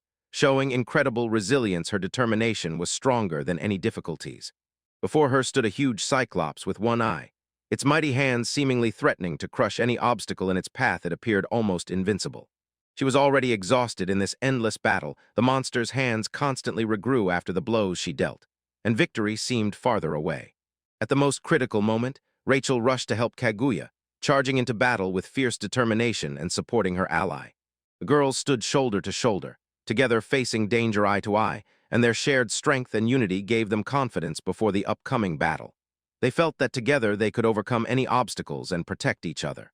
Rachel resolutely decided that she must reunite with the Master as soon as possible to support him, and try to change the course of events in their favor. She felt that time was working against them. She thought about her master, imagining how he blamed himself for what had happened, and this gave her even more strength to fight. Her heart was filled with anxiety and determination to help him overcome difficulties. Meanwhile, Nia and Fleur were making their way along a difficult, exhausting road, and the boy found it increasingly hard to breathe. The trials turned out to be much harsher than they expected, and every step was taken with great effort. The hero offered to carry the boy to ease his path, but the boy, with a proud smile, assured that he could manage on his own. However, the boy looked sickly and weak, and soon began to fall from fatigue and exhaustion. The character instantly rushed to help, not letting the boy fall and get hurt. Later, the hero finally found water and began filling the flask, realizing that even a little water could save the boy. There was very little water, but for them it was a real treasure, better than nothing. He handed the flask to the boy and asked him to rest a little, gently caring for him. The boy sat down sadly.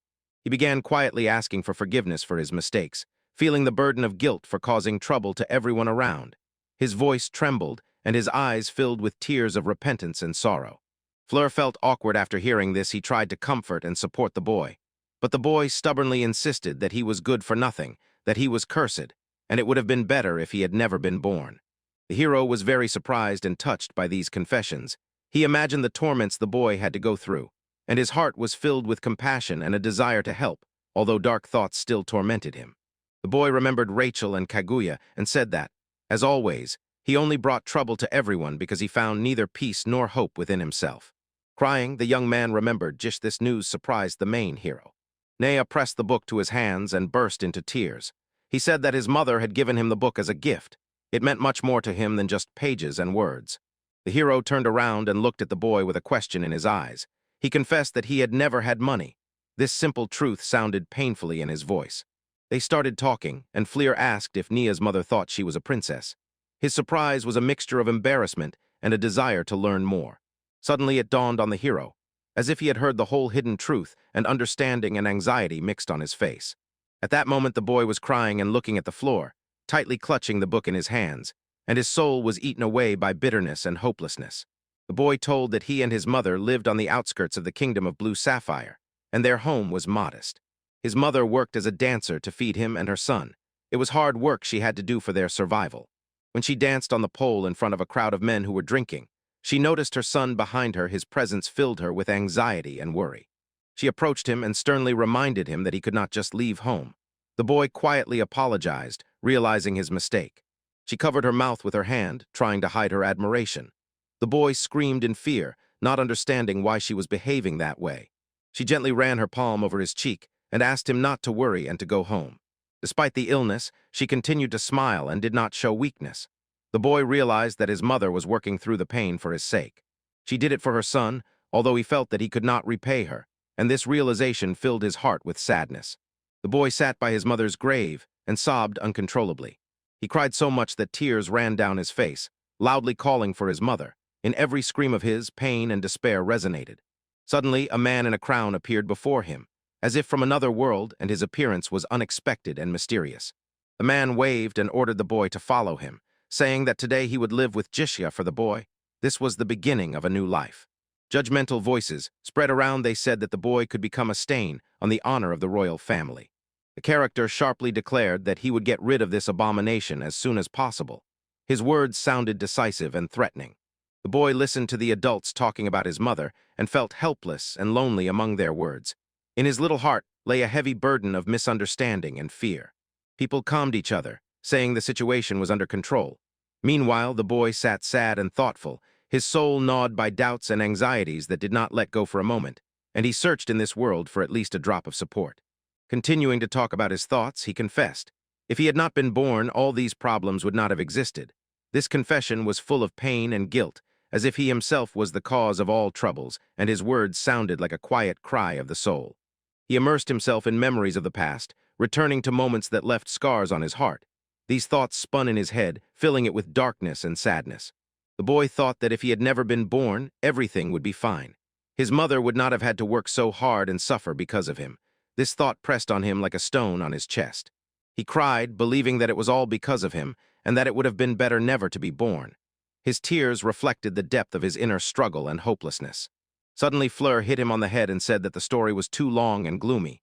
It was unexpected, but the hero's voice carried care and a desire to divert the boy from sadness. The boy asked in surprise why he was hit, and the hero replied that he did not want him to lose heart and lose hope. His words sounded like an attempt to rekindle the light in the boy's heart. He also said that Rachel and Kaguya did not consider the boy a bad person, and these words calmed him a little. A spark of faith in himself and in being accepted ignited within him. Although Nia initially could not believe it, he began to listen carefully, and his heart filled with new hope. For the first time in a long time, he felt that he was truly heard and understood. The smiling hero said that he wanted to live his second life without regrets. This was his new goal and hope, and he spoke about how important it was to value every moment and move forward. He pondered, there are those who act out of fear and danger, and there are those who stubbornly follow their desires and dreams, and this thought ignited in him the desire to act bravely. The boy listened attentively, with small tears in his eyes, completely focused on what he heard. His soul opened to change, and faith in a better future appeared in his heart. Fleur noted how good it was that the young man was born, and that no one knew when he would die. This made him live here and now. He added that their journey began by chance, but now he is glad about it. Life is truly full of unexpected twists. The character notices that views and perceptions constantly change. Nothing is final and unchanging. The boy hid his face in his sleeve and sobbed, and the character said sadly, "Such is life," and still tried to comfort his friend in that difficult moment. The boy turned to Fleur with tears in his eyes. They held all his pain and fear. Suddenly someone shouted, and the hero sharply turned around upon hearing those cries. Something was happening nearby and demanded attention. At that moment, Surinam and Rikuta ran up to them, and their appearance instantly brought joy and calm. The shooter realized he rushed to the master, and they hugged, glad to meet. Their friendship was sincere and warm. The dog began to bark happily. The boy hugged her and thanked, and relief and joy spread within him. And grabbed the leash. The boys decided to look for the girls. Together they planned to get out of the jungle. The boy thought about his weakness in spirit compared to Fleur. Respect and a desire to become stronger ignited in his heart. Looking at Fleur's back, Nier decided to become as strong and confident as him, and his dream grew even stronger. He decisively decided to go through life with pride and strength. A new determination flared up in his heart. While they were driving, suddenly someone placed a foot right behind them. They were men in masks. There were many of them, and many held spears. When they appeared, the air filled with threat and danger. Meanwhile, the heroine was engaged in a fierce battle with the monster, tirelessly repelling its attacks and giving it no chance, and determination and rage burned in her eyes. He rushed and avoided the strikes of his furious opponent, every move precise and lightning fast, like a dance on the edge of life and death. After performing one of her moves, she suddenly felt dizzy weakness, and spinning in her head momentarily weakened her. At that moment, Rachel loudly shouted at the heroine, asking if she wanted to finish her off. Kagura replied that she had warned Rachel about her move in advance. Rachel noted that Kaguya and Flora were like two sides of the same coin, very similar to each other, and her words sounded with a barely perceptible note of irritation. Rachel looked sadly at her ally and thought about what was happening. Her heart tightened with anxiety and doubts. The heroine decided to look around and find out what was going on. To see the whole picture, it was a step driven by necessity itself. Rachel admitted that she was panicking and seemed to be losing her mind. Her words revealed inner struggle and despair. Wiping away tears, she thought about Flora and the boy, sought support and relied on him.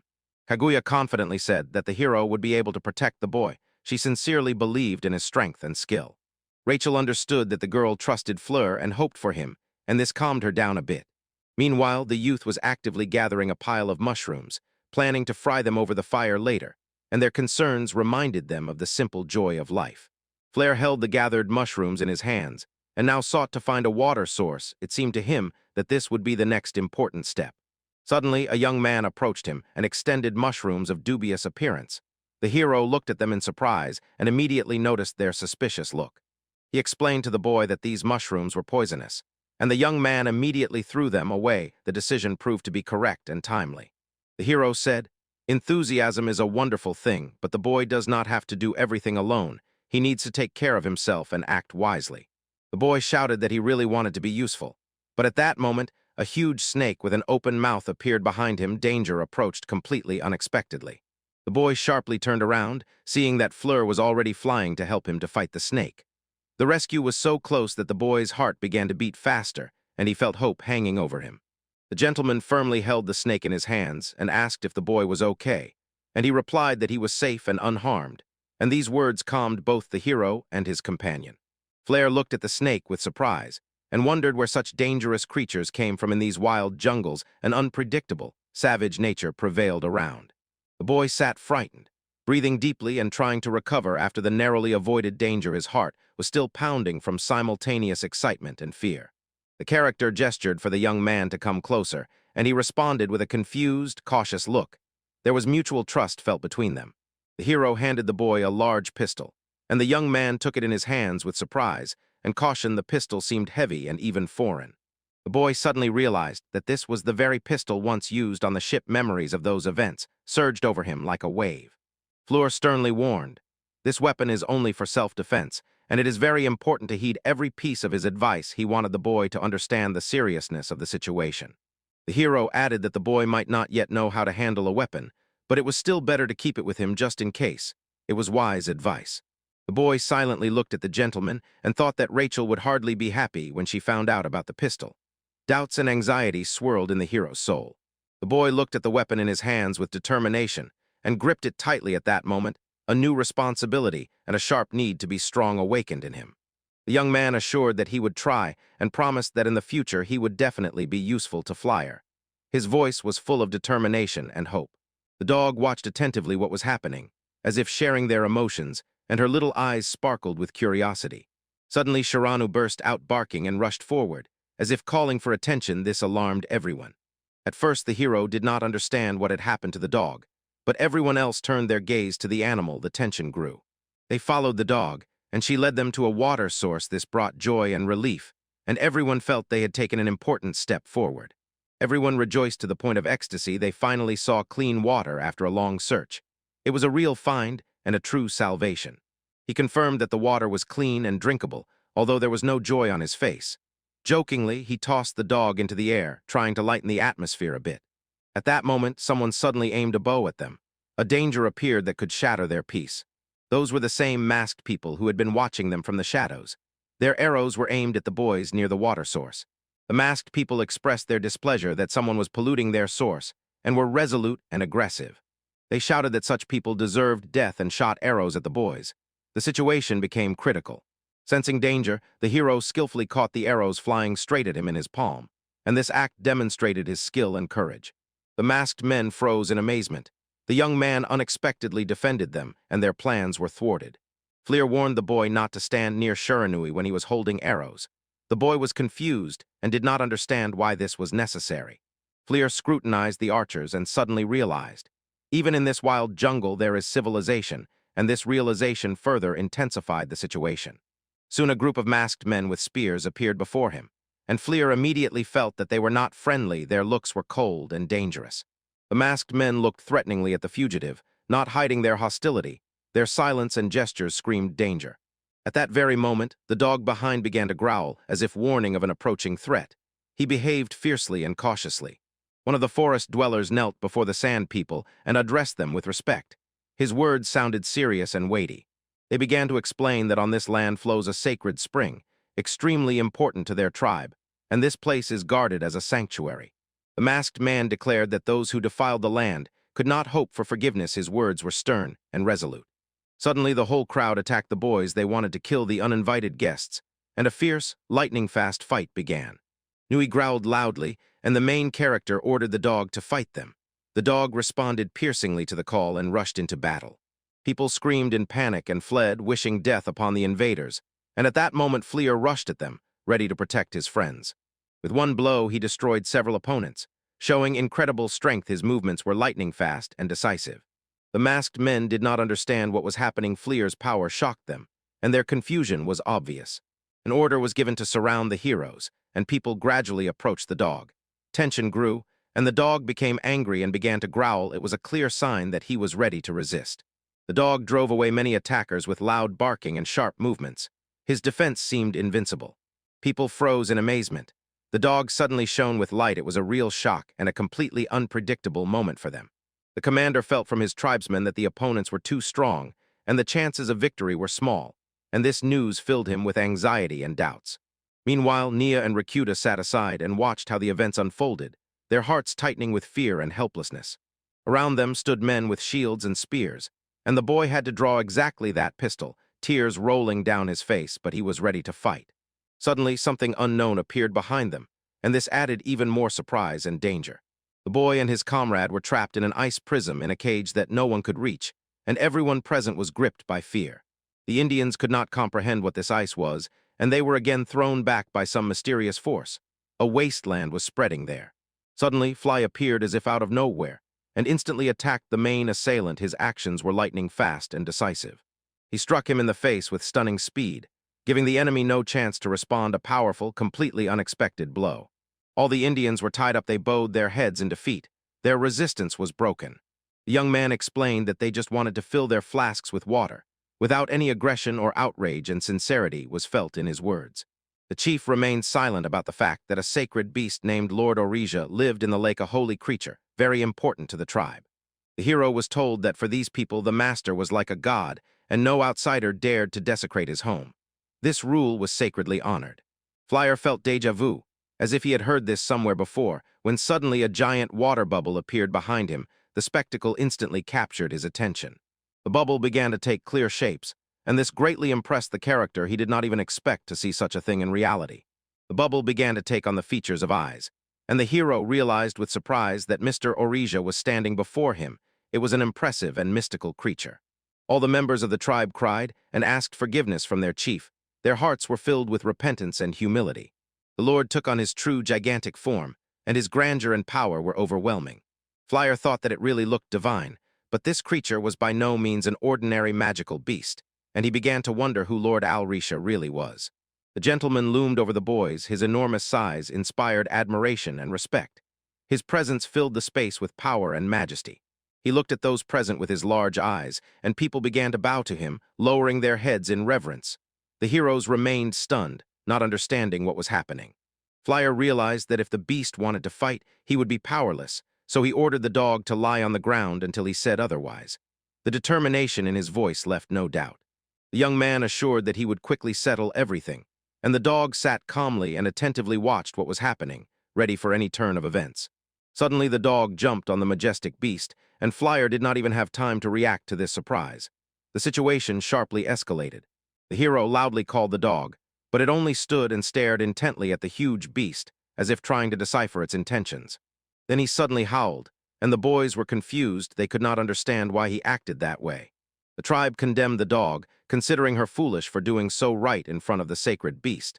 They could not understand why she behaved that way. Despite the condemnation, the dog kept barking, and in Alrisha's eyes, curiosity sparkled. Suddenly the deity began to purr, as if enjoying the dog's barking, and the tribesmen froze in shock at the beast's behavior. The dog stretched out her paws to the giant creature, and it responded, also purred, as if feeling the touch. Everyone present stood in confusion. No one understood what was happening, or what these sounds meant. The tribe leader's eye widened in surprise. He realized that the gentleman was truly enjoying communicating with the dog. Flyer asked Shirani if he was his friend, and the dog barked loudly as if confirming their bond. The tribe leader shook his head distrustfully. He considered it impossible for the sacred animal to let anyone in except its own. Learning that Shiranui was also a sacred beast, they froze in shock and confusion. One of the tribe loudly began to argue, and tried to understand who this fiery dog really was. A young man introduced himself and explained that the dog was his pet, whom he held in his arms. When the word pet was spoken, the eyes of the people from the tribe suddenly opened wide. Surprise and confusion froze on their faces. They realized that Valfor had defeated a creature resembling a god, and this seemed completely impossible to them. The tribe people knelt before the boys, understanding their complete defeat and bowing to their strength. They bowed their heads and confessed to a terrible mistake, begging for forgiveness.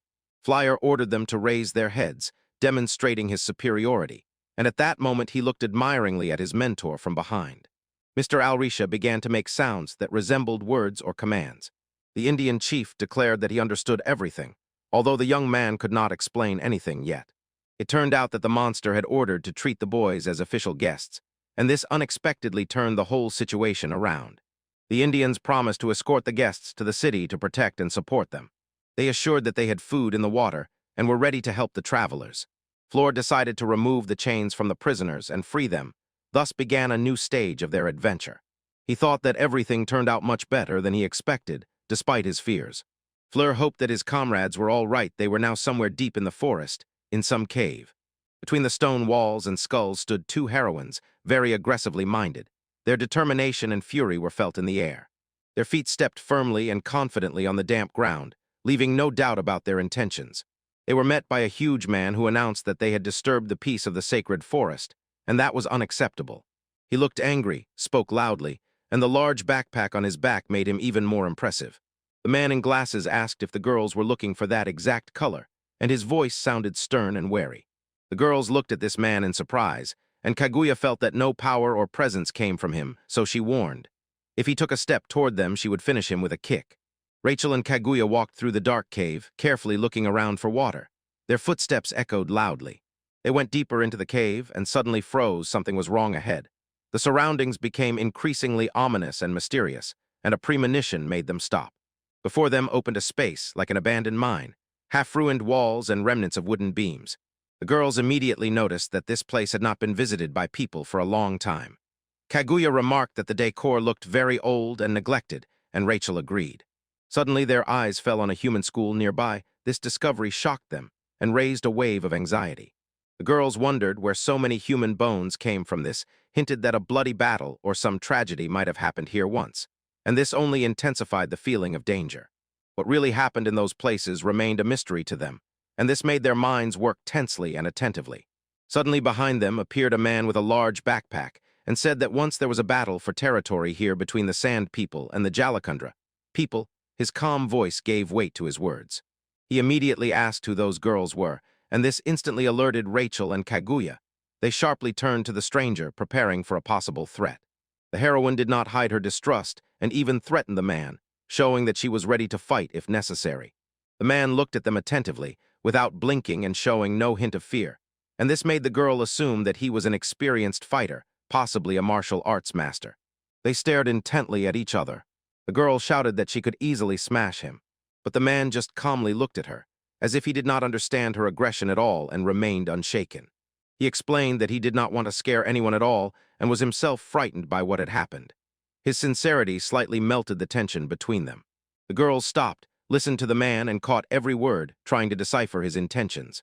The man introduced himself as Kakuma, an archaeologist, who immersed himself in the study of these abandoned mines and their history. At first, the girls did not understand exactly what he said and looked at him suspiciously. They did not trust the stranger. Kokuma apologized and handed them a bottle of water because she wanted to show goodwill and help.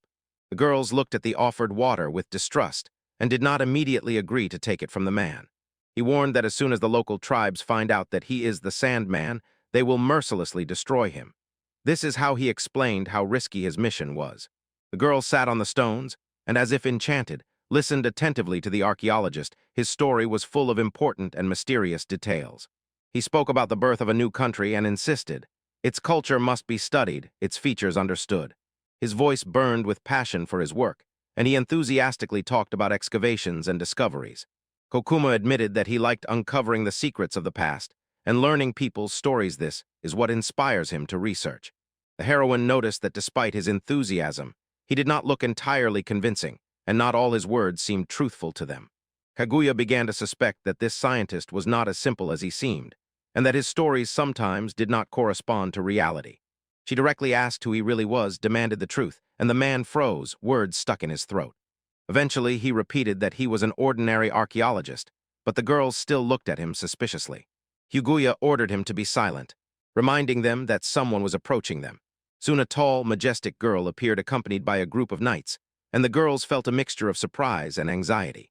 The knights said that there were no more locals here, but there were enough resources for everyone. The heroine replied that the knights had to work to please Lord Kagurbai. Everyone began to dig, while three stood above, watching and demonstrating their power and superiority over the others.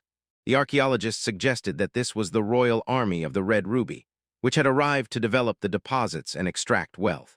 He said that there was a power struggle in the kingdom between two heirs, that's why there was such tension here, and the army was stationed.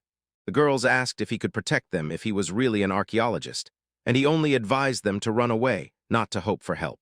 The hero warned, "The right hand of Kagurbai is a cold and ruthless girl, devoted to her master until the very end. She stopped at nothing to complete her missions. One must be extremely careful with her." Kaguya suggested, "If she is really strong, maybe it is worth testing oneself against her." The archaeologist argued heatedly. No one has even come close to uncovering Marchela's power, and Kaguya is unlikely to match her. At that moment, Kaguya suddenly turned around, her eyes blazing with rage, and she asked what he said. She clenched her fists and declared resolutely that she would finish off this girl. She was very serious and uncompromising. Kaguya lunged at the knights and struck the ground with her fist so hard that the earth trembled beneath her feet. Determination and fury blazing within her, she was not going to retreat. The sudden movements frightened one of the knights, while Marchela strangely remained calm. As if already confident of her victory, no emotion was visible on her face. The knights burst out shouting, warning each other of the approaching attack and quickly trying to regroup after the heroine's charge, their voices trembling with fear and excitement. The girl smiled brightly and boldly. Her sincere smile radiated confidence and challenge, and she looked straight at her opponents, not afraid at all. Directing her gaze at the girl named Marchela, Kaguya addressed her very boldly, not hiding her contempt and desire to fight. She said that if the heroine truly considered herself strong, she would propose a decisive fight. She looked at her coldly, not hiding her indifference at all. Meanwhile, the boys hiding nearby began discussing her antics. Each expressed their opinion about her behavior in their own way. The archaeologist warned that now was the best time to run and avoid conflict, because the situation was extremely dangerous. Rachel admitted, although Kaguya behaved wrongly, she was still her comrade, and Rachel did not want to leave her in trouble. Meanwhile, Marchela approached the girl and with a mocking smile said that she looked like a fragile doll, as if completely unable to offer serious resistance. She was twirling a hoop in her hands, talking about the girl's beauty, her hair, eyes, figure, and did so with a slight sly smile. These words and that man only hardened the heroine. She gathered herself more firmly and was even more determined to prove the opposite. She stood motionless, looking at her opponent with a smile, ready at any moment to go on the attack and show all her strength. Suddenly she rushed into the attack, trying to catch Marchela by surprise and break through her defense. However, she deflected the blow easily, and confidently it was clear how skillfully she controlled her powers. During the fight, the attack wounded Kaguya, leaving a bloody wound on her face, but the girl was not going to give up. The girl thanked her calmly and restrainedly, saying it with an obvious subtext. Slightly wounded, Kaguya wiped the blood from her cheek, trying not to show pain and weakness. The archaeologist and Rachel watched the fight, and Rachel noticed that the movements of her allies suddenly became noticeably stiff. This alarmed them. It was clear that Kaguya was exhausted. She knew that the fight had not been easy for her from the very beginning. She realized that something was wrong. Her fighting style, which relied on leg techniques, was no longer as effective. At that moment, the girl turned to the one who had been defeated, smiling slyly and radiating confidence, realizing that this girl possessed incredible strength and a special gift. Cunning played in her gaze. She understood that she was afraid of losing strength and fainting. She was on the edge. Her body was covered in sweat. Blood slowly trickled down her skin, but she continued to fight. Weakly, she asked what Marchela had done to her, but she only mocked and continued to attack. The heroine struck again. The girl flew back, but did not retreat. Despite weakness, Kaguya persistently repelled attacks, refusing to give up. The archaeologist and Rachel sincerely cheered for her, and truly worried about her fate on the battlefield. At some point, the heroine screamed that she had no idea what her rival had done to her body. She felt that something was wrong. At that moment, Marchela attacked again, and Kaguya froze, feeling that something was wrong with her body. Suddenly, the girl realized. She did not understand what had happened to her, and her body no longer obeyed her. The archaeologist and Rachel froze in shock, hearing her scream toward them, and immediately understood. The situation was critical. It was at that moment that the knights found them and were about to arrest them. The victor mockingly laughed at the defeated, happy that she finally managed to inflict serious harm and break her will. She extended her hand to Kaguya to help her get up. Grabbing her by the chin, The girl declared that she would take care of her, but she was too weak to respond. Under the starry sky, the settlement's inhabitants gathered around bonfires and burned something. They loudly shouted in their native language. Emotions burst out, perhaps calling spirits or gods, and their voices merged with the crackling of the fire, painting a creepy and mesmerizing picture. Fleur stood in the very center of the crowd. His gaze was vigilant and focused. Suddenly, a huge man in a mask lunged at him, and in an instant everything changed. A fierce fight began, each struggling to gain the upper hand. They rushed into hand-to-hand combat. Powerful strikes and confident movements showed that both were experienced warriors, ready to demonstrate all their strength and skill. Although the opponent was gigantic in size, and the young man next to him looked tiny, it did not break him. He remained confident and stuck to his strategy in the fight. However, the hero at that moment somersaulted and flipped the enemy over himself, skillfully taking advantage of the moment and his agility. The opponent flew across the ground, shouting in surprise and pain. Fleur was declared the winner. The crowd erupted with shouts and applause, celebrating his impressive victory. Everyone was happy for him, and he walked through the crowd with a broad smile, proud that he was able to defeat the great warrior and earn respect. While the hero was dressing after the battle, he noticed with surprise that Jalakandra was a funny and unusual place, full of surprises. At that moment, Naya called him, and he turned to him. Nyasat found himself among many women who gently caressed him. An old village grandmother approached Flyer and respectfully, and warmly appreciated his combat skills, noting incredible strength and courage that caused general admiration. The elder smiled and said that if she were younger, she would also gladly fight with him. Flyer asked if she had ever been that strong, to which Granny replied that her strong point was not so much hand-to-hand combat as knight skills she had honed for years. At that moment, one of the settlers calmed the boys. The guards were already looking for their missing friends, so there was no need to worry. He would definitely be found. While she was paddling the canoe, she eagerly ate the meat brought to him, enjoying the taste and resting after a hard day. Flea remembered his main goal and asked the elder to show the way to the capital Red Rubaith place where he and his friends were supposed to arrive. The elder warned, now it was not worth approaching the kingdom. She explained that her rebellion might start right there, which greatly surprised Flyer. She explained that two princes were fighting for the throne, and the war could lead to chaos and instability. Flyer pondered. He recalled that something similar had already happened in the country of Prima, and this made him wary. Their conversation was interrupted by the return of the squad of wounded guards. They were exhausted and severely injured. The wounded lay on the ground, and the elder asked them what had recently happened and what news there was from the front. She was told that the soldiers of the Sand People had again broken into the abandoned mine and smashed the defenders of the settlement. Everyone was stunned. It seemed incredible because similar attacks had been successfully repelled before. Fly remembered that Marchella was behind all this, the same warrior woman who had already frightened everyone. He looked inquisitively at the others, waiting to see if they would confirm his suspicions or dispel them. The beaten knight said that the enemies came for minerals in the mine and apparently took two girls with them. Neo shouted loudly that Rachel and Kaguya had been kidnapped, and a wave of unrest rose among those present. Neil and her dog were ready to rush to save their friends. Their determination was obvious. Floor turned to the boy and said his name, trying to restrain him from hasty actions. At that moment, a settler warned that it was better not to approach the kingdom. Now the situation was too dangerous. The elder silently watched the conversation with a dissatisfied expression on her face. She felt that serious trials awaited them ahead. She said that everything happening was fate, and they would have to accept the challenge and find the strength within themselves to resist the enemies. The settler was determined and ready for battle, not intending to surrender to danger. Fleur leaned toward the settler and asked if he really meant that, adding that if the boy was afraid, he should not be forced to go forward. The settler confidently replied that he trusted Fleur and was ready to go with him to the very end, despite all difficulties. Fleury insisted that first they needed to earn the boy's trust, because faith in each other is one of the main components of strength. Everyone felt, together they would overcome any trials and enemies, so the settler agreed to go with them on the journey. The boys burned with determination, were serious and ready for any trials on their path. They set out for the kingdom of the Red Ruby, feeling the full weight and importance of their mission. I woke up and saw a vase before me. Frost enveloped the room like the first cold breath of winter, and everything around seemed unreal and mysterious. She opened her eyes and did not immediately realize where she was. The luxurious bed and spacious room did not fit into her memories of recent events.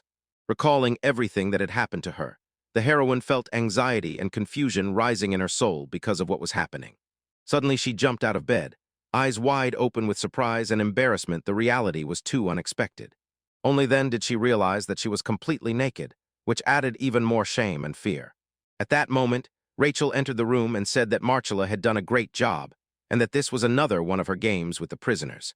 She was wearing a gorgeous dress, but her face showed dissatisfaction and irritation, as if the dress itself was a prison for her. The heroine explained that the dress had been on her since she woke up, and it seemed to be haunting her. Kaguya couldn't hold back and laughed loudly at her unfortunate friend, which eased the tension a little. I would have smiled crookedly, teasing Rachel and her ridiculous outfit, trying to pull her out of that depressed state. Then I, full of hope, asked where Kokuma was, and if he had finally been caught, I hoped to hear good news. The girl replied irritably that he had disappeared somewhere, as if dissolved into thin air, and no one knew where he was now. She recalled how he vanished as if into thin air, leaving everyone confused and anxious. The heroine grabbed the sheet in her hands and mentally decided that this man was too suspicious to trust. The girls decided to rush out of here as quickly as possible to avoid falling into another trap. On the way, they met Marcella, who admitted that she had overdone her influence on the prisoners a bit. The heroine became terribly angry because she was taken captive all because of her recklessness and unpredictability. She threw another challenge to Marcella for a duel to prove her strength and accept this challenge. But suddenly Rachel shouted to Kaguya to stop, warning that they were already trapped and further fighting could lead to trouble. The girl suddenly realized that her body refused to obey again, and she could not move. The heroine anxiously explained that the same dose of the drug affected her just like the other prisoner, but Kaguya could still move at least a little. She added that with this substance, everyone becomes obedient, like cute little animals deprived of will and freedom. Marcella smiled and admitted that she adored cute girls, and they, in response, showing their contempt, called her bad. She talked with Kaguya for a long time and announced that the fun would have to be postponed. First, they needed to meet the king. Rachel was stunned to hear about the existence of the king. It opened completely new horizons in their situation. Marcella explained that her master was the only one worthy to be the king of this country, although for now he was only the heir, not a full-fledged ruler. At that moment, the curtains in the room were thrown open, and bright light blinded the girls, filling their eyes with radiance and hope. They found themselves in the capital of Red Ruby, a magnificent, bright city where fates were decided, and important events took place. Meanwhile, their allies rushed to their aid. Time was on the side of the saviors. Nia and Fleur were breaking through the valley of cacti. They were rushing quickly and confidently, were very close, and were determined to save their friends. 3 girls walk along the carpeted path to the throne. On the throne sits an unrecognizable figure. He praises his subordinate Marcella for bringing home a good catch from the sacred forest. Marcella addresses Lord, His Majesty, and leads on long leashes 2 other girls who cannot resist or break free. Her ability has subdued them. From the throne comes the news. This organization has finally gathered money and can now start a war against its brother. The leader asks who they have brought to him. Finally, the one sitting on the throne reveals his face. It is the second prince of the kingdom of Red Ruby, Kaga Ruby. Taking a drag from his cigar, he smiles slyly and asks the young ladies brought to him to introduce themselves. Marcella tugs the straps, ordering her captives to introduce themselves, and one of them addresses the prince. My name is Rachel. I am from the kingdom of Blue Sapphire. I was brought here by mistake. She was entrusted to deliver a gentleman from the kingdom of Blue Sapphire to his mother's homeland, and that is all she could manage to say in this situation. She says that the kingdom agreed to accept Nia, so there should be no problems. Kajiriab loudly spreads rumors about what he heard, but for him, it is just an annoying trifle, nothing more. Here he reveals a terrible secret. Prince Jisha, who supposedly agreed to accept Nia, actually gave Kajiriab a secret order to get rid of Nia and his companions. Rachel is confused and can only ask aimless questions. The second prince mockingly says that she did not know about this, and indeed she did not. He begins to explain what is happening. In fact, Nia's mother was not a commoner at all, as the boys thought she was Faiza, a girl of royal blood, who turned out to be the younger sister of Kaga Rebe. So Nia, like the second prince and his brother, all of them have legitimate claims to the Red Ruby throne, and must now rush into the struggle for the throne. Thus, the boy was just an additional problem for both princes, and Prince Quixia did not say a word. He deliberately remained silent to lure the travelers into a trap. Kagorb knew without a hint. Nea himself is not a threat. The problem is his position at court, and the elder brother of the prince thinks exactly the same. Because of the rivalry between the brothers, the second prince is convinced that he must find Nia first and finish him off, since the leader's army is already searching for the boy, and sooner or later the girls will see his body. It turned out that the second Prince Kegerbai, among other things, is convinced and is not ashamed to say it that the heavens themselves have blessed him for what he is doing, and he has grounds for such words. When they hear this, both girls fall silent in amazement. Two winged ones appear in the order of Kagerbai to work diligently and quickly bring the shaman, who apologizes and assures that everything will be done soon. These guys, who look like children, turn out to be none other than the apostle gentlemen Mr. Matatron and Mrs. Sandwaffen. The angels look at the newcomers with condescension and almost indifference. The girls cannot believe their eyes. They see angels. One of them says they look like some ragged hens, but Martela instantly corrects her. It turns out the angels are looking here for someone called the shaman. But they insisted that the country where the shaman is hiding is so huge that they became too lazy to search for him on their own. So they began to look for easier ways and, understandably, decided to use power. Kekarabai intervened in the game, extending a helping hand to the apostles in their search. He does everything the angels ask, and they see in him no more than a servant, but these angels are powerful patrons. The second prince feels a surge of confidence. The power of the angels will ensure his victory in the war with the elder brother, and when he falls, he will finally become king and gain all the power he so desires. Rachel is disheartened. Now against her and Nia stands an entire army of the country and the apostles. She does not understand how this could have happened, but she clearly knows with such force they cannot cope. After all, even the apostles are a threat that arises once every 100 years. Behind them are power, administrative resources, and other capabilities, and together they hunt the young master of the girls. She would never have thought that Prinsky hides bad intentions and that she herself brought the young master here. In her thoughts, she apologizes to Nia, but her soul is gnawed by guilt. And then another girl bursts into the conversation and suddenly loudly declares that Hayarabai is simply an idiot. She is absolutely sure of this and ready to carefully explain and prove her words. All present froze in surprise and do not know how to react. This gives Kaguri a little time to convey her opinion before the captivated audience. The girl contemptuously says that they are all fools who rely on others or on the heavens, a bunch of naive people. No matter how many of them gather, they will not overcome a strong opponent, and she asks if people know who is next to Nia. Marcella came to her senses, tugged the belt, and decisively ordered the prisoner to lie down, but she did not move an inch, and this surprised Marcella. She says she has advice from the strongest combat master. From her. If they underestimate Flyer, there will be trouble for everyone who wishes her harm. Moreover, she is completely sure that no one will defeat him. She knows this boy and has seen him in action. She knows what this young man is capable of and how much strength he already has. Finally, she demands that Rachel hold on, although the situation is really not very encouraging.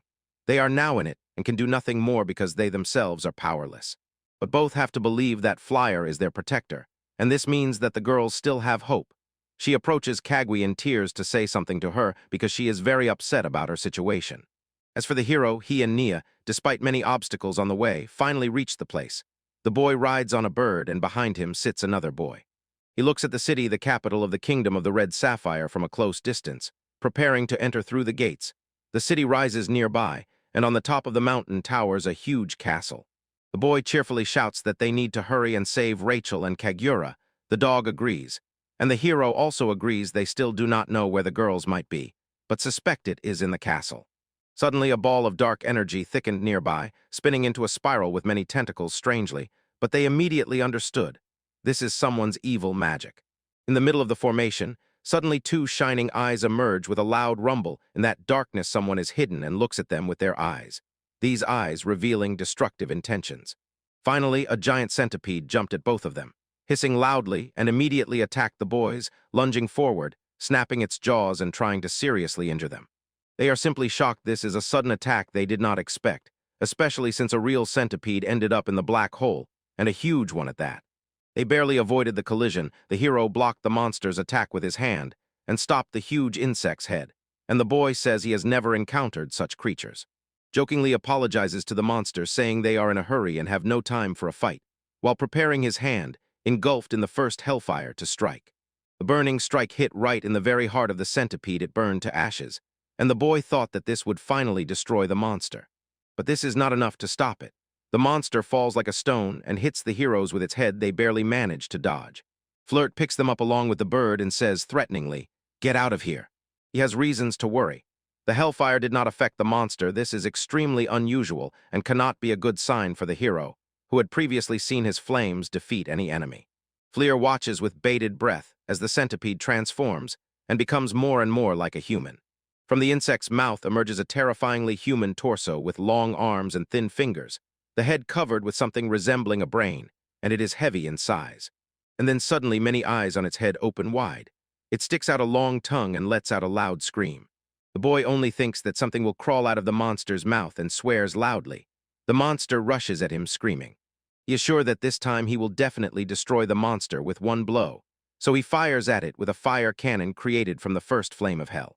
To his surprise, the monster breaks through this obstacle and attacks him. Fleer dodged the blow without taking his eyes off the monster. It was different from other magical creatures he had met so far, and it had an incredible thirst to kill. The hero wants to save Rachel and Kagura as soon as possible, but until he deals with this monster, he will not go anywhere. Fleer is lost in thought. What to do if this time his own strength is not enough to defeat the enemy? From afar, high above the ground, someone else watches their fight and says aloud that it is hard for the hero against just a black bug. That is exactly how he calls that monster. He warns that if he continues like this, he will accidentally kill the hero, although he does not want that at all. He asks the hero to try harder and calls him the shaman of the gates of hell. The boy strikes the monster and another hellish flame emerges. He really wants the enemy to freeze, but he cannot make it do so. He creates an icy whirlpool meant to hold back the opponent. The latter truly freezes in the ice in an awkward pose and cannot attack the hero yet.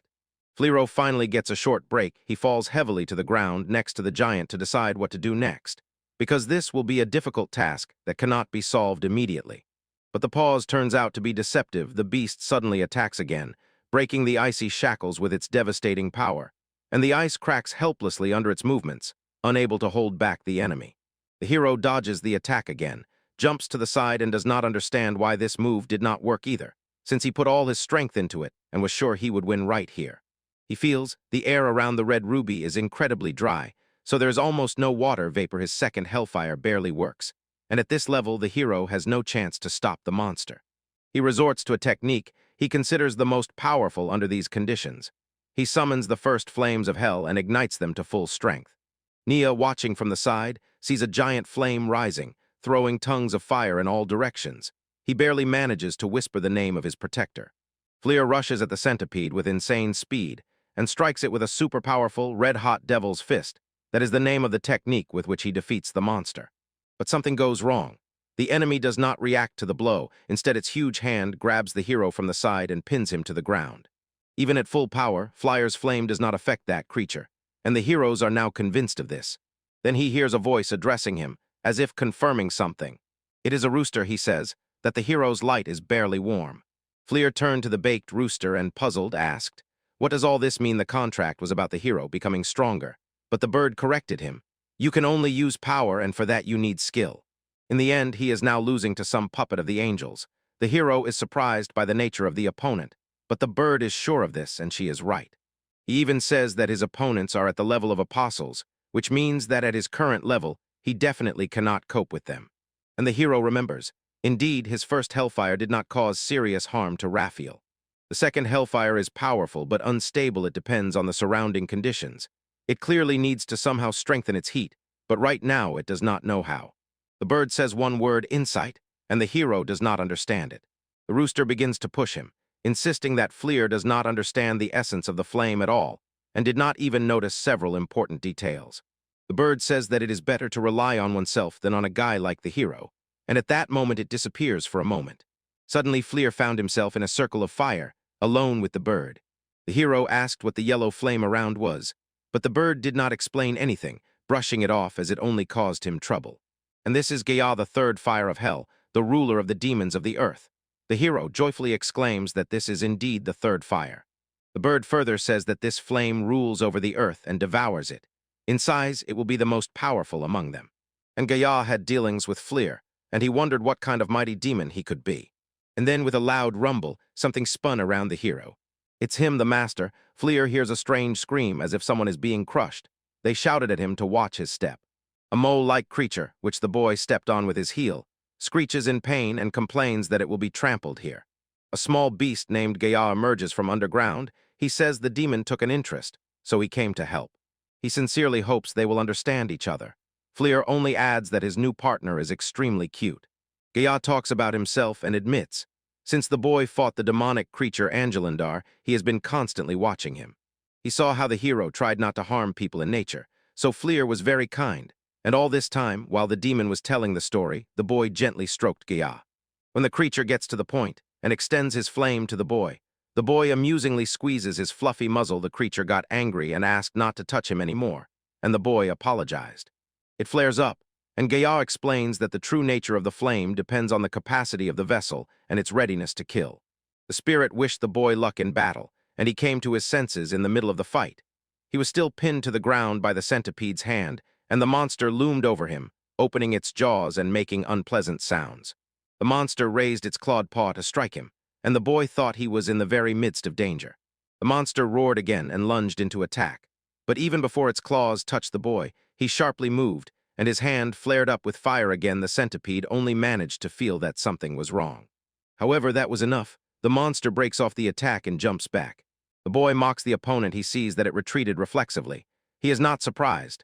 The flame is truly extremely dangerous for those like his opponent. Now the hero's left hand transforms into a blazing clawed paw. This is the so-called third fire of hell, the call of the earth. The hero says he is using it for the first time and still intends to train on the monster. As before, images flash through the boy's mind. He strikes the ground with his heated fist. Streams of energy rush toward the insect. It squeaks excitedly, but the youth coldly declares that the so-called call of the earth has begun to work. The hero's magic raises an earth vortex in which the monster struggles and drowns.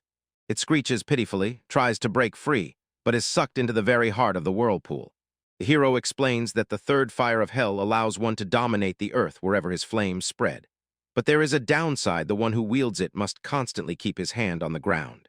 He attacks with the third flame, loudly bidding farewell to the monster. Streams of flame tear a huge cube from the earth and press it firmly down. Then all of it crashes down on the monster trapped in the vortex. This technique is called earth pressure. The boy crushes the monster with his cube of earth, shouting a victorious cry. The flame on his hand went out, and he said that he finally finished all his business. He is surprised by the opponent he had to face, and Nia is already jumping on the trigger towards him. Flyer is fine. He thanks for the concern and says everything is okay. But the boy cannot afford to relax. Their friends are held captive. Although it took them quite some time, they must help Rachel and Kagura as soon as possible. Everyone agrees on this. The action shifts to the kingdom's capital, to the palace. Steps are heard behind the massive doors. Both girls are exhausted, lying on the floor and asking what will be done with them, while Marcella laughs ominously. She said she was going to have fun, as she said before. That is why she brought the girls here. They are terrified. Marcella decisively declares that she can no longer endure this, and now she will make them feel the full beauty of Marcella. Recreating the duel in their memories, the Flame Masters admire this young man in every way. Gaia agrees with everyone. The boy is truly incredibly talented. Rooster says he never doubted him, but the young man still has much to learn to become truly strong. But he moves too slowly, so the spirits will have to resort to more radical methods to awaken his power. Guys, I'm against it, believe me. It is dangerous and that boy might burn. Here the cock's flame is especially dangerous. But the bird cannot afford to delay. He believes that the mole also understands what is going on. He understands that Guy really has serious opponents, like that angel. As long as Fleur carries the Demon King inside him, he will be in danger. But Gaia says now is not the time, so she asks the bird to trust the guy. The angel hovered in the air and watched as the heroes on the Kirka slowly moved away towards the capital. He notices that the guy has good firepower, but he barely manages even one dark insect. And he just awakened the third flame, and the angel bitterly regretted it. He notices that Sandalphon and Metatron found themselves in a disadvantageous position because he did something unnecessary. The hero is heading to the capital, where he will inevitably meet the apostles. With these words, the angel himself disappears, saying that now it will be interesting to watch Flare and calling him the last of the shamans, while the guys rush to help their friends. Meanwhile, in Marcella's room in the capital, desperate cries came from behind the door. Stop it. The girl touches her gold's Marcella whenever she can because she cannot resist it, and the other admires the spectacle, being busy dressing the girls in different outfits, and the second barely holds back laughter. Rachel, who is being dressed right now, stands in an outfit like a Playboy model and shouts that it humiliates her. Marcella is already picking another outfit, and Kagura laughs. Rachel asks her partner to do something, but in her opinion, Marcola is not tormenting the girl too much. The girl herself is not thrilled at all. The room owner says that Rachel has a beautiful face. Then Kagura appears and asks if her face is really ugly. Marcella starts laughing at these words. She calms Kagura and says that she is beautiful just the way she is now, and she won't save the boy anyway, so it's better for her to give up. Taking advantage of the fact that Kagura can't do anything, she grabs her and throws her onto the sofa. Zate coldly says that there's no way out from here, running away is pointless. Moreover, the power on Kagurai's side is so great that the girl's friends will simply be killed, and that will be the end of it. The prince has already surrounded the city. The sorceress mysteriously whispered that her boss has another side besides being a prince. This man is not just a bearer of royal blood, which gives him the right to claim the throne of the Kingdom of the Red Ruby. He also leads the kingdom's adventurers guild and is a true authority in his field.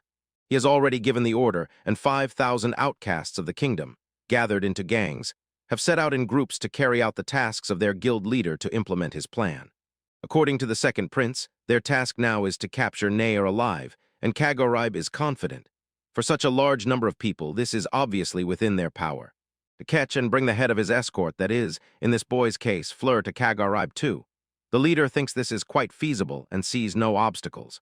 So the action takes place in the city, the capital of the Kingdom of the Red Ruby. This settlement is under a castle in the south, surrounded by a wall and entirely in an Eastern style. Here a girl in a cloak wheezes pitifully when a glove slaps her face. Some adventurer is treating her roughly, because he is actually looking for Nia on the orders of his leader. Two men in combat uniforms look at her more closely, holding a paper with a notice and trying to understand if she is wanted, while an old woman hugs the girl and tries to object, but she is rudely silenced. Indeed, the adventurers act under the order of the legitimate ruler, Prince Kagurbai. Whoever sees those boys from the announcement should inform the adventurers about it. They say that the enemies are hiding somewhere in the capital, so a reward is given for those who catch them, as much as 50 platinum coins, and the adventurers loudly read this to passers-by. Two were walking down a deserted street when suddenly they felt something strange. The ground behind them rose and swelled, then fell back into place.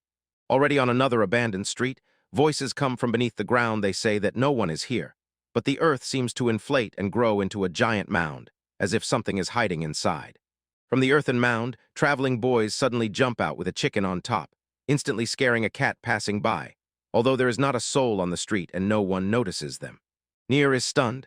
The third flame is incredible. He did not know that the hero was capable of such.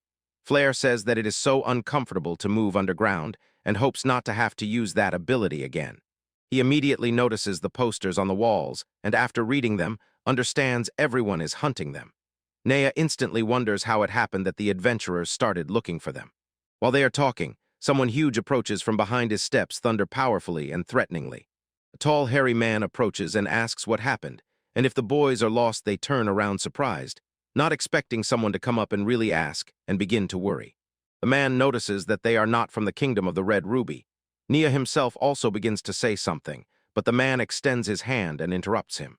He simply places his hand on his shoulder and says that villains hunt people like him, so it is dangerous here. It would be better for them in the city to the north, so if they are looking for a place to stay, they should look there. The boy thanks the stranger, and he smiles in response. He turns and walks away, shouting to the boys to be careful. Nia sighs with relief. He says that although the stranger looks scary, he is a good person, and returns to the silent mocker. But he does not respond, looking at the back part of the walking mechanism. Meanwhile, he leaves the alley and the soldiers bow beside him. Here are 15 soldiers, and all of them bow to the stranger Harry. They say he was being searched for, so they advise him not to go out on the street anymore just in case. This man is Prince Del Zolan. He says he heard that adventurers are searching very thoroughly for something, so he came out to see how his people were doing it. Turned out the soldiers had already dealt with several exiles, and Daltsalon is scolding his brother. The soldier asks if they should stop and look for the people from the posters, and he replies that this whole scandal is the fault of the angels who asked Kagurbai to do all this. The soldier objects. He says they can use the situation, find the boys, and drag the apostles to their side, making them allies in the fight for the throne. The prince calls him an idiot and says that this dispute is not a game. The officer, stunned by such words, naively asks again, holding a surprised expression on his face. The thing is, angels have always been capricious. No one guarantees they will keep their word. And also dealing with this guy is a bad idea. He exclaims inspiredly that he will focus on the war for the throne and will not allow outsiders to interfere in this matter, the battle with Kagurbai for the throne of the Red Ruby Kingdom. Soldiers hear that everything depends on each of them. Angels must not interfere and decide the future of the country as a whole. And they will decide the people, With these words, the prince concluded his speech. Prince Tarzalin only hopes he can count on all these soldiers to respond that they are ready. The action shifts to a northern city, to a hotel where someone leans back on the bed and puts their hands behind their head. Here is Fleur. He leaned back on the pillows and loudly praises how cool the hotel they found is. There is even a bathroom here. The dog jumps on the boy. Nea looks out the window and immediately becomes alert. Flyer asks what happened, but he dismisses his anxiety. He felt as if someone was watching them, and in fact, that was true. The boys hear some sound and, alarmed, ask what is happening. Fleur shouted to Nea, "To the ground!" And at that moment the wall exploded. Arrows flew through the breach. They look at each other and shout, "What the hell is going on here?" The whole room lies in ruins, and there is a huge hole in the wall. The man bursts in, shouting that he doesn't believe that the target is that damn freak, and that he will even get paid for it for him. It's killing 2 birds with 1 shot. 3 warriors stand in the breach, ready for battle. The man in the middle loudly says that he misses that damn bastard. That is exactly how he addresses Fleur. The hero does not know who is in front of him and why he suddenly attacked, but this man is Gil, a 4th-class adventurer from the Red Guild. Nea whispered in his ear that this is one of those travelers they met on the road. He was quite surprised, while Gil was simply beside himself because he neglected himself so much. Suddenly someone attacks the boys from behind, a giant with a hammer who struck Fleur in the back, but he dodges at the last moment. From under the visor, Yul shouts that the boys must be captured, Nea taken alive, and Fleur by any means. The main thing is to catch him. The hero swears that it happened exactly when he was resting after a bath. He vows that the adventurers will pay for this, and the boy being dragged nearby asks Fleur to look down. They disappear in clouds of smoke, but come out onto the streets teeming with adventurers eager for their blood. They shout that they saw the hero and the boy for whom a reward was announced. The bandit also complained that Gil's squad tried to steal their reward, the same 50 platinum coins. The boy stands on the roof and looks at the crowd, and Gil instantly lands nearby and says they have nowhere to run. And indeed, adventurers from all over the kingdom have gathered here. There are at least 5,000 of them. Adventurers of all kinds have gathered here, even very experienced ones. Gil rhetorically asks, do these heroes even understand what trouble they have gotten into? Nea is stunned. She cannot believe they are getting so much attention. Fleur says he wants to rest today, but there is nothing to be done. He has no choice, only to fight. Nea asks the hero to turn around because several enemies are already flying at them to strike harder. Bandits look down at a barely noticeable fight on the roof and are unsure. Is there still a chance to intervene and take part in the capture, or is it all over and they will have to scatter? But suddenly the attackers fall from the height to the ground, terribly beaten, and everyone is in shock.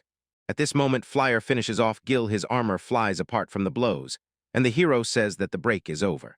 He pushes Gil off the roof right onto the street, directly into the crowd of bandits.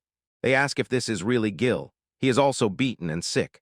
The hero thought to extract information from him, so hesitated with the final decision, but gave up and decided not to bother. Everyone is surprised. The young man loudly declares that everyone is bothering him, that he must reach the royal palace, and that no one should disturb him. He ominously advises the robbers to prepare to suffer. Who would have thought in the kingdom of the Red Ruby there are 4 strongest? They are called travelers of the highest class, and they are guild leaders. Among travelers, they are spoken of as living legends. They are called Millets, Gorgons, and Kaguchi. At this moment, the hero is hitting someone with all his might. He strikes, and from the force of the blow, many people fly across the entire street. Before him lie the very same legendary travelers they had just been talking about, and the hero, whole and unharmed, calls the next enemy he has just defeated the previous one. Everyone shouts that the hero has just taken down 3 of the 4 strongest in the kingdom and knocked out over 30 people. Having already been convinced of his strength, they ask, could that boy who was considered a runt actually be a monster? Adventurers, beaten and maimed, clutched their wounded spots and groaned about their injuries and how terribly they feel now. They shout to be careful. Flyer uses completely unusual techniques, while meanwhile the boy hanging on the hero's back is perfectly fine and safe. The hero apologizes for the inconvenience and asks to wait a little, and the boy responds with thoughtful silence as a crowd of bandits attacks them. The boy thinks that even when a huge number of terrifying people attack them, he is still not afraid at all. And so, while Flyer throws dozens of attacking marginals, Nea comes to the conclusion, behind the hero's back is the safest place in the world. Finally, Flyer delivers the decisive blow, and immediately many adventurers around scatter in all directions. All survivors are knocked down. They look at the rising floor and think that he is too strong for them. They are already convinced this is a bad situation, and no one can handle it even for 50 platinum coins. Fleur says the defeat of the bandits is predetermined, so this must be put to an end. The guys just want to get to the royal palace, and the hero swears he won't touch the adventurers if they step aside and don't interfere, but suddenly from afar, someone hits him with some special technique. A stream of energy rushes straight at the hero, and the bandits jump aside to avoid it. He dodges the blow with difficulty. Stunned, who would have thought there was someone here with such power to control such things? He sees even the ground split along the path of this strike. Some stranger passes by the fallen adventurers to the hero and says he never thought he would have to fight the hero. He says he believes they are inevitably drawn to each other. Flyer is surprised. The hero and the boy instantly recognized him. It turned out to be the real boss of the Red Guild, the fourth strongest living legend. Mr. Muscle, known as Desert Sting, is an unusually strong man with a bull tattoo who uses a rapier in battle. He says he hopes the hero will not succumb to his power, but Fleur definitely does not intend to. He asks Nur to step back a little. Desert Sting loudly announces that he is starting a duel with the hero and no one has the right to interfere. He points his blade at the boy, challenging him to a duel. He threatens fiercely that if even one of the bandits tries to do anything to Nea, who is already targeted, Desert Sting will personally kill everyone present. Fleur sadly says he is sorry that his friend has to do all this. The friend replies not to worry. Zalo is very grateful to Fleur for everything he has done. The hero replies that the request is fulfilled. He and Kaguya are now traveling together. The adventurers look surprised at how calmly Fleur talks with the living legend, while the hero tries to convince the muscle man. But he resolutely refuses. I will not let the hero get through the boy. I am an adventurer too. He takes a fighting stance and swings his sword. So standing still, he must do his job properly.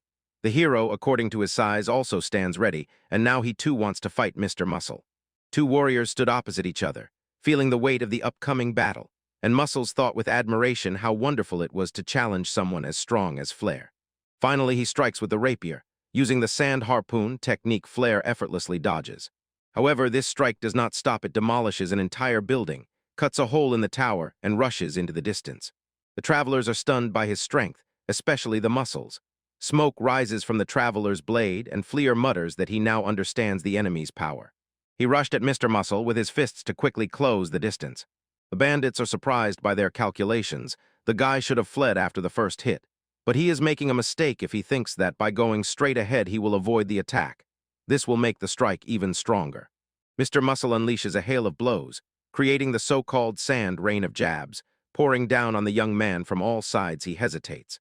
The tips fly toward him, and he can no longer change their trajectory. The bandits rejoice the power has finally revealed itself, and now they will defeat the youth.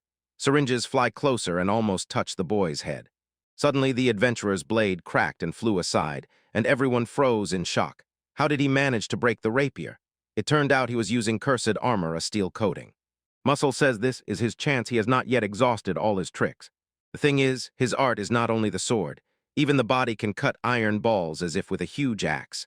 However, the hero hits him in the liver so hard that it breaks through the muscle armor.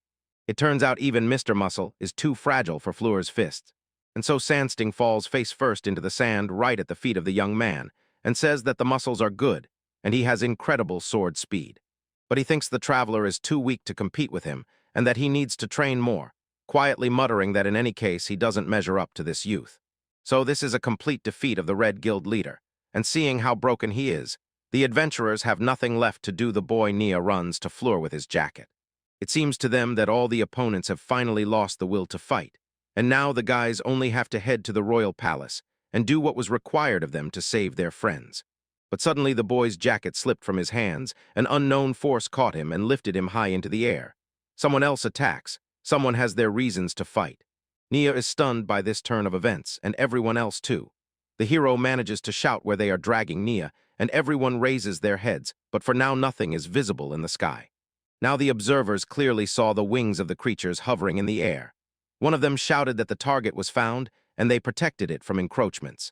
Here are the angels who kidnapped Nea, and now their target is Shaman. The leader of the angels orders his minions to kill Fleur, whom he calls Shaman, just like those apostles before. Fleur shouts, "These are angels." Stunned, he doesn't understand what they are doing here and where they took Nea. The angels hovered in the air above the young man, and he stands and shouts their name, unable to hold back a stunned cry, because he never expected to see such a thing here.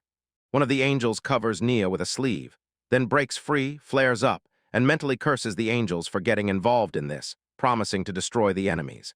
Suddenly an angel shouted to the people that they are beasts, and the stunned crowd, not believing their own eyes, froze and with open mouths watched as the angels hovered in the air. He does not understand how people can stand indifferently when they should rush into attack and cover the angels' retreat to the palace with the loot. And then the people lose their minds, and they begin to stagger like zombies. They all rush at the flyer, hiding him under their bodies. He extinguishes his fire and cannot get out. He wonders why this suddenly happened to everyone. He cannot use hellfire among the crowd. But if he does not hurry, something bad will definitely happen to those nearby. The hero thinks whether he will manage to get rid of the enemies with cursed combat techniques. But there are too many of them, so Flyer decides to strike once, and for all choosing hellfire. He shouts to the boy behind that he will definitely manage. Meanwhile, the angels fly away, and Nee, breaking free from their embrace, says she is breaking up with Sir Flower. The boy decisively says that the angel only wants to capture him, they need him alive, and nothing will happen to him soon, so he will try to buy time while the hero solves the problem. Nea shouts, begging Fleur to come and save the boy, who smiles from under the bodies burying him. Fleur replies to the boy that he understood him and gives his word, asking to trust him after all. The angels are heading to the palace, and he himself is going there, so sooner or later they will meet. Then the hero begins methodically scattering the enemies. He hits them blow after blow, and they scatter in different directions. So he rushes to save the boy. Meanwhile, the action shifts to the palace to Marcella's room, where the girls have been hiding all this time. Kagura lies naked on the bed and asks Rachel, who is sitting in that silly costume. If she can move, it turns out she cannot. She can't even move a finger. The thing is, although Marcella is somewhere else, her magical scent has filled the entire room. There's no escaping it. Suddenly, there is a knock on the window, which draws their attention. The window suddenly opens and a shadow flies inside. It falls to the floor with a crash, gets up, rubs its bruises, and gasps in pain. After all, it fell from the window, albeit from a small height. It's their acquaintance. He openly greets Rachel and Kagura and sincerely says he is glad they are okay because he truly feels that way. Suddenly he notices the girls are naked, hides his face in his hands, and turns away, asking why this happened. The girls see Kokuma with surprise. That's the boy's name, and he hears along with them. When the broken window sucks in the scent of perfume from the room, the girls finally gather their clothes and dress. Kokuma awkwardly says he didn't know about such unusual preferences, but Rachel rudely interrupts him. They were relentless. How did this boy get here? How did he manage to get into the royal palace? He only replied, "Now is not the time to talk about that." He hands them posters with Nur and Fleur. Kagura asks what they are, and he says such posters are scattered all over the capital, and it seems adventurers are hunting the boys. He also says that when he was coming here, he saw angels carrying Nia to the royal palace, hovering in the sky. Rachel sharply grabbed the boy by the collar and tried to find out where he was in the palace, if that was really so. But he knew nothing except what he had already told, and at that moment, they noticed Kagura was going somewhere. She kicks the wall with her heel. With one blow, she destroys it. Everyone is stunned by her strength. The shards scatter in all directions. Even the soldiers below took it as an explosion in one of the palace towers. Kagura asks why Fleur has not reached them yet, says she wants to earn his trust again, but is glad that Nea is in the palace. So the guys will find that boy quite quickly. She encourages Rachel to go with her. Kagura also wants to take revenge on that damn Marcella, even though she had already defeated her before. The young man cannot believe that life teaches her nothing. The action shifts to the highest tower of the palace, to the throne room, where angels push the boy to the floor, and he covers his face with his hands to avoid injury. Marcella stands behind Kagura, and he asks if the young gentleman standing before her is really Nia. Meanwhile, the second prince persistently wants to know where the thing that was supposed to be with the boy's mother is. He is looking specifically for the royal ruby. The boy looks at him confusedly, helplessly covering himself with his hand. He says he does not know what Kagura is talking about, and Fenbai is upset, but he asks if the boy is pretending to be stupid, because he should know where that item is. The boy's things lie there. A book, a backpack, candies. The second prince notices that among the boy's things there is no artifact, although Jish said it should be here. The boy is stunned. How could this have happened, and looks at the enemy with surprise. He wonders why did he even mention Jish's brother. On the other hand, that person could have been someone else. The book lies on the floor. Nea is shocked. He says that his mother is from the royal family, and if he is really her son, then he has the right to the throne of the kingdom of the Red Ruby, which does not promise him anything good at all. Kagura shouts that the boy is trying to buy time so that the rescuers can arrive. But he is sure Fleur will be tortured to death by thousands of adventurers. He puts his boot on the boy's book. He shouted for the prince to take his foot off the book after all. It was a precious thing left to him by his mother. Then he mockingly asked again, and suddenly he realized. He picked up the book and immediately noticed right in front of him was a hiding place. Grabbing it, he tore the book in half right in front of the frightened child. The book actually broke in half because it was made of paper. Nia looks at the torn book in horror. He remembers how his mother read this book to him in childhood. Now the book is destroyed, it is his last memory of her, and suddenly a pendant falls out of it, which Kagurabu was looking for. He picks up the medallion by the chain and says, "This is the royal ruby, I finally found it." The thing is, with the ruby, all the nobility and all the powers will side with the second prince. Now this country is his, Kagurabi's, and he glances at the boy who is sobbing. He already has the ruby, so only the little rascal remains to be gotten rid of, and suddenly a sound comes from the door. The door suddenly opens, Kagurai's older brother comes out and sternly demands that they stop immediately. He enters the room through the just-opened door.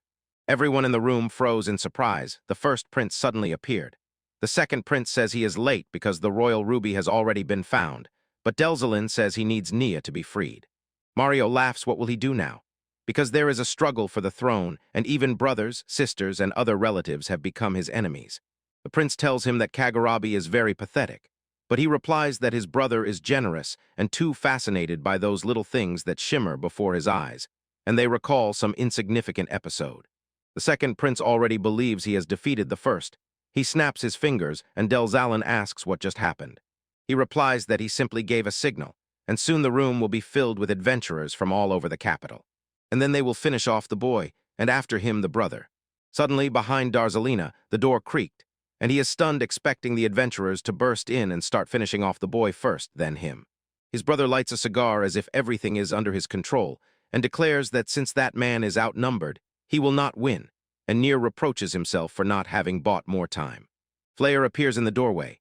Behind him lie fallen soldiers. Everyone is frozen in shock, because no one expected to see that before them is not a hero, but bandits thirsty for blood, who came at the call of Kagurabe. Flair smiles and waves his hand. Nier exclaims very happily upon seeing him, saying that his friend has finally come. Mortal exclaims, surprised that Flair looks exactly like that and not otherwise. Tagorib whispers in holy horror that the hero should already be dead, and all the adventurers have disappeared somewhere, and he does not know where. Night has enveloped the streets, and beaten bandits are scattered along them. Even under the moonlight, the hero left behind a whole pile of bodies. And then the hero Fleur appeared to save Nia. The boy walks toward the prince brothers. Clenching his fists, he has come to save Nia and proclaims it loudly. Kagurabi throws an angry look at him. Enima gets up and rushes to Fleur, calling him by name, and the first prince wonders. Why did the boy come here at all if he had to go through so much? Here Flair suddenly realizes. Before him is the same man from the northern city whom he once met in the city, and at that moment, clicking their tongues, the angels descend to him. The apostles praise him for his strength and rejoice that he managed to get here. They say their names to introduce themselves. These beings occupy a very high place in the hierarchy of angels. Fleur thoughtfully said aloud, "If the apostles are involved here, then the angels are really connected to everything that is happening, and Kagurabi is going to check this by summoning the angels. They don't care about him, they speak only with Flair and inform him that the hero is an enemy of the Church of the Holy Angels, and therefore he must be sewn up. Flair again asks Nier to step away from him. He says that the apostles should come for him personally, but the angels wave it off. That's too boring, they will do it differently, adding some gamification. They address the princes loudly and clearly. Message: whoever kills the shaman first will become the next ruler of the kingdom of the Red Ruby. In that case, says one of the apostles, there is no need to go to war. The second adds that it is a good and wise idea, but the hero and Arzalan are not thrilled about what is happening. The first prince firmly says that the angels cannot deceive him. The Church of Angels forbids interfering in people's lives unless they themselves ask. Darzalin asks to leave people alone. The apostles are stunned. If the first prince is not afraid to say such things directly to the angels, then he is truly brave but at the same time reckless. Flair thinks about who is the responsible ruler in the kingdom, but meanwhile a knife is already flying towards his face. He manages to dodge the blade of Kagurabi's knife flies past, and he himself rushes past along with his weapon. Nia screams in fear, but the boy is fine, though frightened. Indeed, old Kagurabi is an incredibly fast warrior. The second prince also sees that the boy dodged, so it won't be that simple. Darzalin asks his brother not to let the angels manipulate him, and believes that there is no sense in this slaughter. But Kagurabi twirls knives in his hands, says that his brother is a fool and insists that he will definitely defeat him. The second prince believes that he will become the next prince of the kingdom of the Red Ruby. He intercepts the knives and takes a fighting stance, this time a little differently. He asks Marcella to kill the 2 women she took prisoner. They have completed their tasks and are no longer needed as hostages, only the traces remain to be hidden, and she agrees with her master. While Marcella steps back, Kaguraibe apologizes to the hero for making him wait, says that his thirst for killing means nothing personal, and adds that he is a much tougher warrior than his defeated subordinates. This man is a true master from the highest circles of adventurers. His full name is Kaguraibe de Sangarpura. In the Red Province, that's what they call him. He twirls knives around himself. Darzeline thought, although I am not in the best shape, my brother is a true master of the knife and much better than me, the first prince. I could do nothing in this situation, and the second prince was still boasting. He says that Fleur should regret getting involved with Nur, because he is nothing but a parasite who causes problems for others, like his mother. The boy is insanely angry. Then Fleur got angry and said angrily that the boy is an excellent candidate for the throne and not weak at all, while Kaguraibe, on the contrary, is a real weakling and the main one among all present of that type. Panic gripped the palace. The guards are shouting that Miss Marcella's prisoners have escaped and must be found immediately because they fear the girl will harm them in anger. They shout that there is still time and everything must be searched. But in the confusion, 2 guards simply run past the corner where the boys are currently hiding, and the boys behave cautiously and do not give themselves away. Kagura says that the guards are already gone. Their friend stands in the middle between the girls who have clung to him and exhales he has just disguised them with magic, and Rachel admires the abilities of the boys from Kokuma. He says that the disguise works on everything it touches, even if it only serves to deceive people. If they understood what it was, they would have figured it out, but so far everything works perfectly. Kokuma thanks the girls for the warning sign they drew on the mine.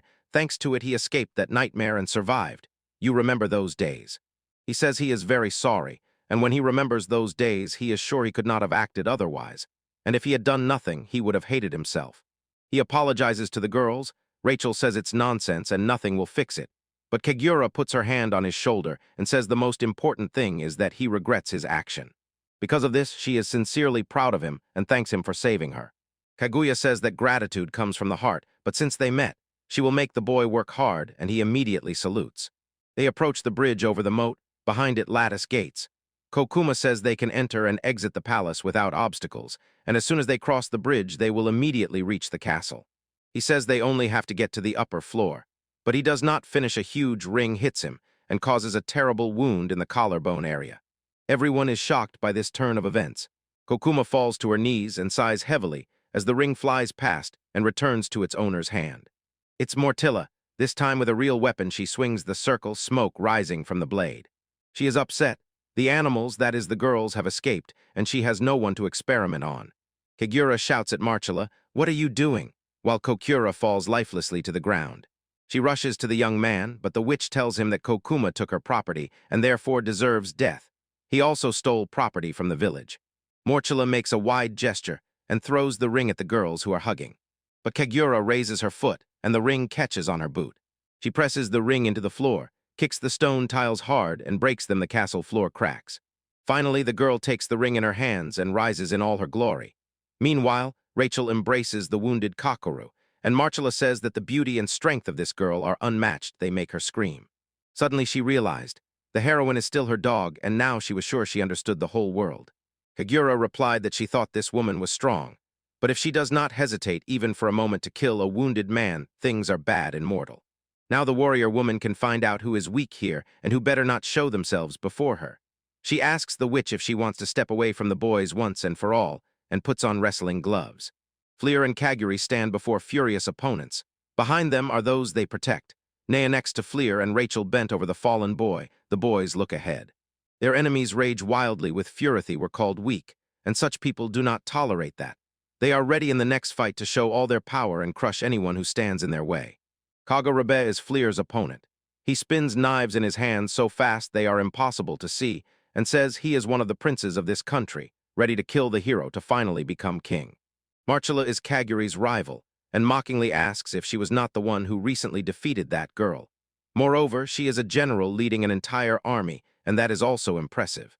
Both enemies unleash their special skills, and say with contempt that although the heroes are skilled in battle, This time they are out of their league. Heroes will pay for their audacity and will surely fall in this duel.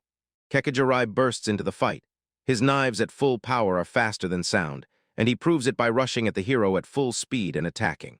This technique is called Wild Dance at Mad Speed, swings knives wildly from all sides at insane speed, delivering countless strikes to hit the opponent. Marcella also reveals her move.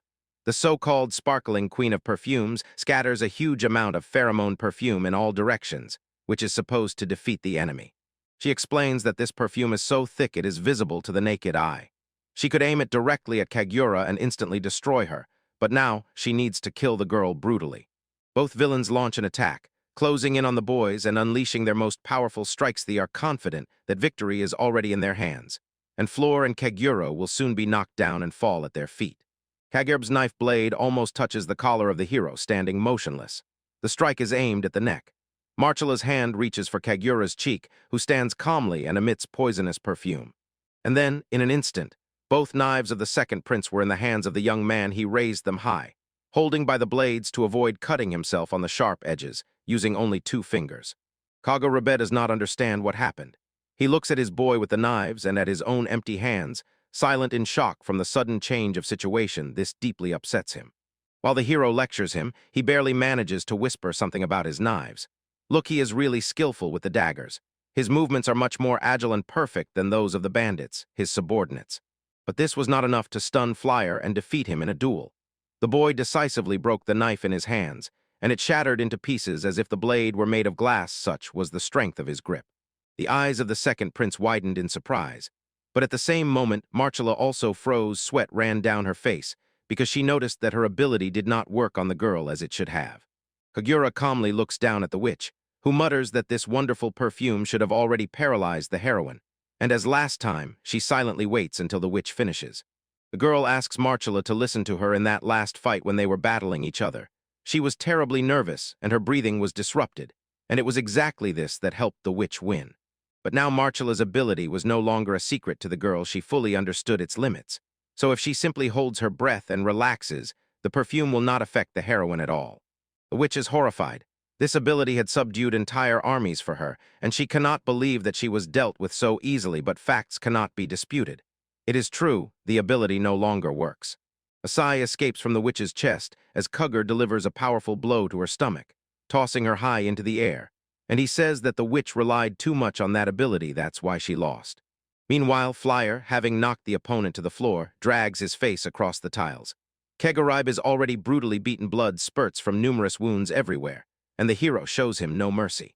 The second prince, despite his terrible condition, barely whispered for Fleur to have mercy and forgive him if he becomes king. He will give the hero everything he desires, no more, no less. Then he fell silent. He says that he wants the enemy to apologize for offending Nea's mother, because that's how it is. Nea turns around, and to his surprise, he is still watching the fight from afar, but here's what the men are talking about. Kakurai agrees to apologize if it will spare him pain. He is glad that everything can be resolved so easily. But Flyer tells the prince to think carefully about his words, because he still does not intend to forgive him. It turned out that Kaguya and Marcella are strong people deep inside, and defeating them in a duel is not enough.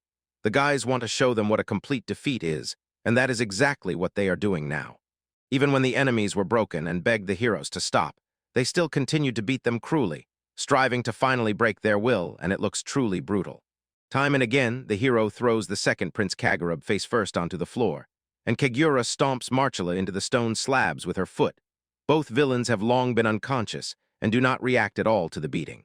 So Marcella lies defeated. Kaguya says that they will fight again sometime later, but now she has completely and indisputably won. No one doubts this. Rachel calls the girl from behind. She has already bandaged Kokuma, and he, though somewhat out of it, is still alive and can say Lady Kaguya's name aloud, a good sign that he will somehow survive. He hoarsely says that the warrior is incredible after all. She defeated such a powerful Marcella. She approaches him and firmly asks him to be quiet so as not to worsen the situation, but he insists that he can handle it. He says that in his profession such injuries are common, and in general he has a camouflage technique. The enemies will not find him, so he can calmly give himself first aid while no one is looking. He asks the girls to hurry and stay close. Otherwise, Kokuma says a terrible end awaits him, but suddenly a sound came from behind the guys. They turn around to see what is happening. The explosion occurred on the upper floors of the castle, where the throne hall is located exactly where, by all accounts, the boy was supposed to be kept, and Kokuma asks what happened because this is the most secure place. He asks what is happening in the castle, and the hero, with a loud exhale, catches his breath after the fight that just ended. He tried very hard, defeated the second prince, and is a little tired, but the battle is not over yet. But he thinks the game is over and the fight can be stopped. The main opponent is defeated, and he completely forgot about the angels who are also participating in the game because they have their own motives. But the angels have not forgotten him.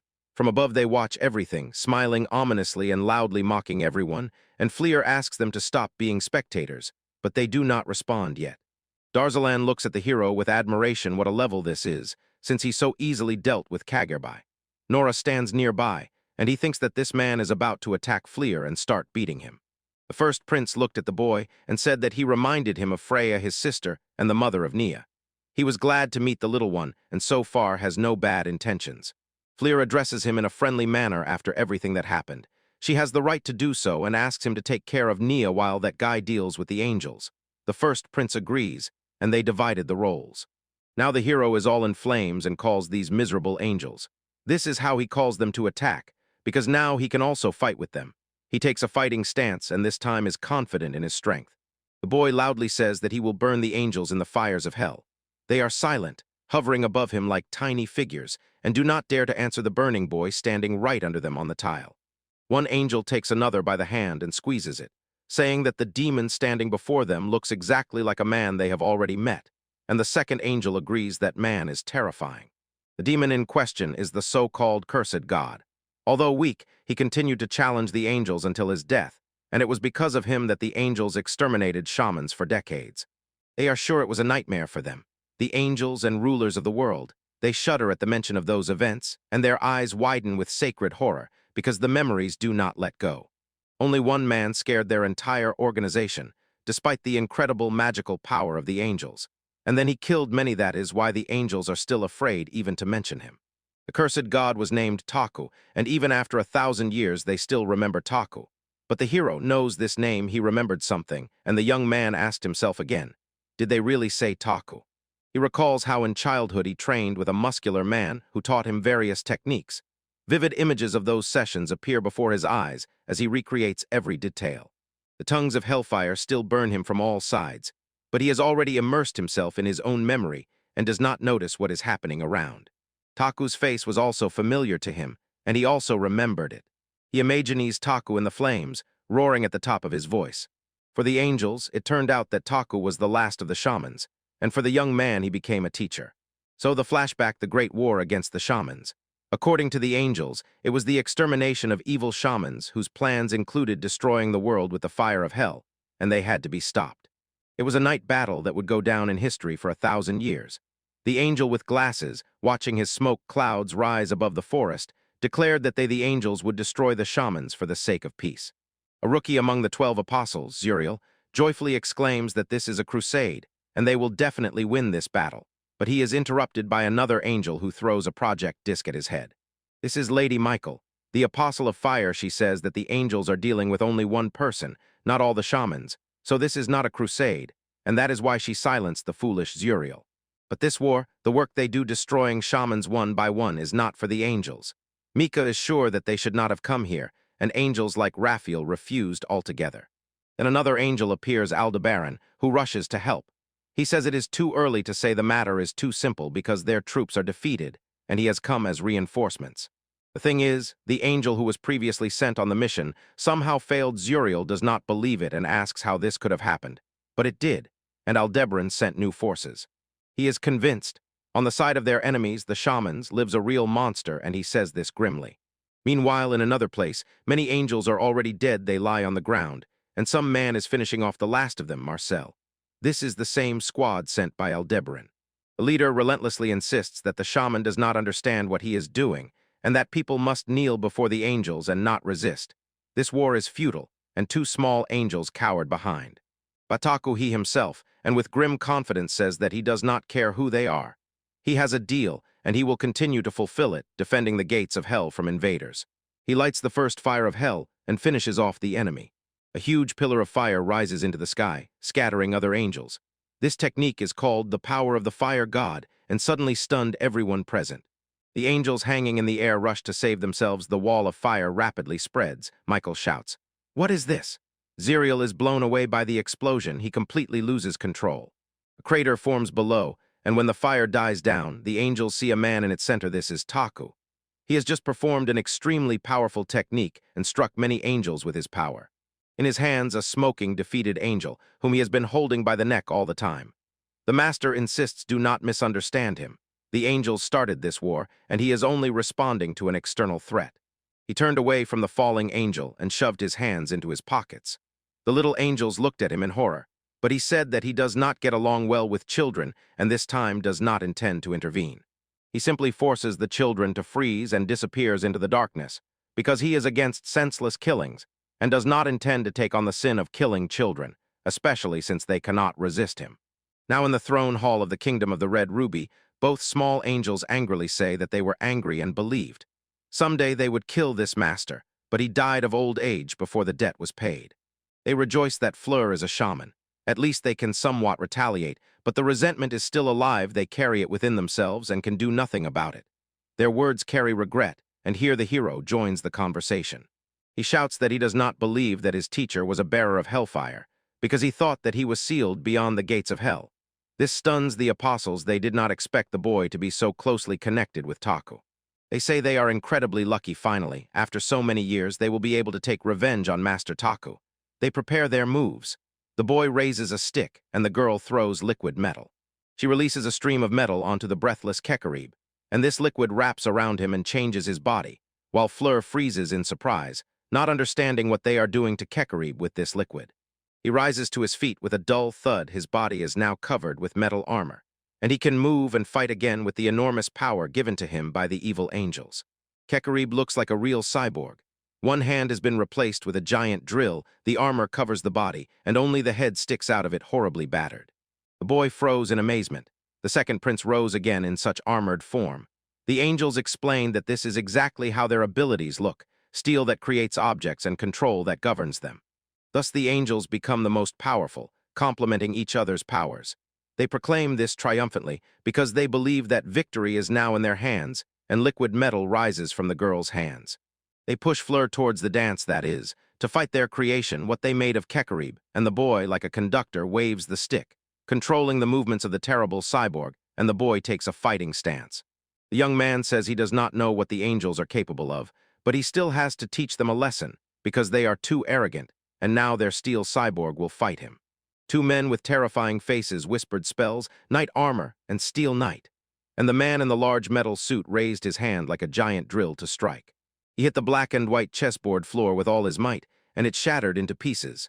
The shockwave knocked down the man who hugged the child to protect her.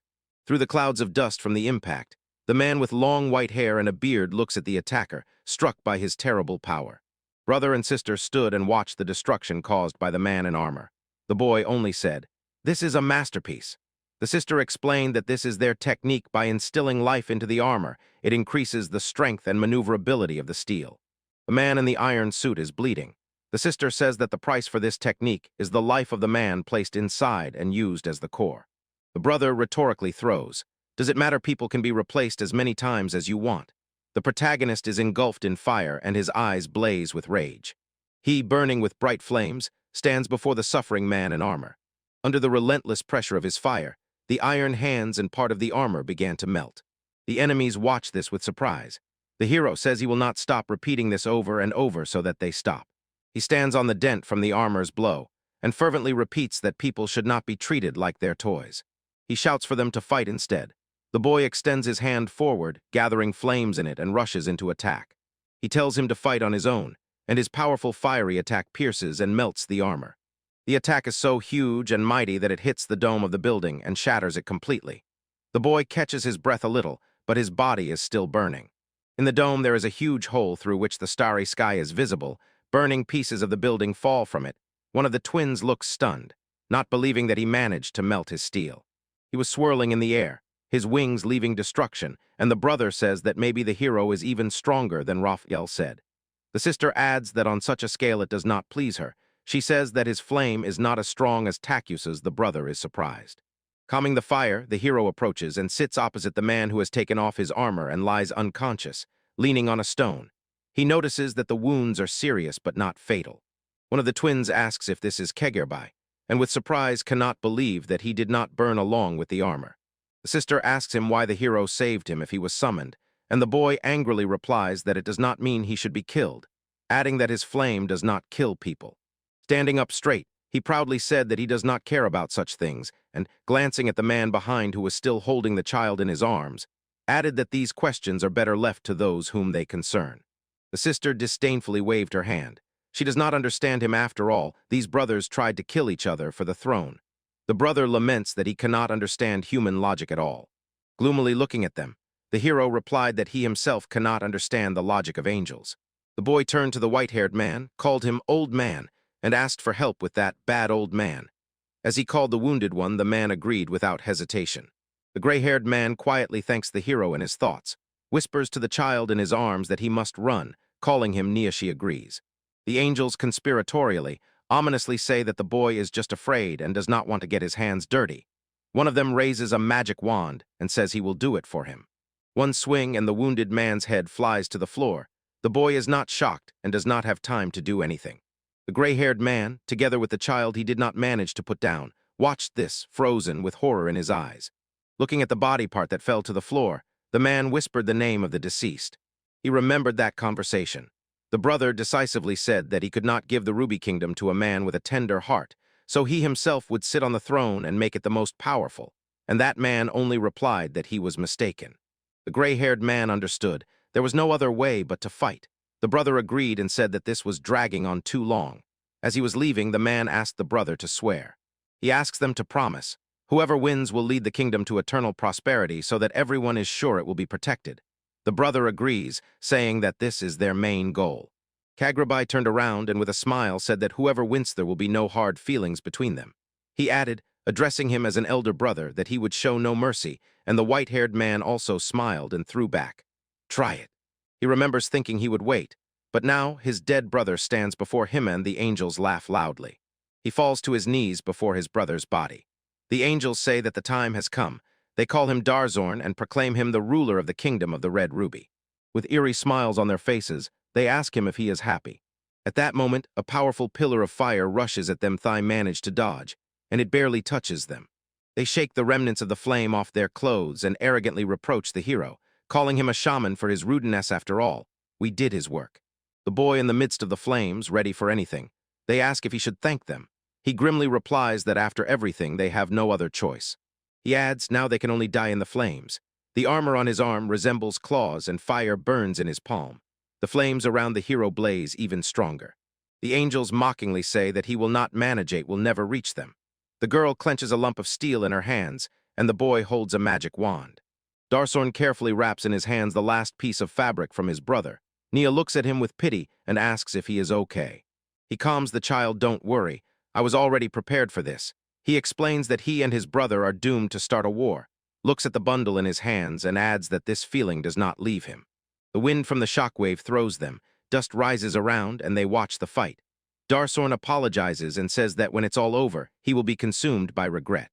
The man says they need to retreat from this fight. At that moment, the hero aims his armored hands at the enemies and fires a volley of large fireballs, shouting, "Damn fires!" The angels united, the girl uttered the spell Full Metal Alchemy. The boy swung his wand and shouted Control Flow, and an unknown creature appeared in the air.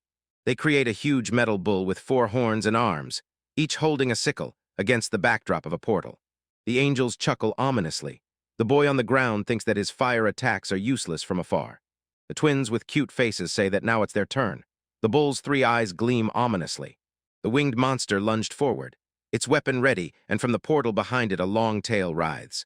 It strikes with the sickle, hoping to hit the hero, but he manages to jump back, and the weapon crashes into the floor and destroys it, and the hero says that the angels are very annoying sitting in the sky. The boy rushed to run along the tail, shouting at the angels to come down to the ground. The girl mockingly asks why the hero climbed so high, and he deliberately says that he feels sorry that people don't have wings. The girl says that with the second flame of hell, the boy defeated Raphael. The boy waves his wand again, and the steel tail under the hero's feet breaks, leaving him in the air. The tail detaches high in the sky, far from the building, and the hero begins to fall down. The boy flies down and lands on the rooftops. Darsorn dryly says that everything is bad and he will fall. Nea shouts his name, calling him Mr. Flyer. The hero clicks his tongue in irritation. The flames do not provide enough thrust for flight, and it is really dangerous. The girl summons cold metal blades in her palms. She notices that he cannot move freely and throws knives at him. The hero anxiously watches the knives flying towards him. He sends a wave of fire at the knives, melts them, and then utters the spell Second Infernal Fire, and a tiny island grows in the air.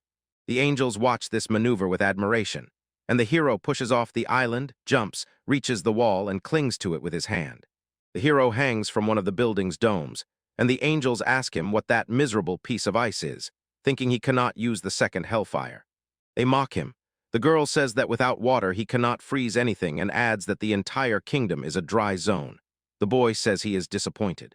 The girl adds that his flame is no match for the powers of Taku, and the hero irritably thinks he needs to act quickly, and suddenly a monster appears above him and approaches.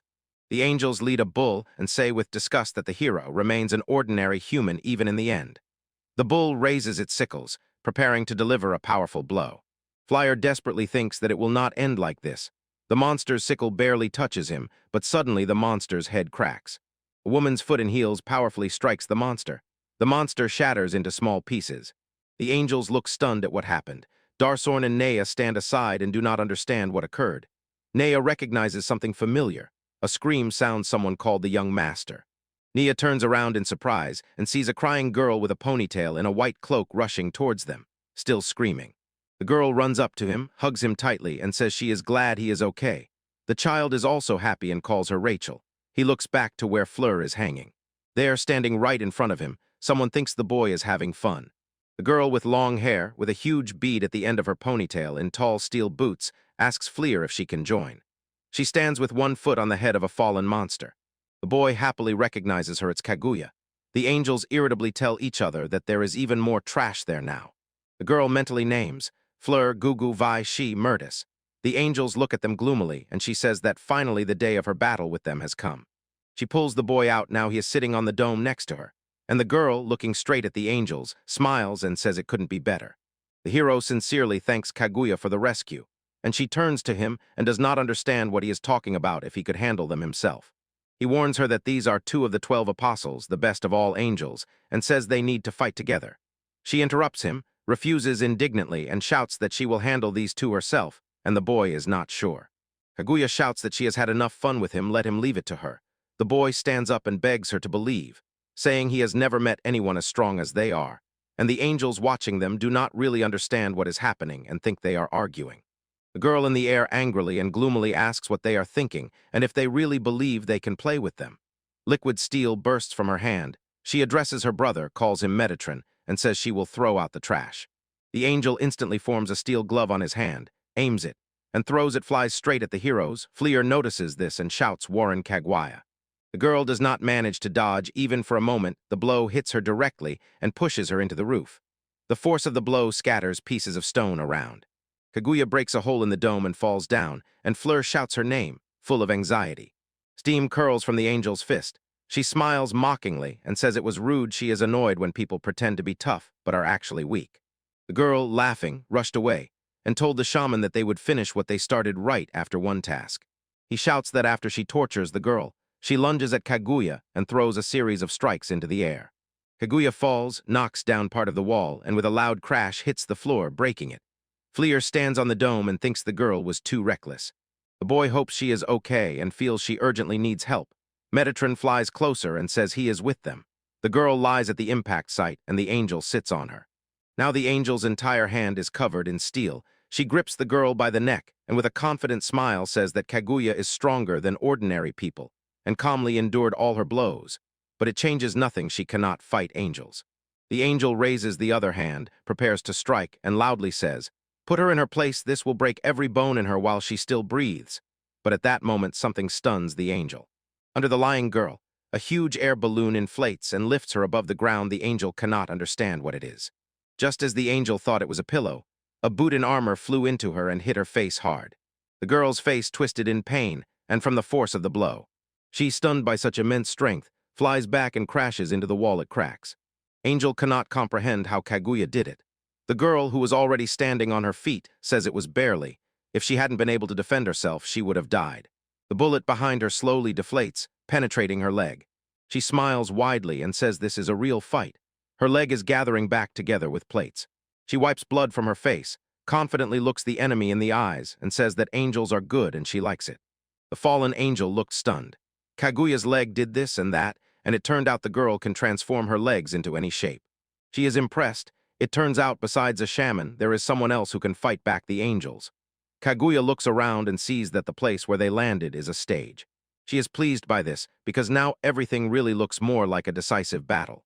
The angel loudly called his brother, shouting his name. Her brother is already flying towards Kaguya, aiming his sword at her. The cripple thinks there is no need to worry after all, they are angels. The boy attacking shouts in rage, how dare Kaguya do this to his sister. Meanwhile, the girl thinks that no matter how much people try, they cannot defeat the angels. Even before the angel managed to attack, Kaguya's heel was already flying into his face. Strong blow hits the boy right in the head. Her sister looks in horror and Kaguya, disappointed, asks, "What are you doing? There is no point sneaking during a conversation, or do you think I am in a worse position?" She tells the crippled angels, who look at her in amazement, that she will give her all because without seriousness, there would be no pleasure in this. The girl takes a fighting stance and calls them to attack. Smiling, she asks what is wrong with them and requests to surprise her with something more interesting. Claire watches what is happening and thoughtfully ponders what is going on there. The fight does not subside. The angels attack again, holding a sword and cleaver in their hands, and the hero looks admiringly at the girl's abilities. Kaguya gives them no chance. She does a somersault and delivers a kick with incredible force, smiling as she does so. She cheerfully says that attacking both of them at the same time is very exciting. The angels, barely recovering from the blows, try to say something. They wildly rush into attack, shout in amazement, and wonder how a human can fight on par with the most powerful angels. She knocks out the brothers and sisters with a single circular kick, their faces contorted from numerous beatings and pain, and the hero still watches with admiration as the battle unfolds. Her attack sends them straight into the wall, and they hit it with terrible force, while Kaguya calmly stands on the ground. She stands triumphantly over them, the brother and sister who seem to lie unconscious. She looks indifferently, and with ironic surprise says that this is their maximum. Kaguya noticed the hero, who was watching their battle from afar. She happily says his name and says she felt that staying nearby was a good idea. The girl jumps for joy and exclaims that she is incredibly happy. The boy notices with surprise that she is still delighted and waves back at her. At that very moment, the angels, who already seem to have been defeated, suddenly take flight again. She turns around. The girl says that Kaguya earned her recognition, and Metatron adds, "Because of this, the game is now over." The angels say with hatred that they will never come close to her again. They create huge wings in the air and shout at her to crawl on the ground like the pathetic wingless race to which she belongs. The wings are made of blades and flare notes. There are so many that the angels, to avoid trouble, strike from afar, and it is almost impossible to finish them off. The hero thinks that his and Kaguya's fighting styles are similar and not suitable for long-range attacks, so he says that from now on he will help her, but she, smiling admiringly, stops him and asks him not to interfere. Flora froze in amazement. The angels aimed their blades at them to destroy them, and Kaguya instantly took a fighting stance and tensed, preparing for battle. She bursts out from the ground and confidently rushes along the flying blades, pushing off from them. Both the angels and Fleer himself can hardly believe their eyes. The hero imagines how she uses the blades as small points of support to move freely. He recalls their fight with her. He feels as if he has completely forgotten what Kaguya's true strength is. The girl, with shining eyes, soars to the level of the angels. She shouts that she has returned, begs them not to tell her that they have run out of tricks, raises her leg to strike, and screams that then it's all over, while Angel only smiles slightly. They raise the last line, grimly smiling and insulting her. A steel ball with huge spikes appears a moment before her strike. Kaguya looks at him with surprise. The angel smiles and waits, thinking that this is the strongest steel he can create. They made spikes against her, and he says that with her strike she will destroy herself. He began to say that the girl would crush her legs, but fell silent when he saw that Kaguya had transformed and made her leg 10 times bigger than their ball and also covered it with spikes. Not quite understanding what is happening, they look at her as if in a stupor. Kaguya smiles and shouts, "Thousand Form Snake the last," and delivers a finishing kick with all her strength. Flyer stands on the ground, blades stuck around him. He looks at the end of the fight in shock and hesitantly asks into the void if this is the end. The defeated brother and sister fell unconscious. They fall face down. Meanwhile, Kaguya successfully lands on the ground and thanks the angels for this wonderful opportunity. She straightens up to her full height and excitedly says that this fight is the best in her life. Fleur rushes to her and asks if she is okay. She turns to him with a barely noticeable smile. He tells her that she is still so inspired after what happened and admits that he never imagined she could defeat one of the 12 apostles. She shyly replies that it is still her, and the boy offers her his fist. He smiles brightly at her and praises, saying that she did wonderfully. She looks at him with shining eyes and smiles widely. She slammed her fist into his, agreeing with him. Meanwhile, the others are still standing in the completely destroyed dome. They look at the battlefield, and Rachel anxiously says that they are too far away to see how it will all end. Nia hopes that everything is fine. Darsorn glanced that way and said that they are okay, and that she did not expect to be able to defeat such strong opponents, and Rachel asked in surprise if he can see them. The man turned around and whispered that they must leave immediately. No one can guarantee that the castle will not collapse at any moment, and the girl agreed. She asks Ni to extend his hand, and gently promises that this time she will protect him better, and the boy reaches out his hand, but suddenly something catches his attention. He lets go of her and tells Rachel to wait. She calls him anxiously, and the boy notices a holster with a pistol lying among the ruins. Darsorn walks away, his thoughts already in the palace. How surprised the residents will be to see the royal house in such a state, and he will still have to explain to his brother and subordinates what happened. Quite a pity. At that moment, the boy grabs the holster, and Darsorn thinks that with this the crisis will finally end. The ground begins to tremble, and everyone loses their balance. The man raises his head and, puzzled, tries to understand where it is coming from. Kaguya screams, not understanding why everything is shaking, and calls Fleur to turn around. He does. Kaguya manages to grab him, and where he was standing, a huge dark hand emerges from the ground. The boy could not comprehend where it came from until he noticed a metallic shine and suddenly understood. It was steel. After the first hand, another one emerges, crashing into the floor, and above the creature's supposed body hover two glowing spheres. The angels, left only as floating heads, say that the trash must be gotten rid of and never thought they would have to do something like this. They, resembling floating skeletal heads with crazy smiles, say that if they call him, they will never be able to part again.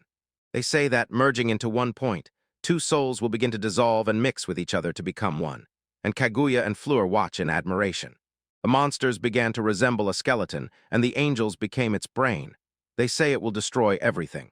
Kaguya, impressed, asks Fleur if it is dangerous. The boy thinks it is. The monster takes shape and roars. Horns grow on its head. Flyer tells Kaguya they need to get out of here. He shouts for her to run faster or she will die, but he is interrupted by the monster's voice saying its name. The monster grows to terrifying sizes, leaving destruction behind. Wings grow on its back, a giant scythe in its hand, and it says its name is the Crushing Giant. Edor hovered over the city and opened its jaws with 3 rows of sharp teeth. Its eyes burned with light. Something like a 4-pointed star flickered on its forehead. The monster had 6 arms, each holding a scythe, and 6 more wings grew behind its back. Ordinary people looking at the royal palace did not understand what was happening. They saw the palace was blown up. Some thought the prince's battle had already begun, and when they noticed the monster, everyone asked in horror what it was. They believe it is a demon. Rachel flies down with Nia in her arms, shouting that this is all very bad. When the monsters appeared, the castle was blown apart. The tower on which the heroes stood collapsed. Darcer shouts for them to cling to him. The tower falls and collapses. Flyer climbs out from under the rubble and thinks that it was very dangerous. He looks at his hands and thinks, if he hadn't managed to cover them in time with a steel coating, the stones would have buried him. The protective layer is already starting to peel off his skin. Someone calls him and he turns around. Kaguya, who also created a protective barrier with her foot, quickly asks him if everything is all right. Flyer says that she is fine too, and Kaguya admits that defending herself alone is very unusual for her. They look at the mighty back of the monster, and the girl asks if such a transformation is normal for angels who are going crazy, and Flyer replies, "No, I myself am seeing something like this for the first time." The monster lets out a terrible roar, and the heroes realize with horror if it damages the palace city, it will be a big problem. Flyer says that it needs to be stopped here. He thinks it's better to check what's nearby. But his thoughts are interrupted by the monster, which turns its glowing eyes on them and raises its hand with a sickle to attack. Kaguya shouted, "The monster is attacking," and it really lunged forward, swinging to strike directly at them. Flea suddenly realizes something. Kaguya is already rushing into battle, and the boy tries to stop her, shouting for her to wait. With one blow, the monster sweeps away everything for several blocks ahead all the way to the mountain itself. Dust rises from the destruction. Cracks crawl along the wall, and Fleur, pressing the girl to his chest, barely manages to dodge the attack. The boy anxiously asks if she is okay. Kaguya writhes and coughs from the pain. The blow cuts off part of the girl's leg up to the knee. Fleur notices this and curses. They jump back to a safe distance. The boy shouts, "Hold on." But she replies that everything is fine. The girl, already sitting on the ground and gasping, says that the steel has reached a new level and the monster grabbed her with it. Fleur tells Kaguya to rest, but she angrily snaps, "Don't you dare say that I will fight too." And looking at her injured leg, Fleur asks how she plans to fight with such a leg. At that moment, the boy, frozen with admiration, watches as her leg heals again. He excitedly says that it is incredible. The girl notes that she already said her legs are capable of anything. She stands up and says that they also have limits, recovery costs, her body is exhausted, and next time she won't be able to act. The monster turns its attention to them again, and the heroes realize they are in a very difficult situation. The girl takes a fighting stance, and smiling, says that this is the very battle she has been waiting for so long. If she is destined to die, let it happen in battle. She says she does not intend to die. Fleur is relieved and happy that Kaguya is okay, but bitterly adds that the situation has not improved. He suggests that the monster's weak spot is in the head, where the horns are, but says that it is hard to approach such strength and size. Looking at the monster's face, he thought that open confrontation is a bad idea, and now maneuverability is needed. He asks Kaguya to stop it even for a moment. He wraps himself in flames like armor and says he has a plan. The monster looms over them, preparing to attack. Kaguya shouts, "It's attacking." Fleur strongly strikes the ground with his burning fist. Huge, long pillars emerge from the ground around them. They wrap around the monster's arms, head, and torso, holding it in place. Kaguya is stunned and doesn't understand what's happening. Fleur explains that he recently gained a new flame, and she is outraged. He became stronger and didn't tell her. The boy replies that it's just a decoy and not his favorite at all. Something looms over them. Fleur says he needs to complete the plan. He asks Kaguya to protect him, for now a giant spiked ball looms over them. The girl seriously asks if they can win, and the boy confidently assures her they can. The spiked ball flies straight at the heroes, raising clouds of dust around them. The monster laughs horribly, but suddenly notices the ball cracking in half.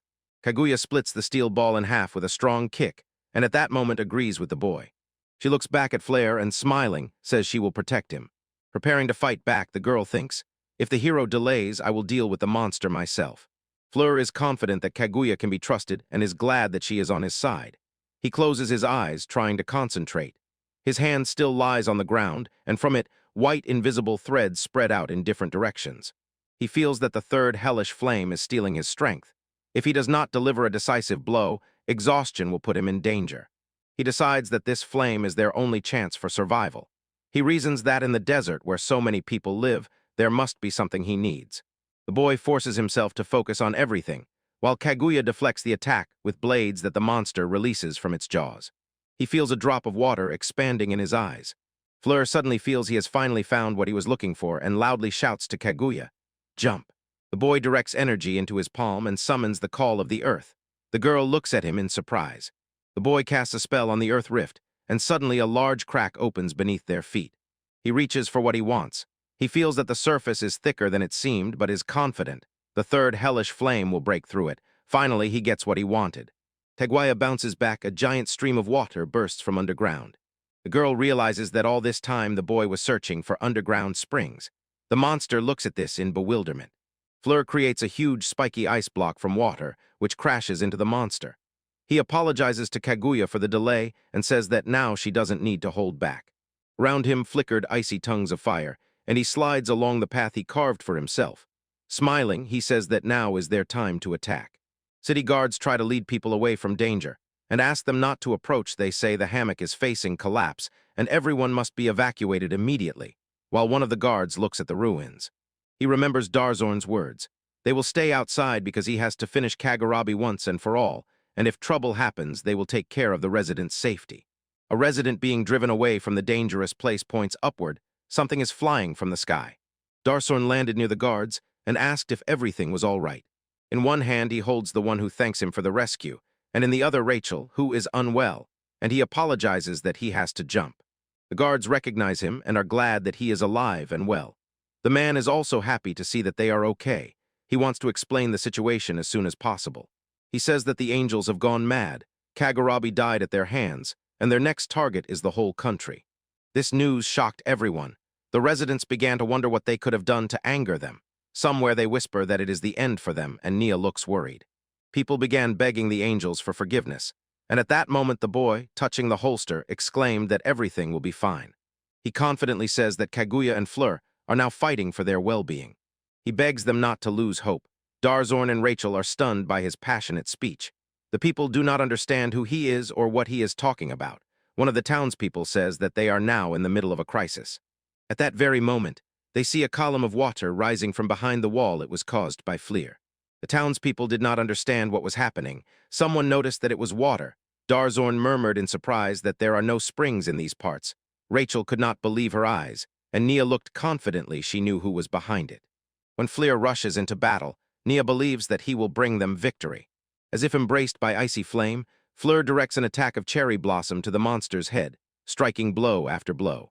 The monster is huge and writhes in pain, steam rising from its face from the boy's blows. Fleur prepares for a new attack, stepping on an icy path whose bottom is strewn with spikes. He strikes the monster with it as if with a giant whip, and it falls back with a deafening crash. The boy says that's not all yet, and Kaguya rushes along the same path. She suspects that this is exactly the useful and incredibly powerful second flame of hell that Fleur told her about, but she is not sure if it is a flame at all. The monster reaches out to grab the boy, but he does not give up so easily. Kaguya feels that he has changed and become much more experienced, but internally he has not grown as a person and has not awakened.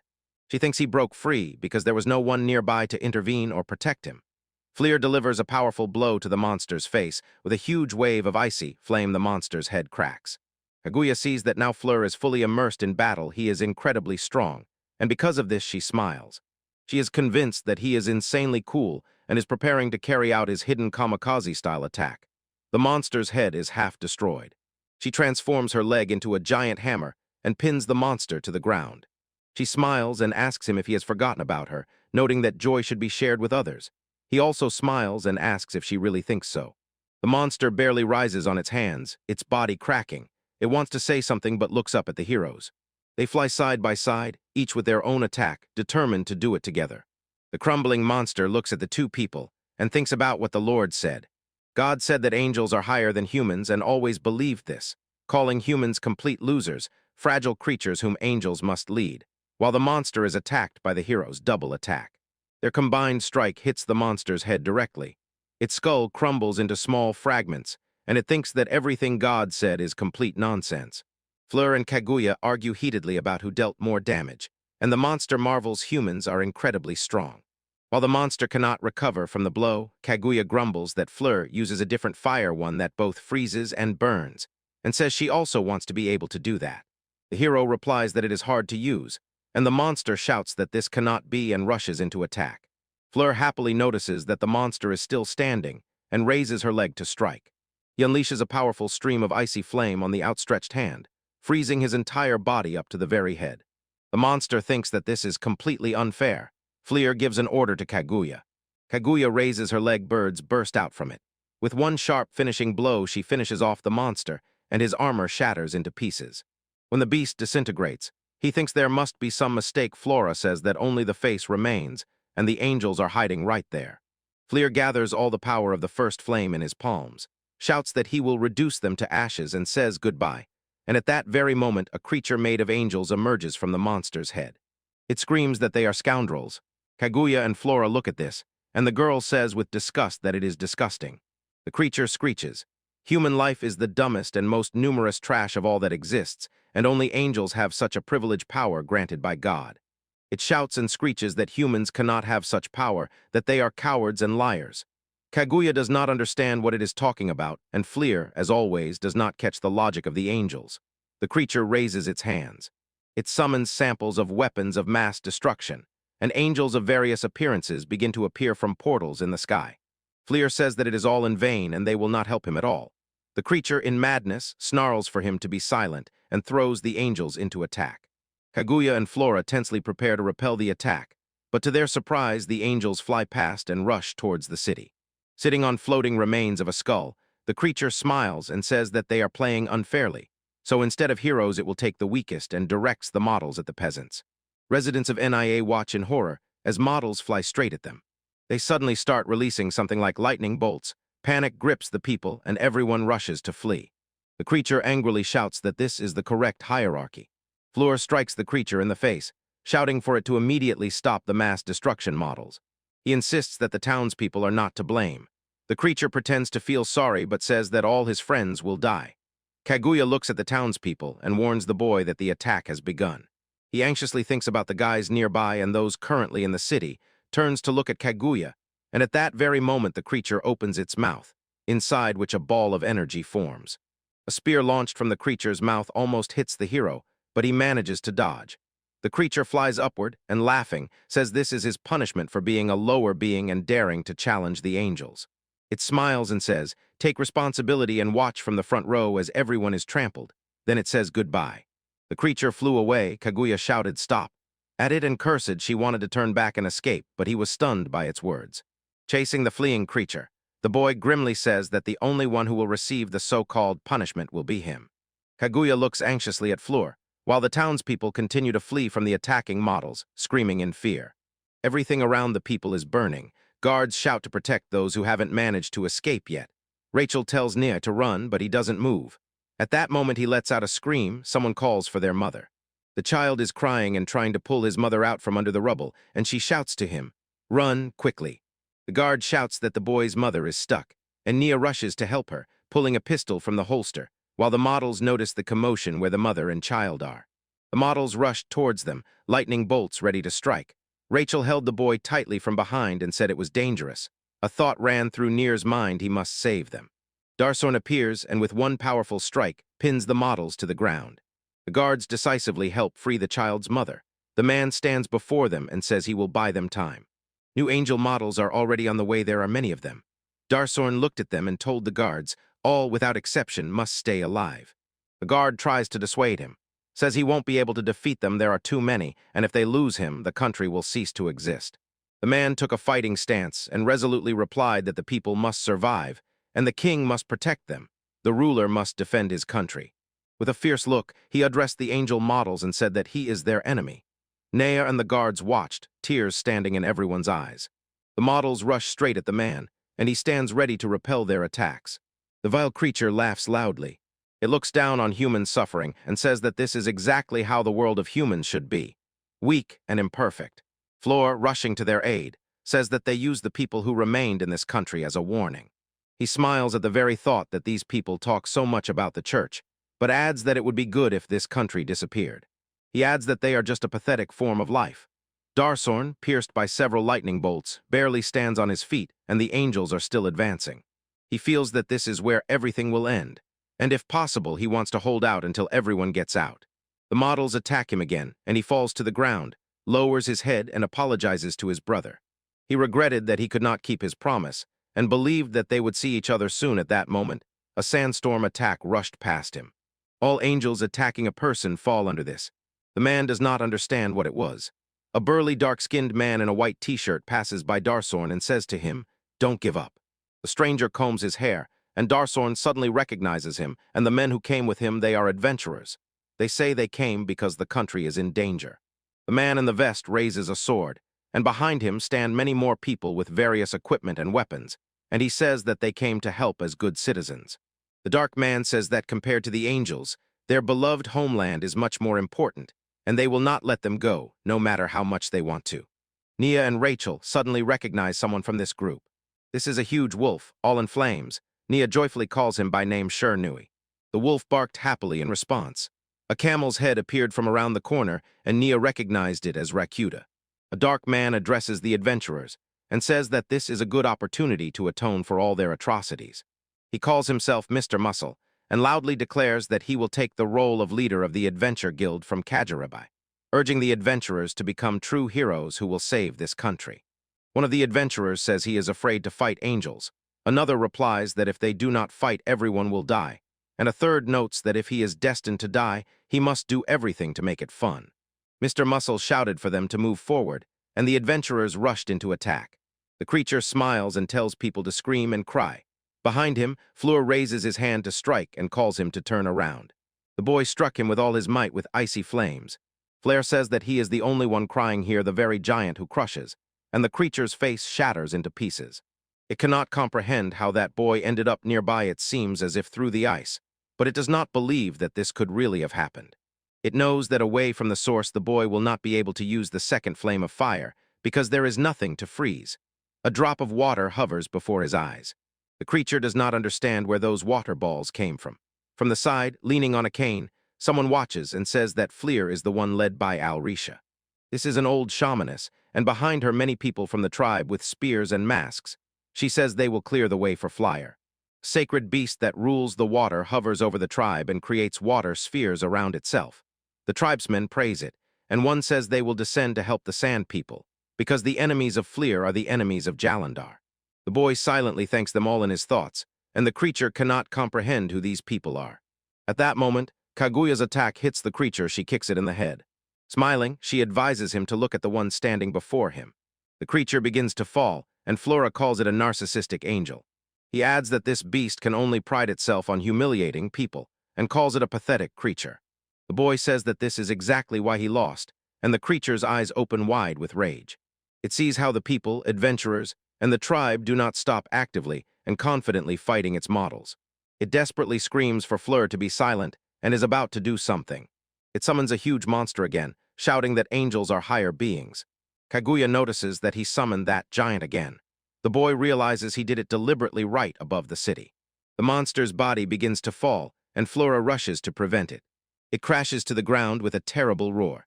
The creature emerges from the head and laughs maliciously. He stands up to his full height and laughs loudly, clouds of dust swirling around him. He screams wildly that he destroyed them all at once, but will anyone notice when the dusty fog clears? Fleur lies leaning against a piece of wall with his head down. The creature mockingly says he looks pathetic. It approaches the boy and says that although he was not knocked to the ground, he could not avoid serious injuries, and now it looms threateningly over the hero. It shouts at him, recalling the words that angels are pathetic, and calls him a fool. He calls it weak and says he will no longer allow himself to be treated that way, promising to deal with it in the cruelest way, and at that moment, a bullet flies past him.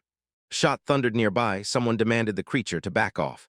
Fleur opens his eyes and barely looks at the boy. Neo points a pistol at him, holding the weapon confidently. The creature is surprised that someone survived, calls the boy stubborn, but at that moment he realizes he should not have stayed here. It looks around in disbelief. A giant steel giant's body has fallen on the city, and realization overwhelms it. The creature suddenly realizes the city around remained intact. It turns around and suddenly realizes Fleur used all his flames. He did it to protect the city, directing it straight into the body of the steel monster. The creature complains aloud. Flare melted the entire body, and only a quarter of the giant head fell on the city. Closer cries were addressed to the creature. Fleur is not as weak as it thought, and the rest of the people also survived because the boy protected them and fought for them. With tears in his eyes, he says that now it is his turn to protect Flare. The wounded boy wonders if the one nearby saw the fight in the air. He assumes that the boy was worried about him and came to help. The flyer recalls how Rachel was calming him nearby. The boy cannot help but notice Naya has definitely become much stronger. The creature's face twisted into a grimace, and he says that the boy is right. It says that the shaman deserves sincere admiration because such is human nature, that comparing oneself to him would be foolish. It admits it was wrong, and says it will leave quietly and peacefully, while the boy are surprised by his speech. After that, it instantly appears next to Nia and says it was joking. The creature slapped the boy so hard that he flew back and dropped the pistol from his hands. It shouts that no one will lecture it.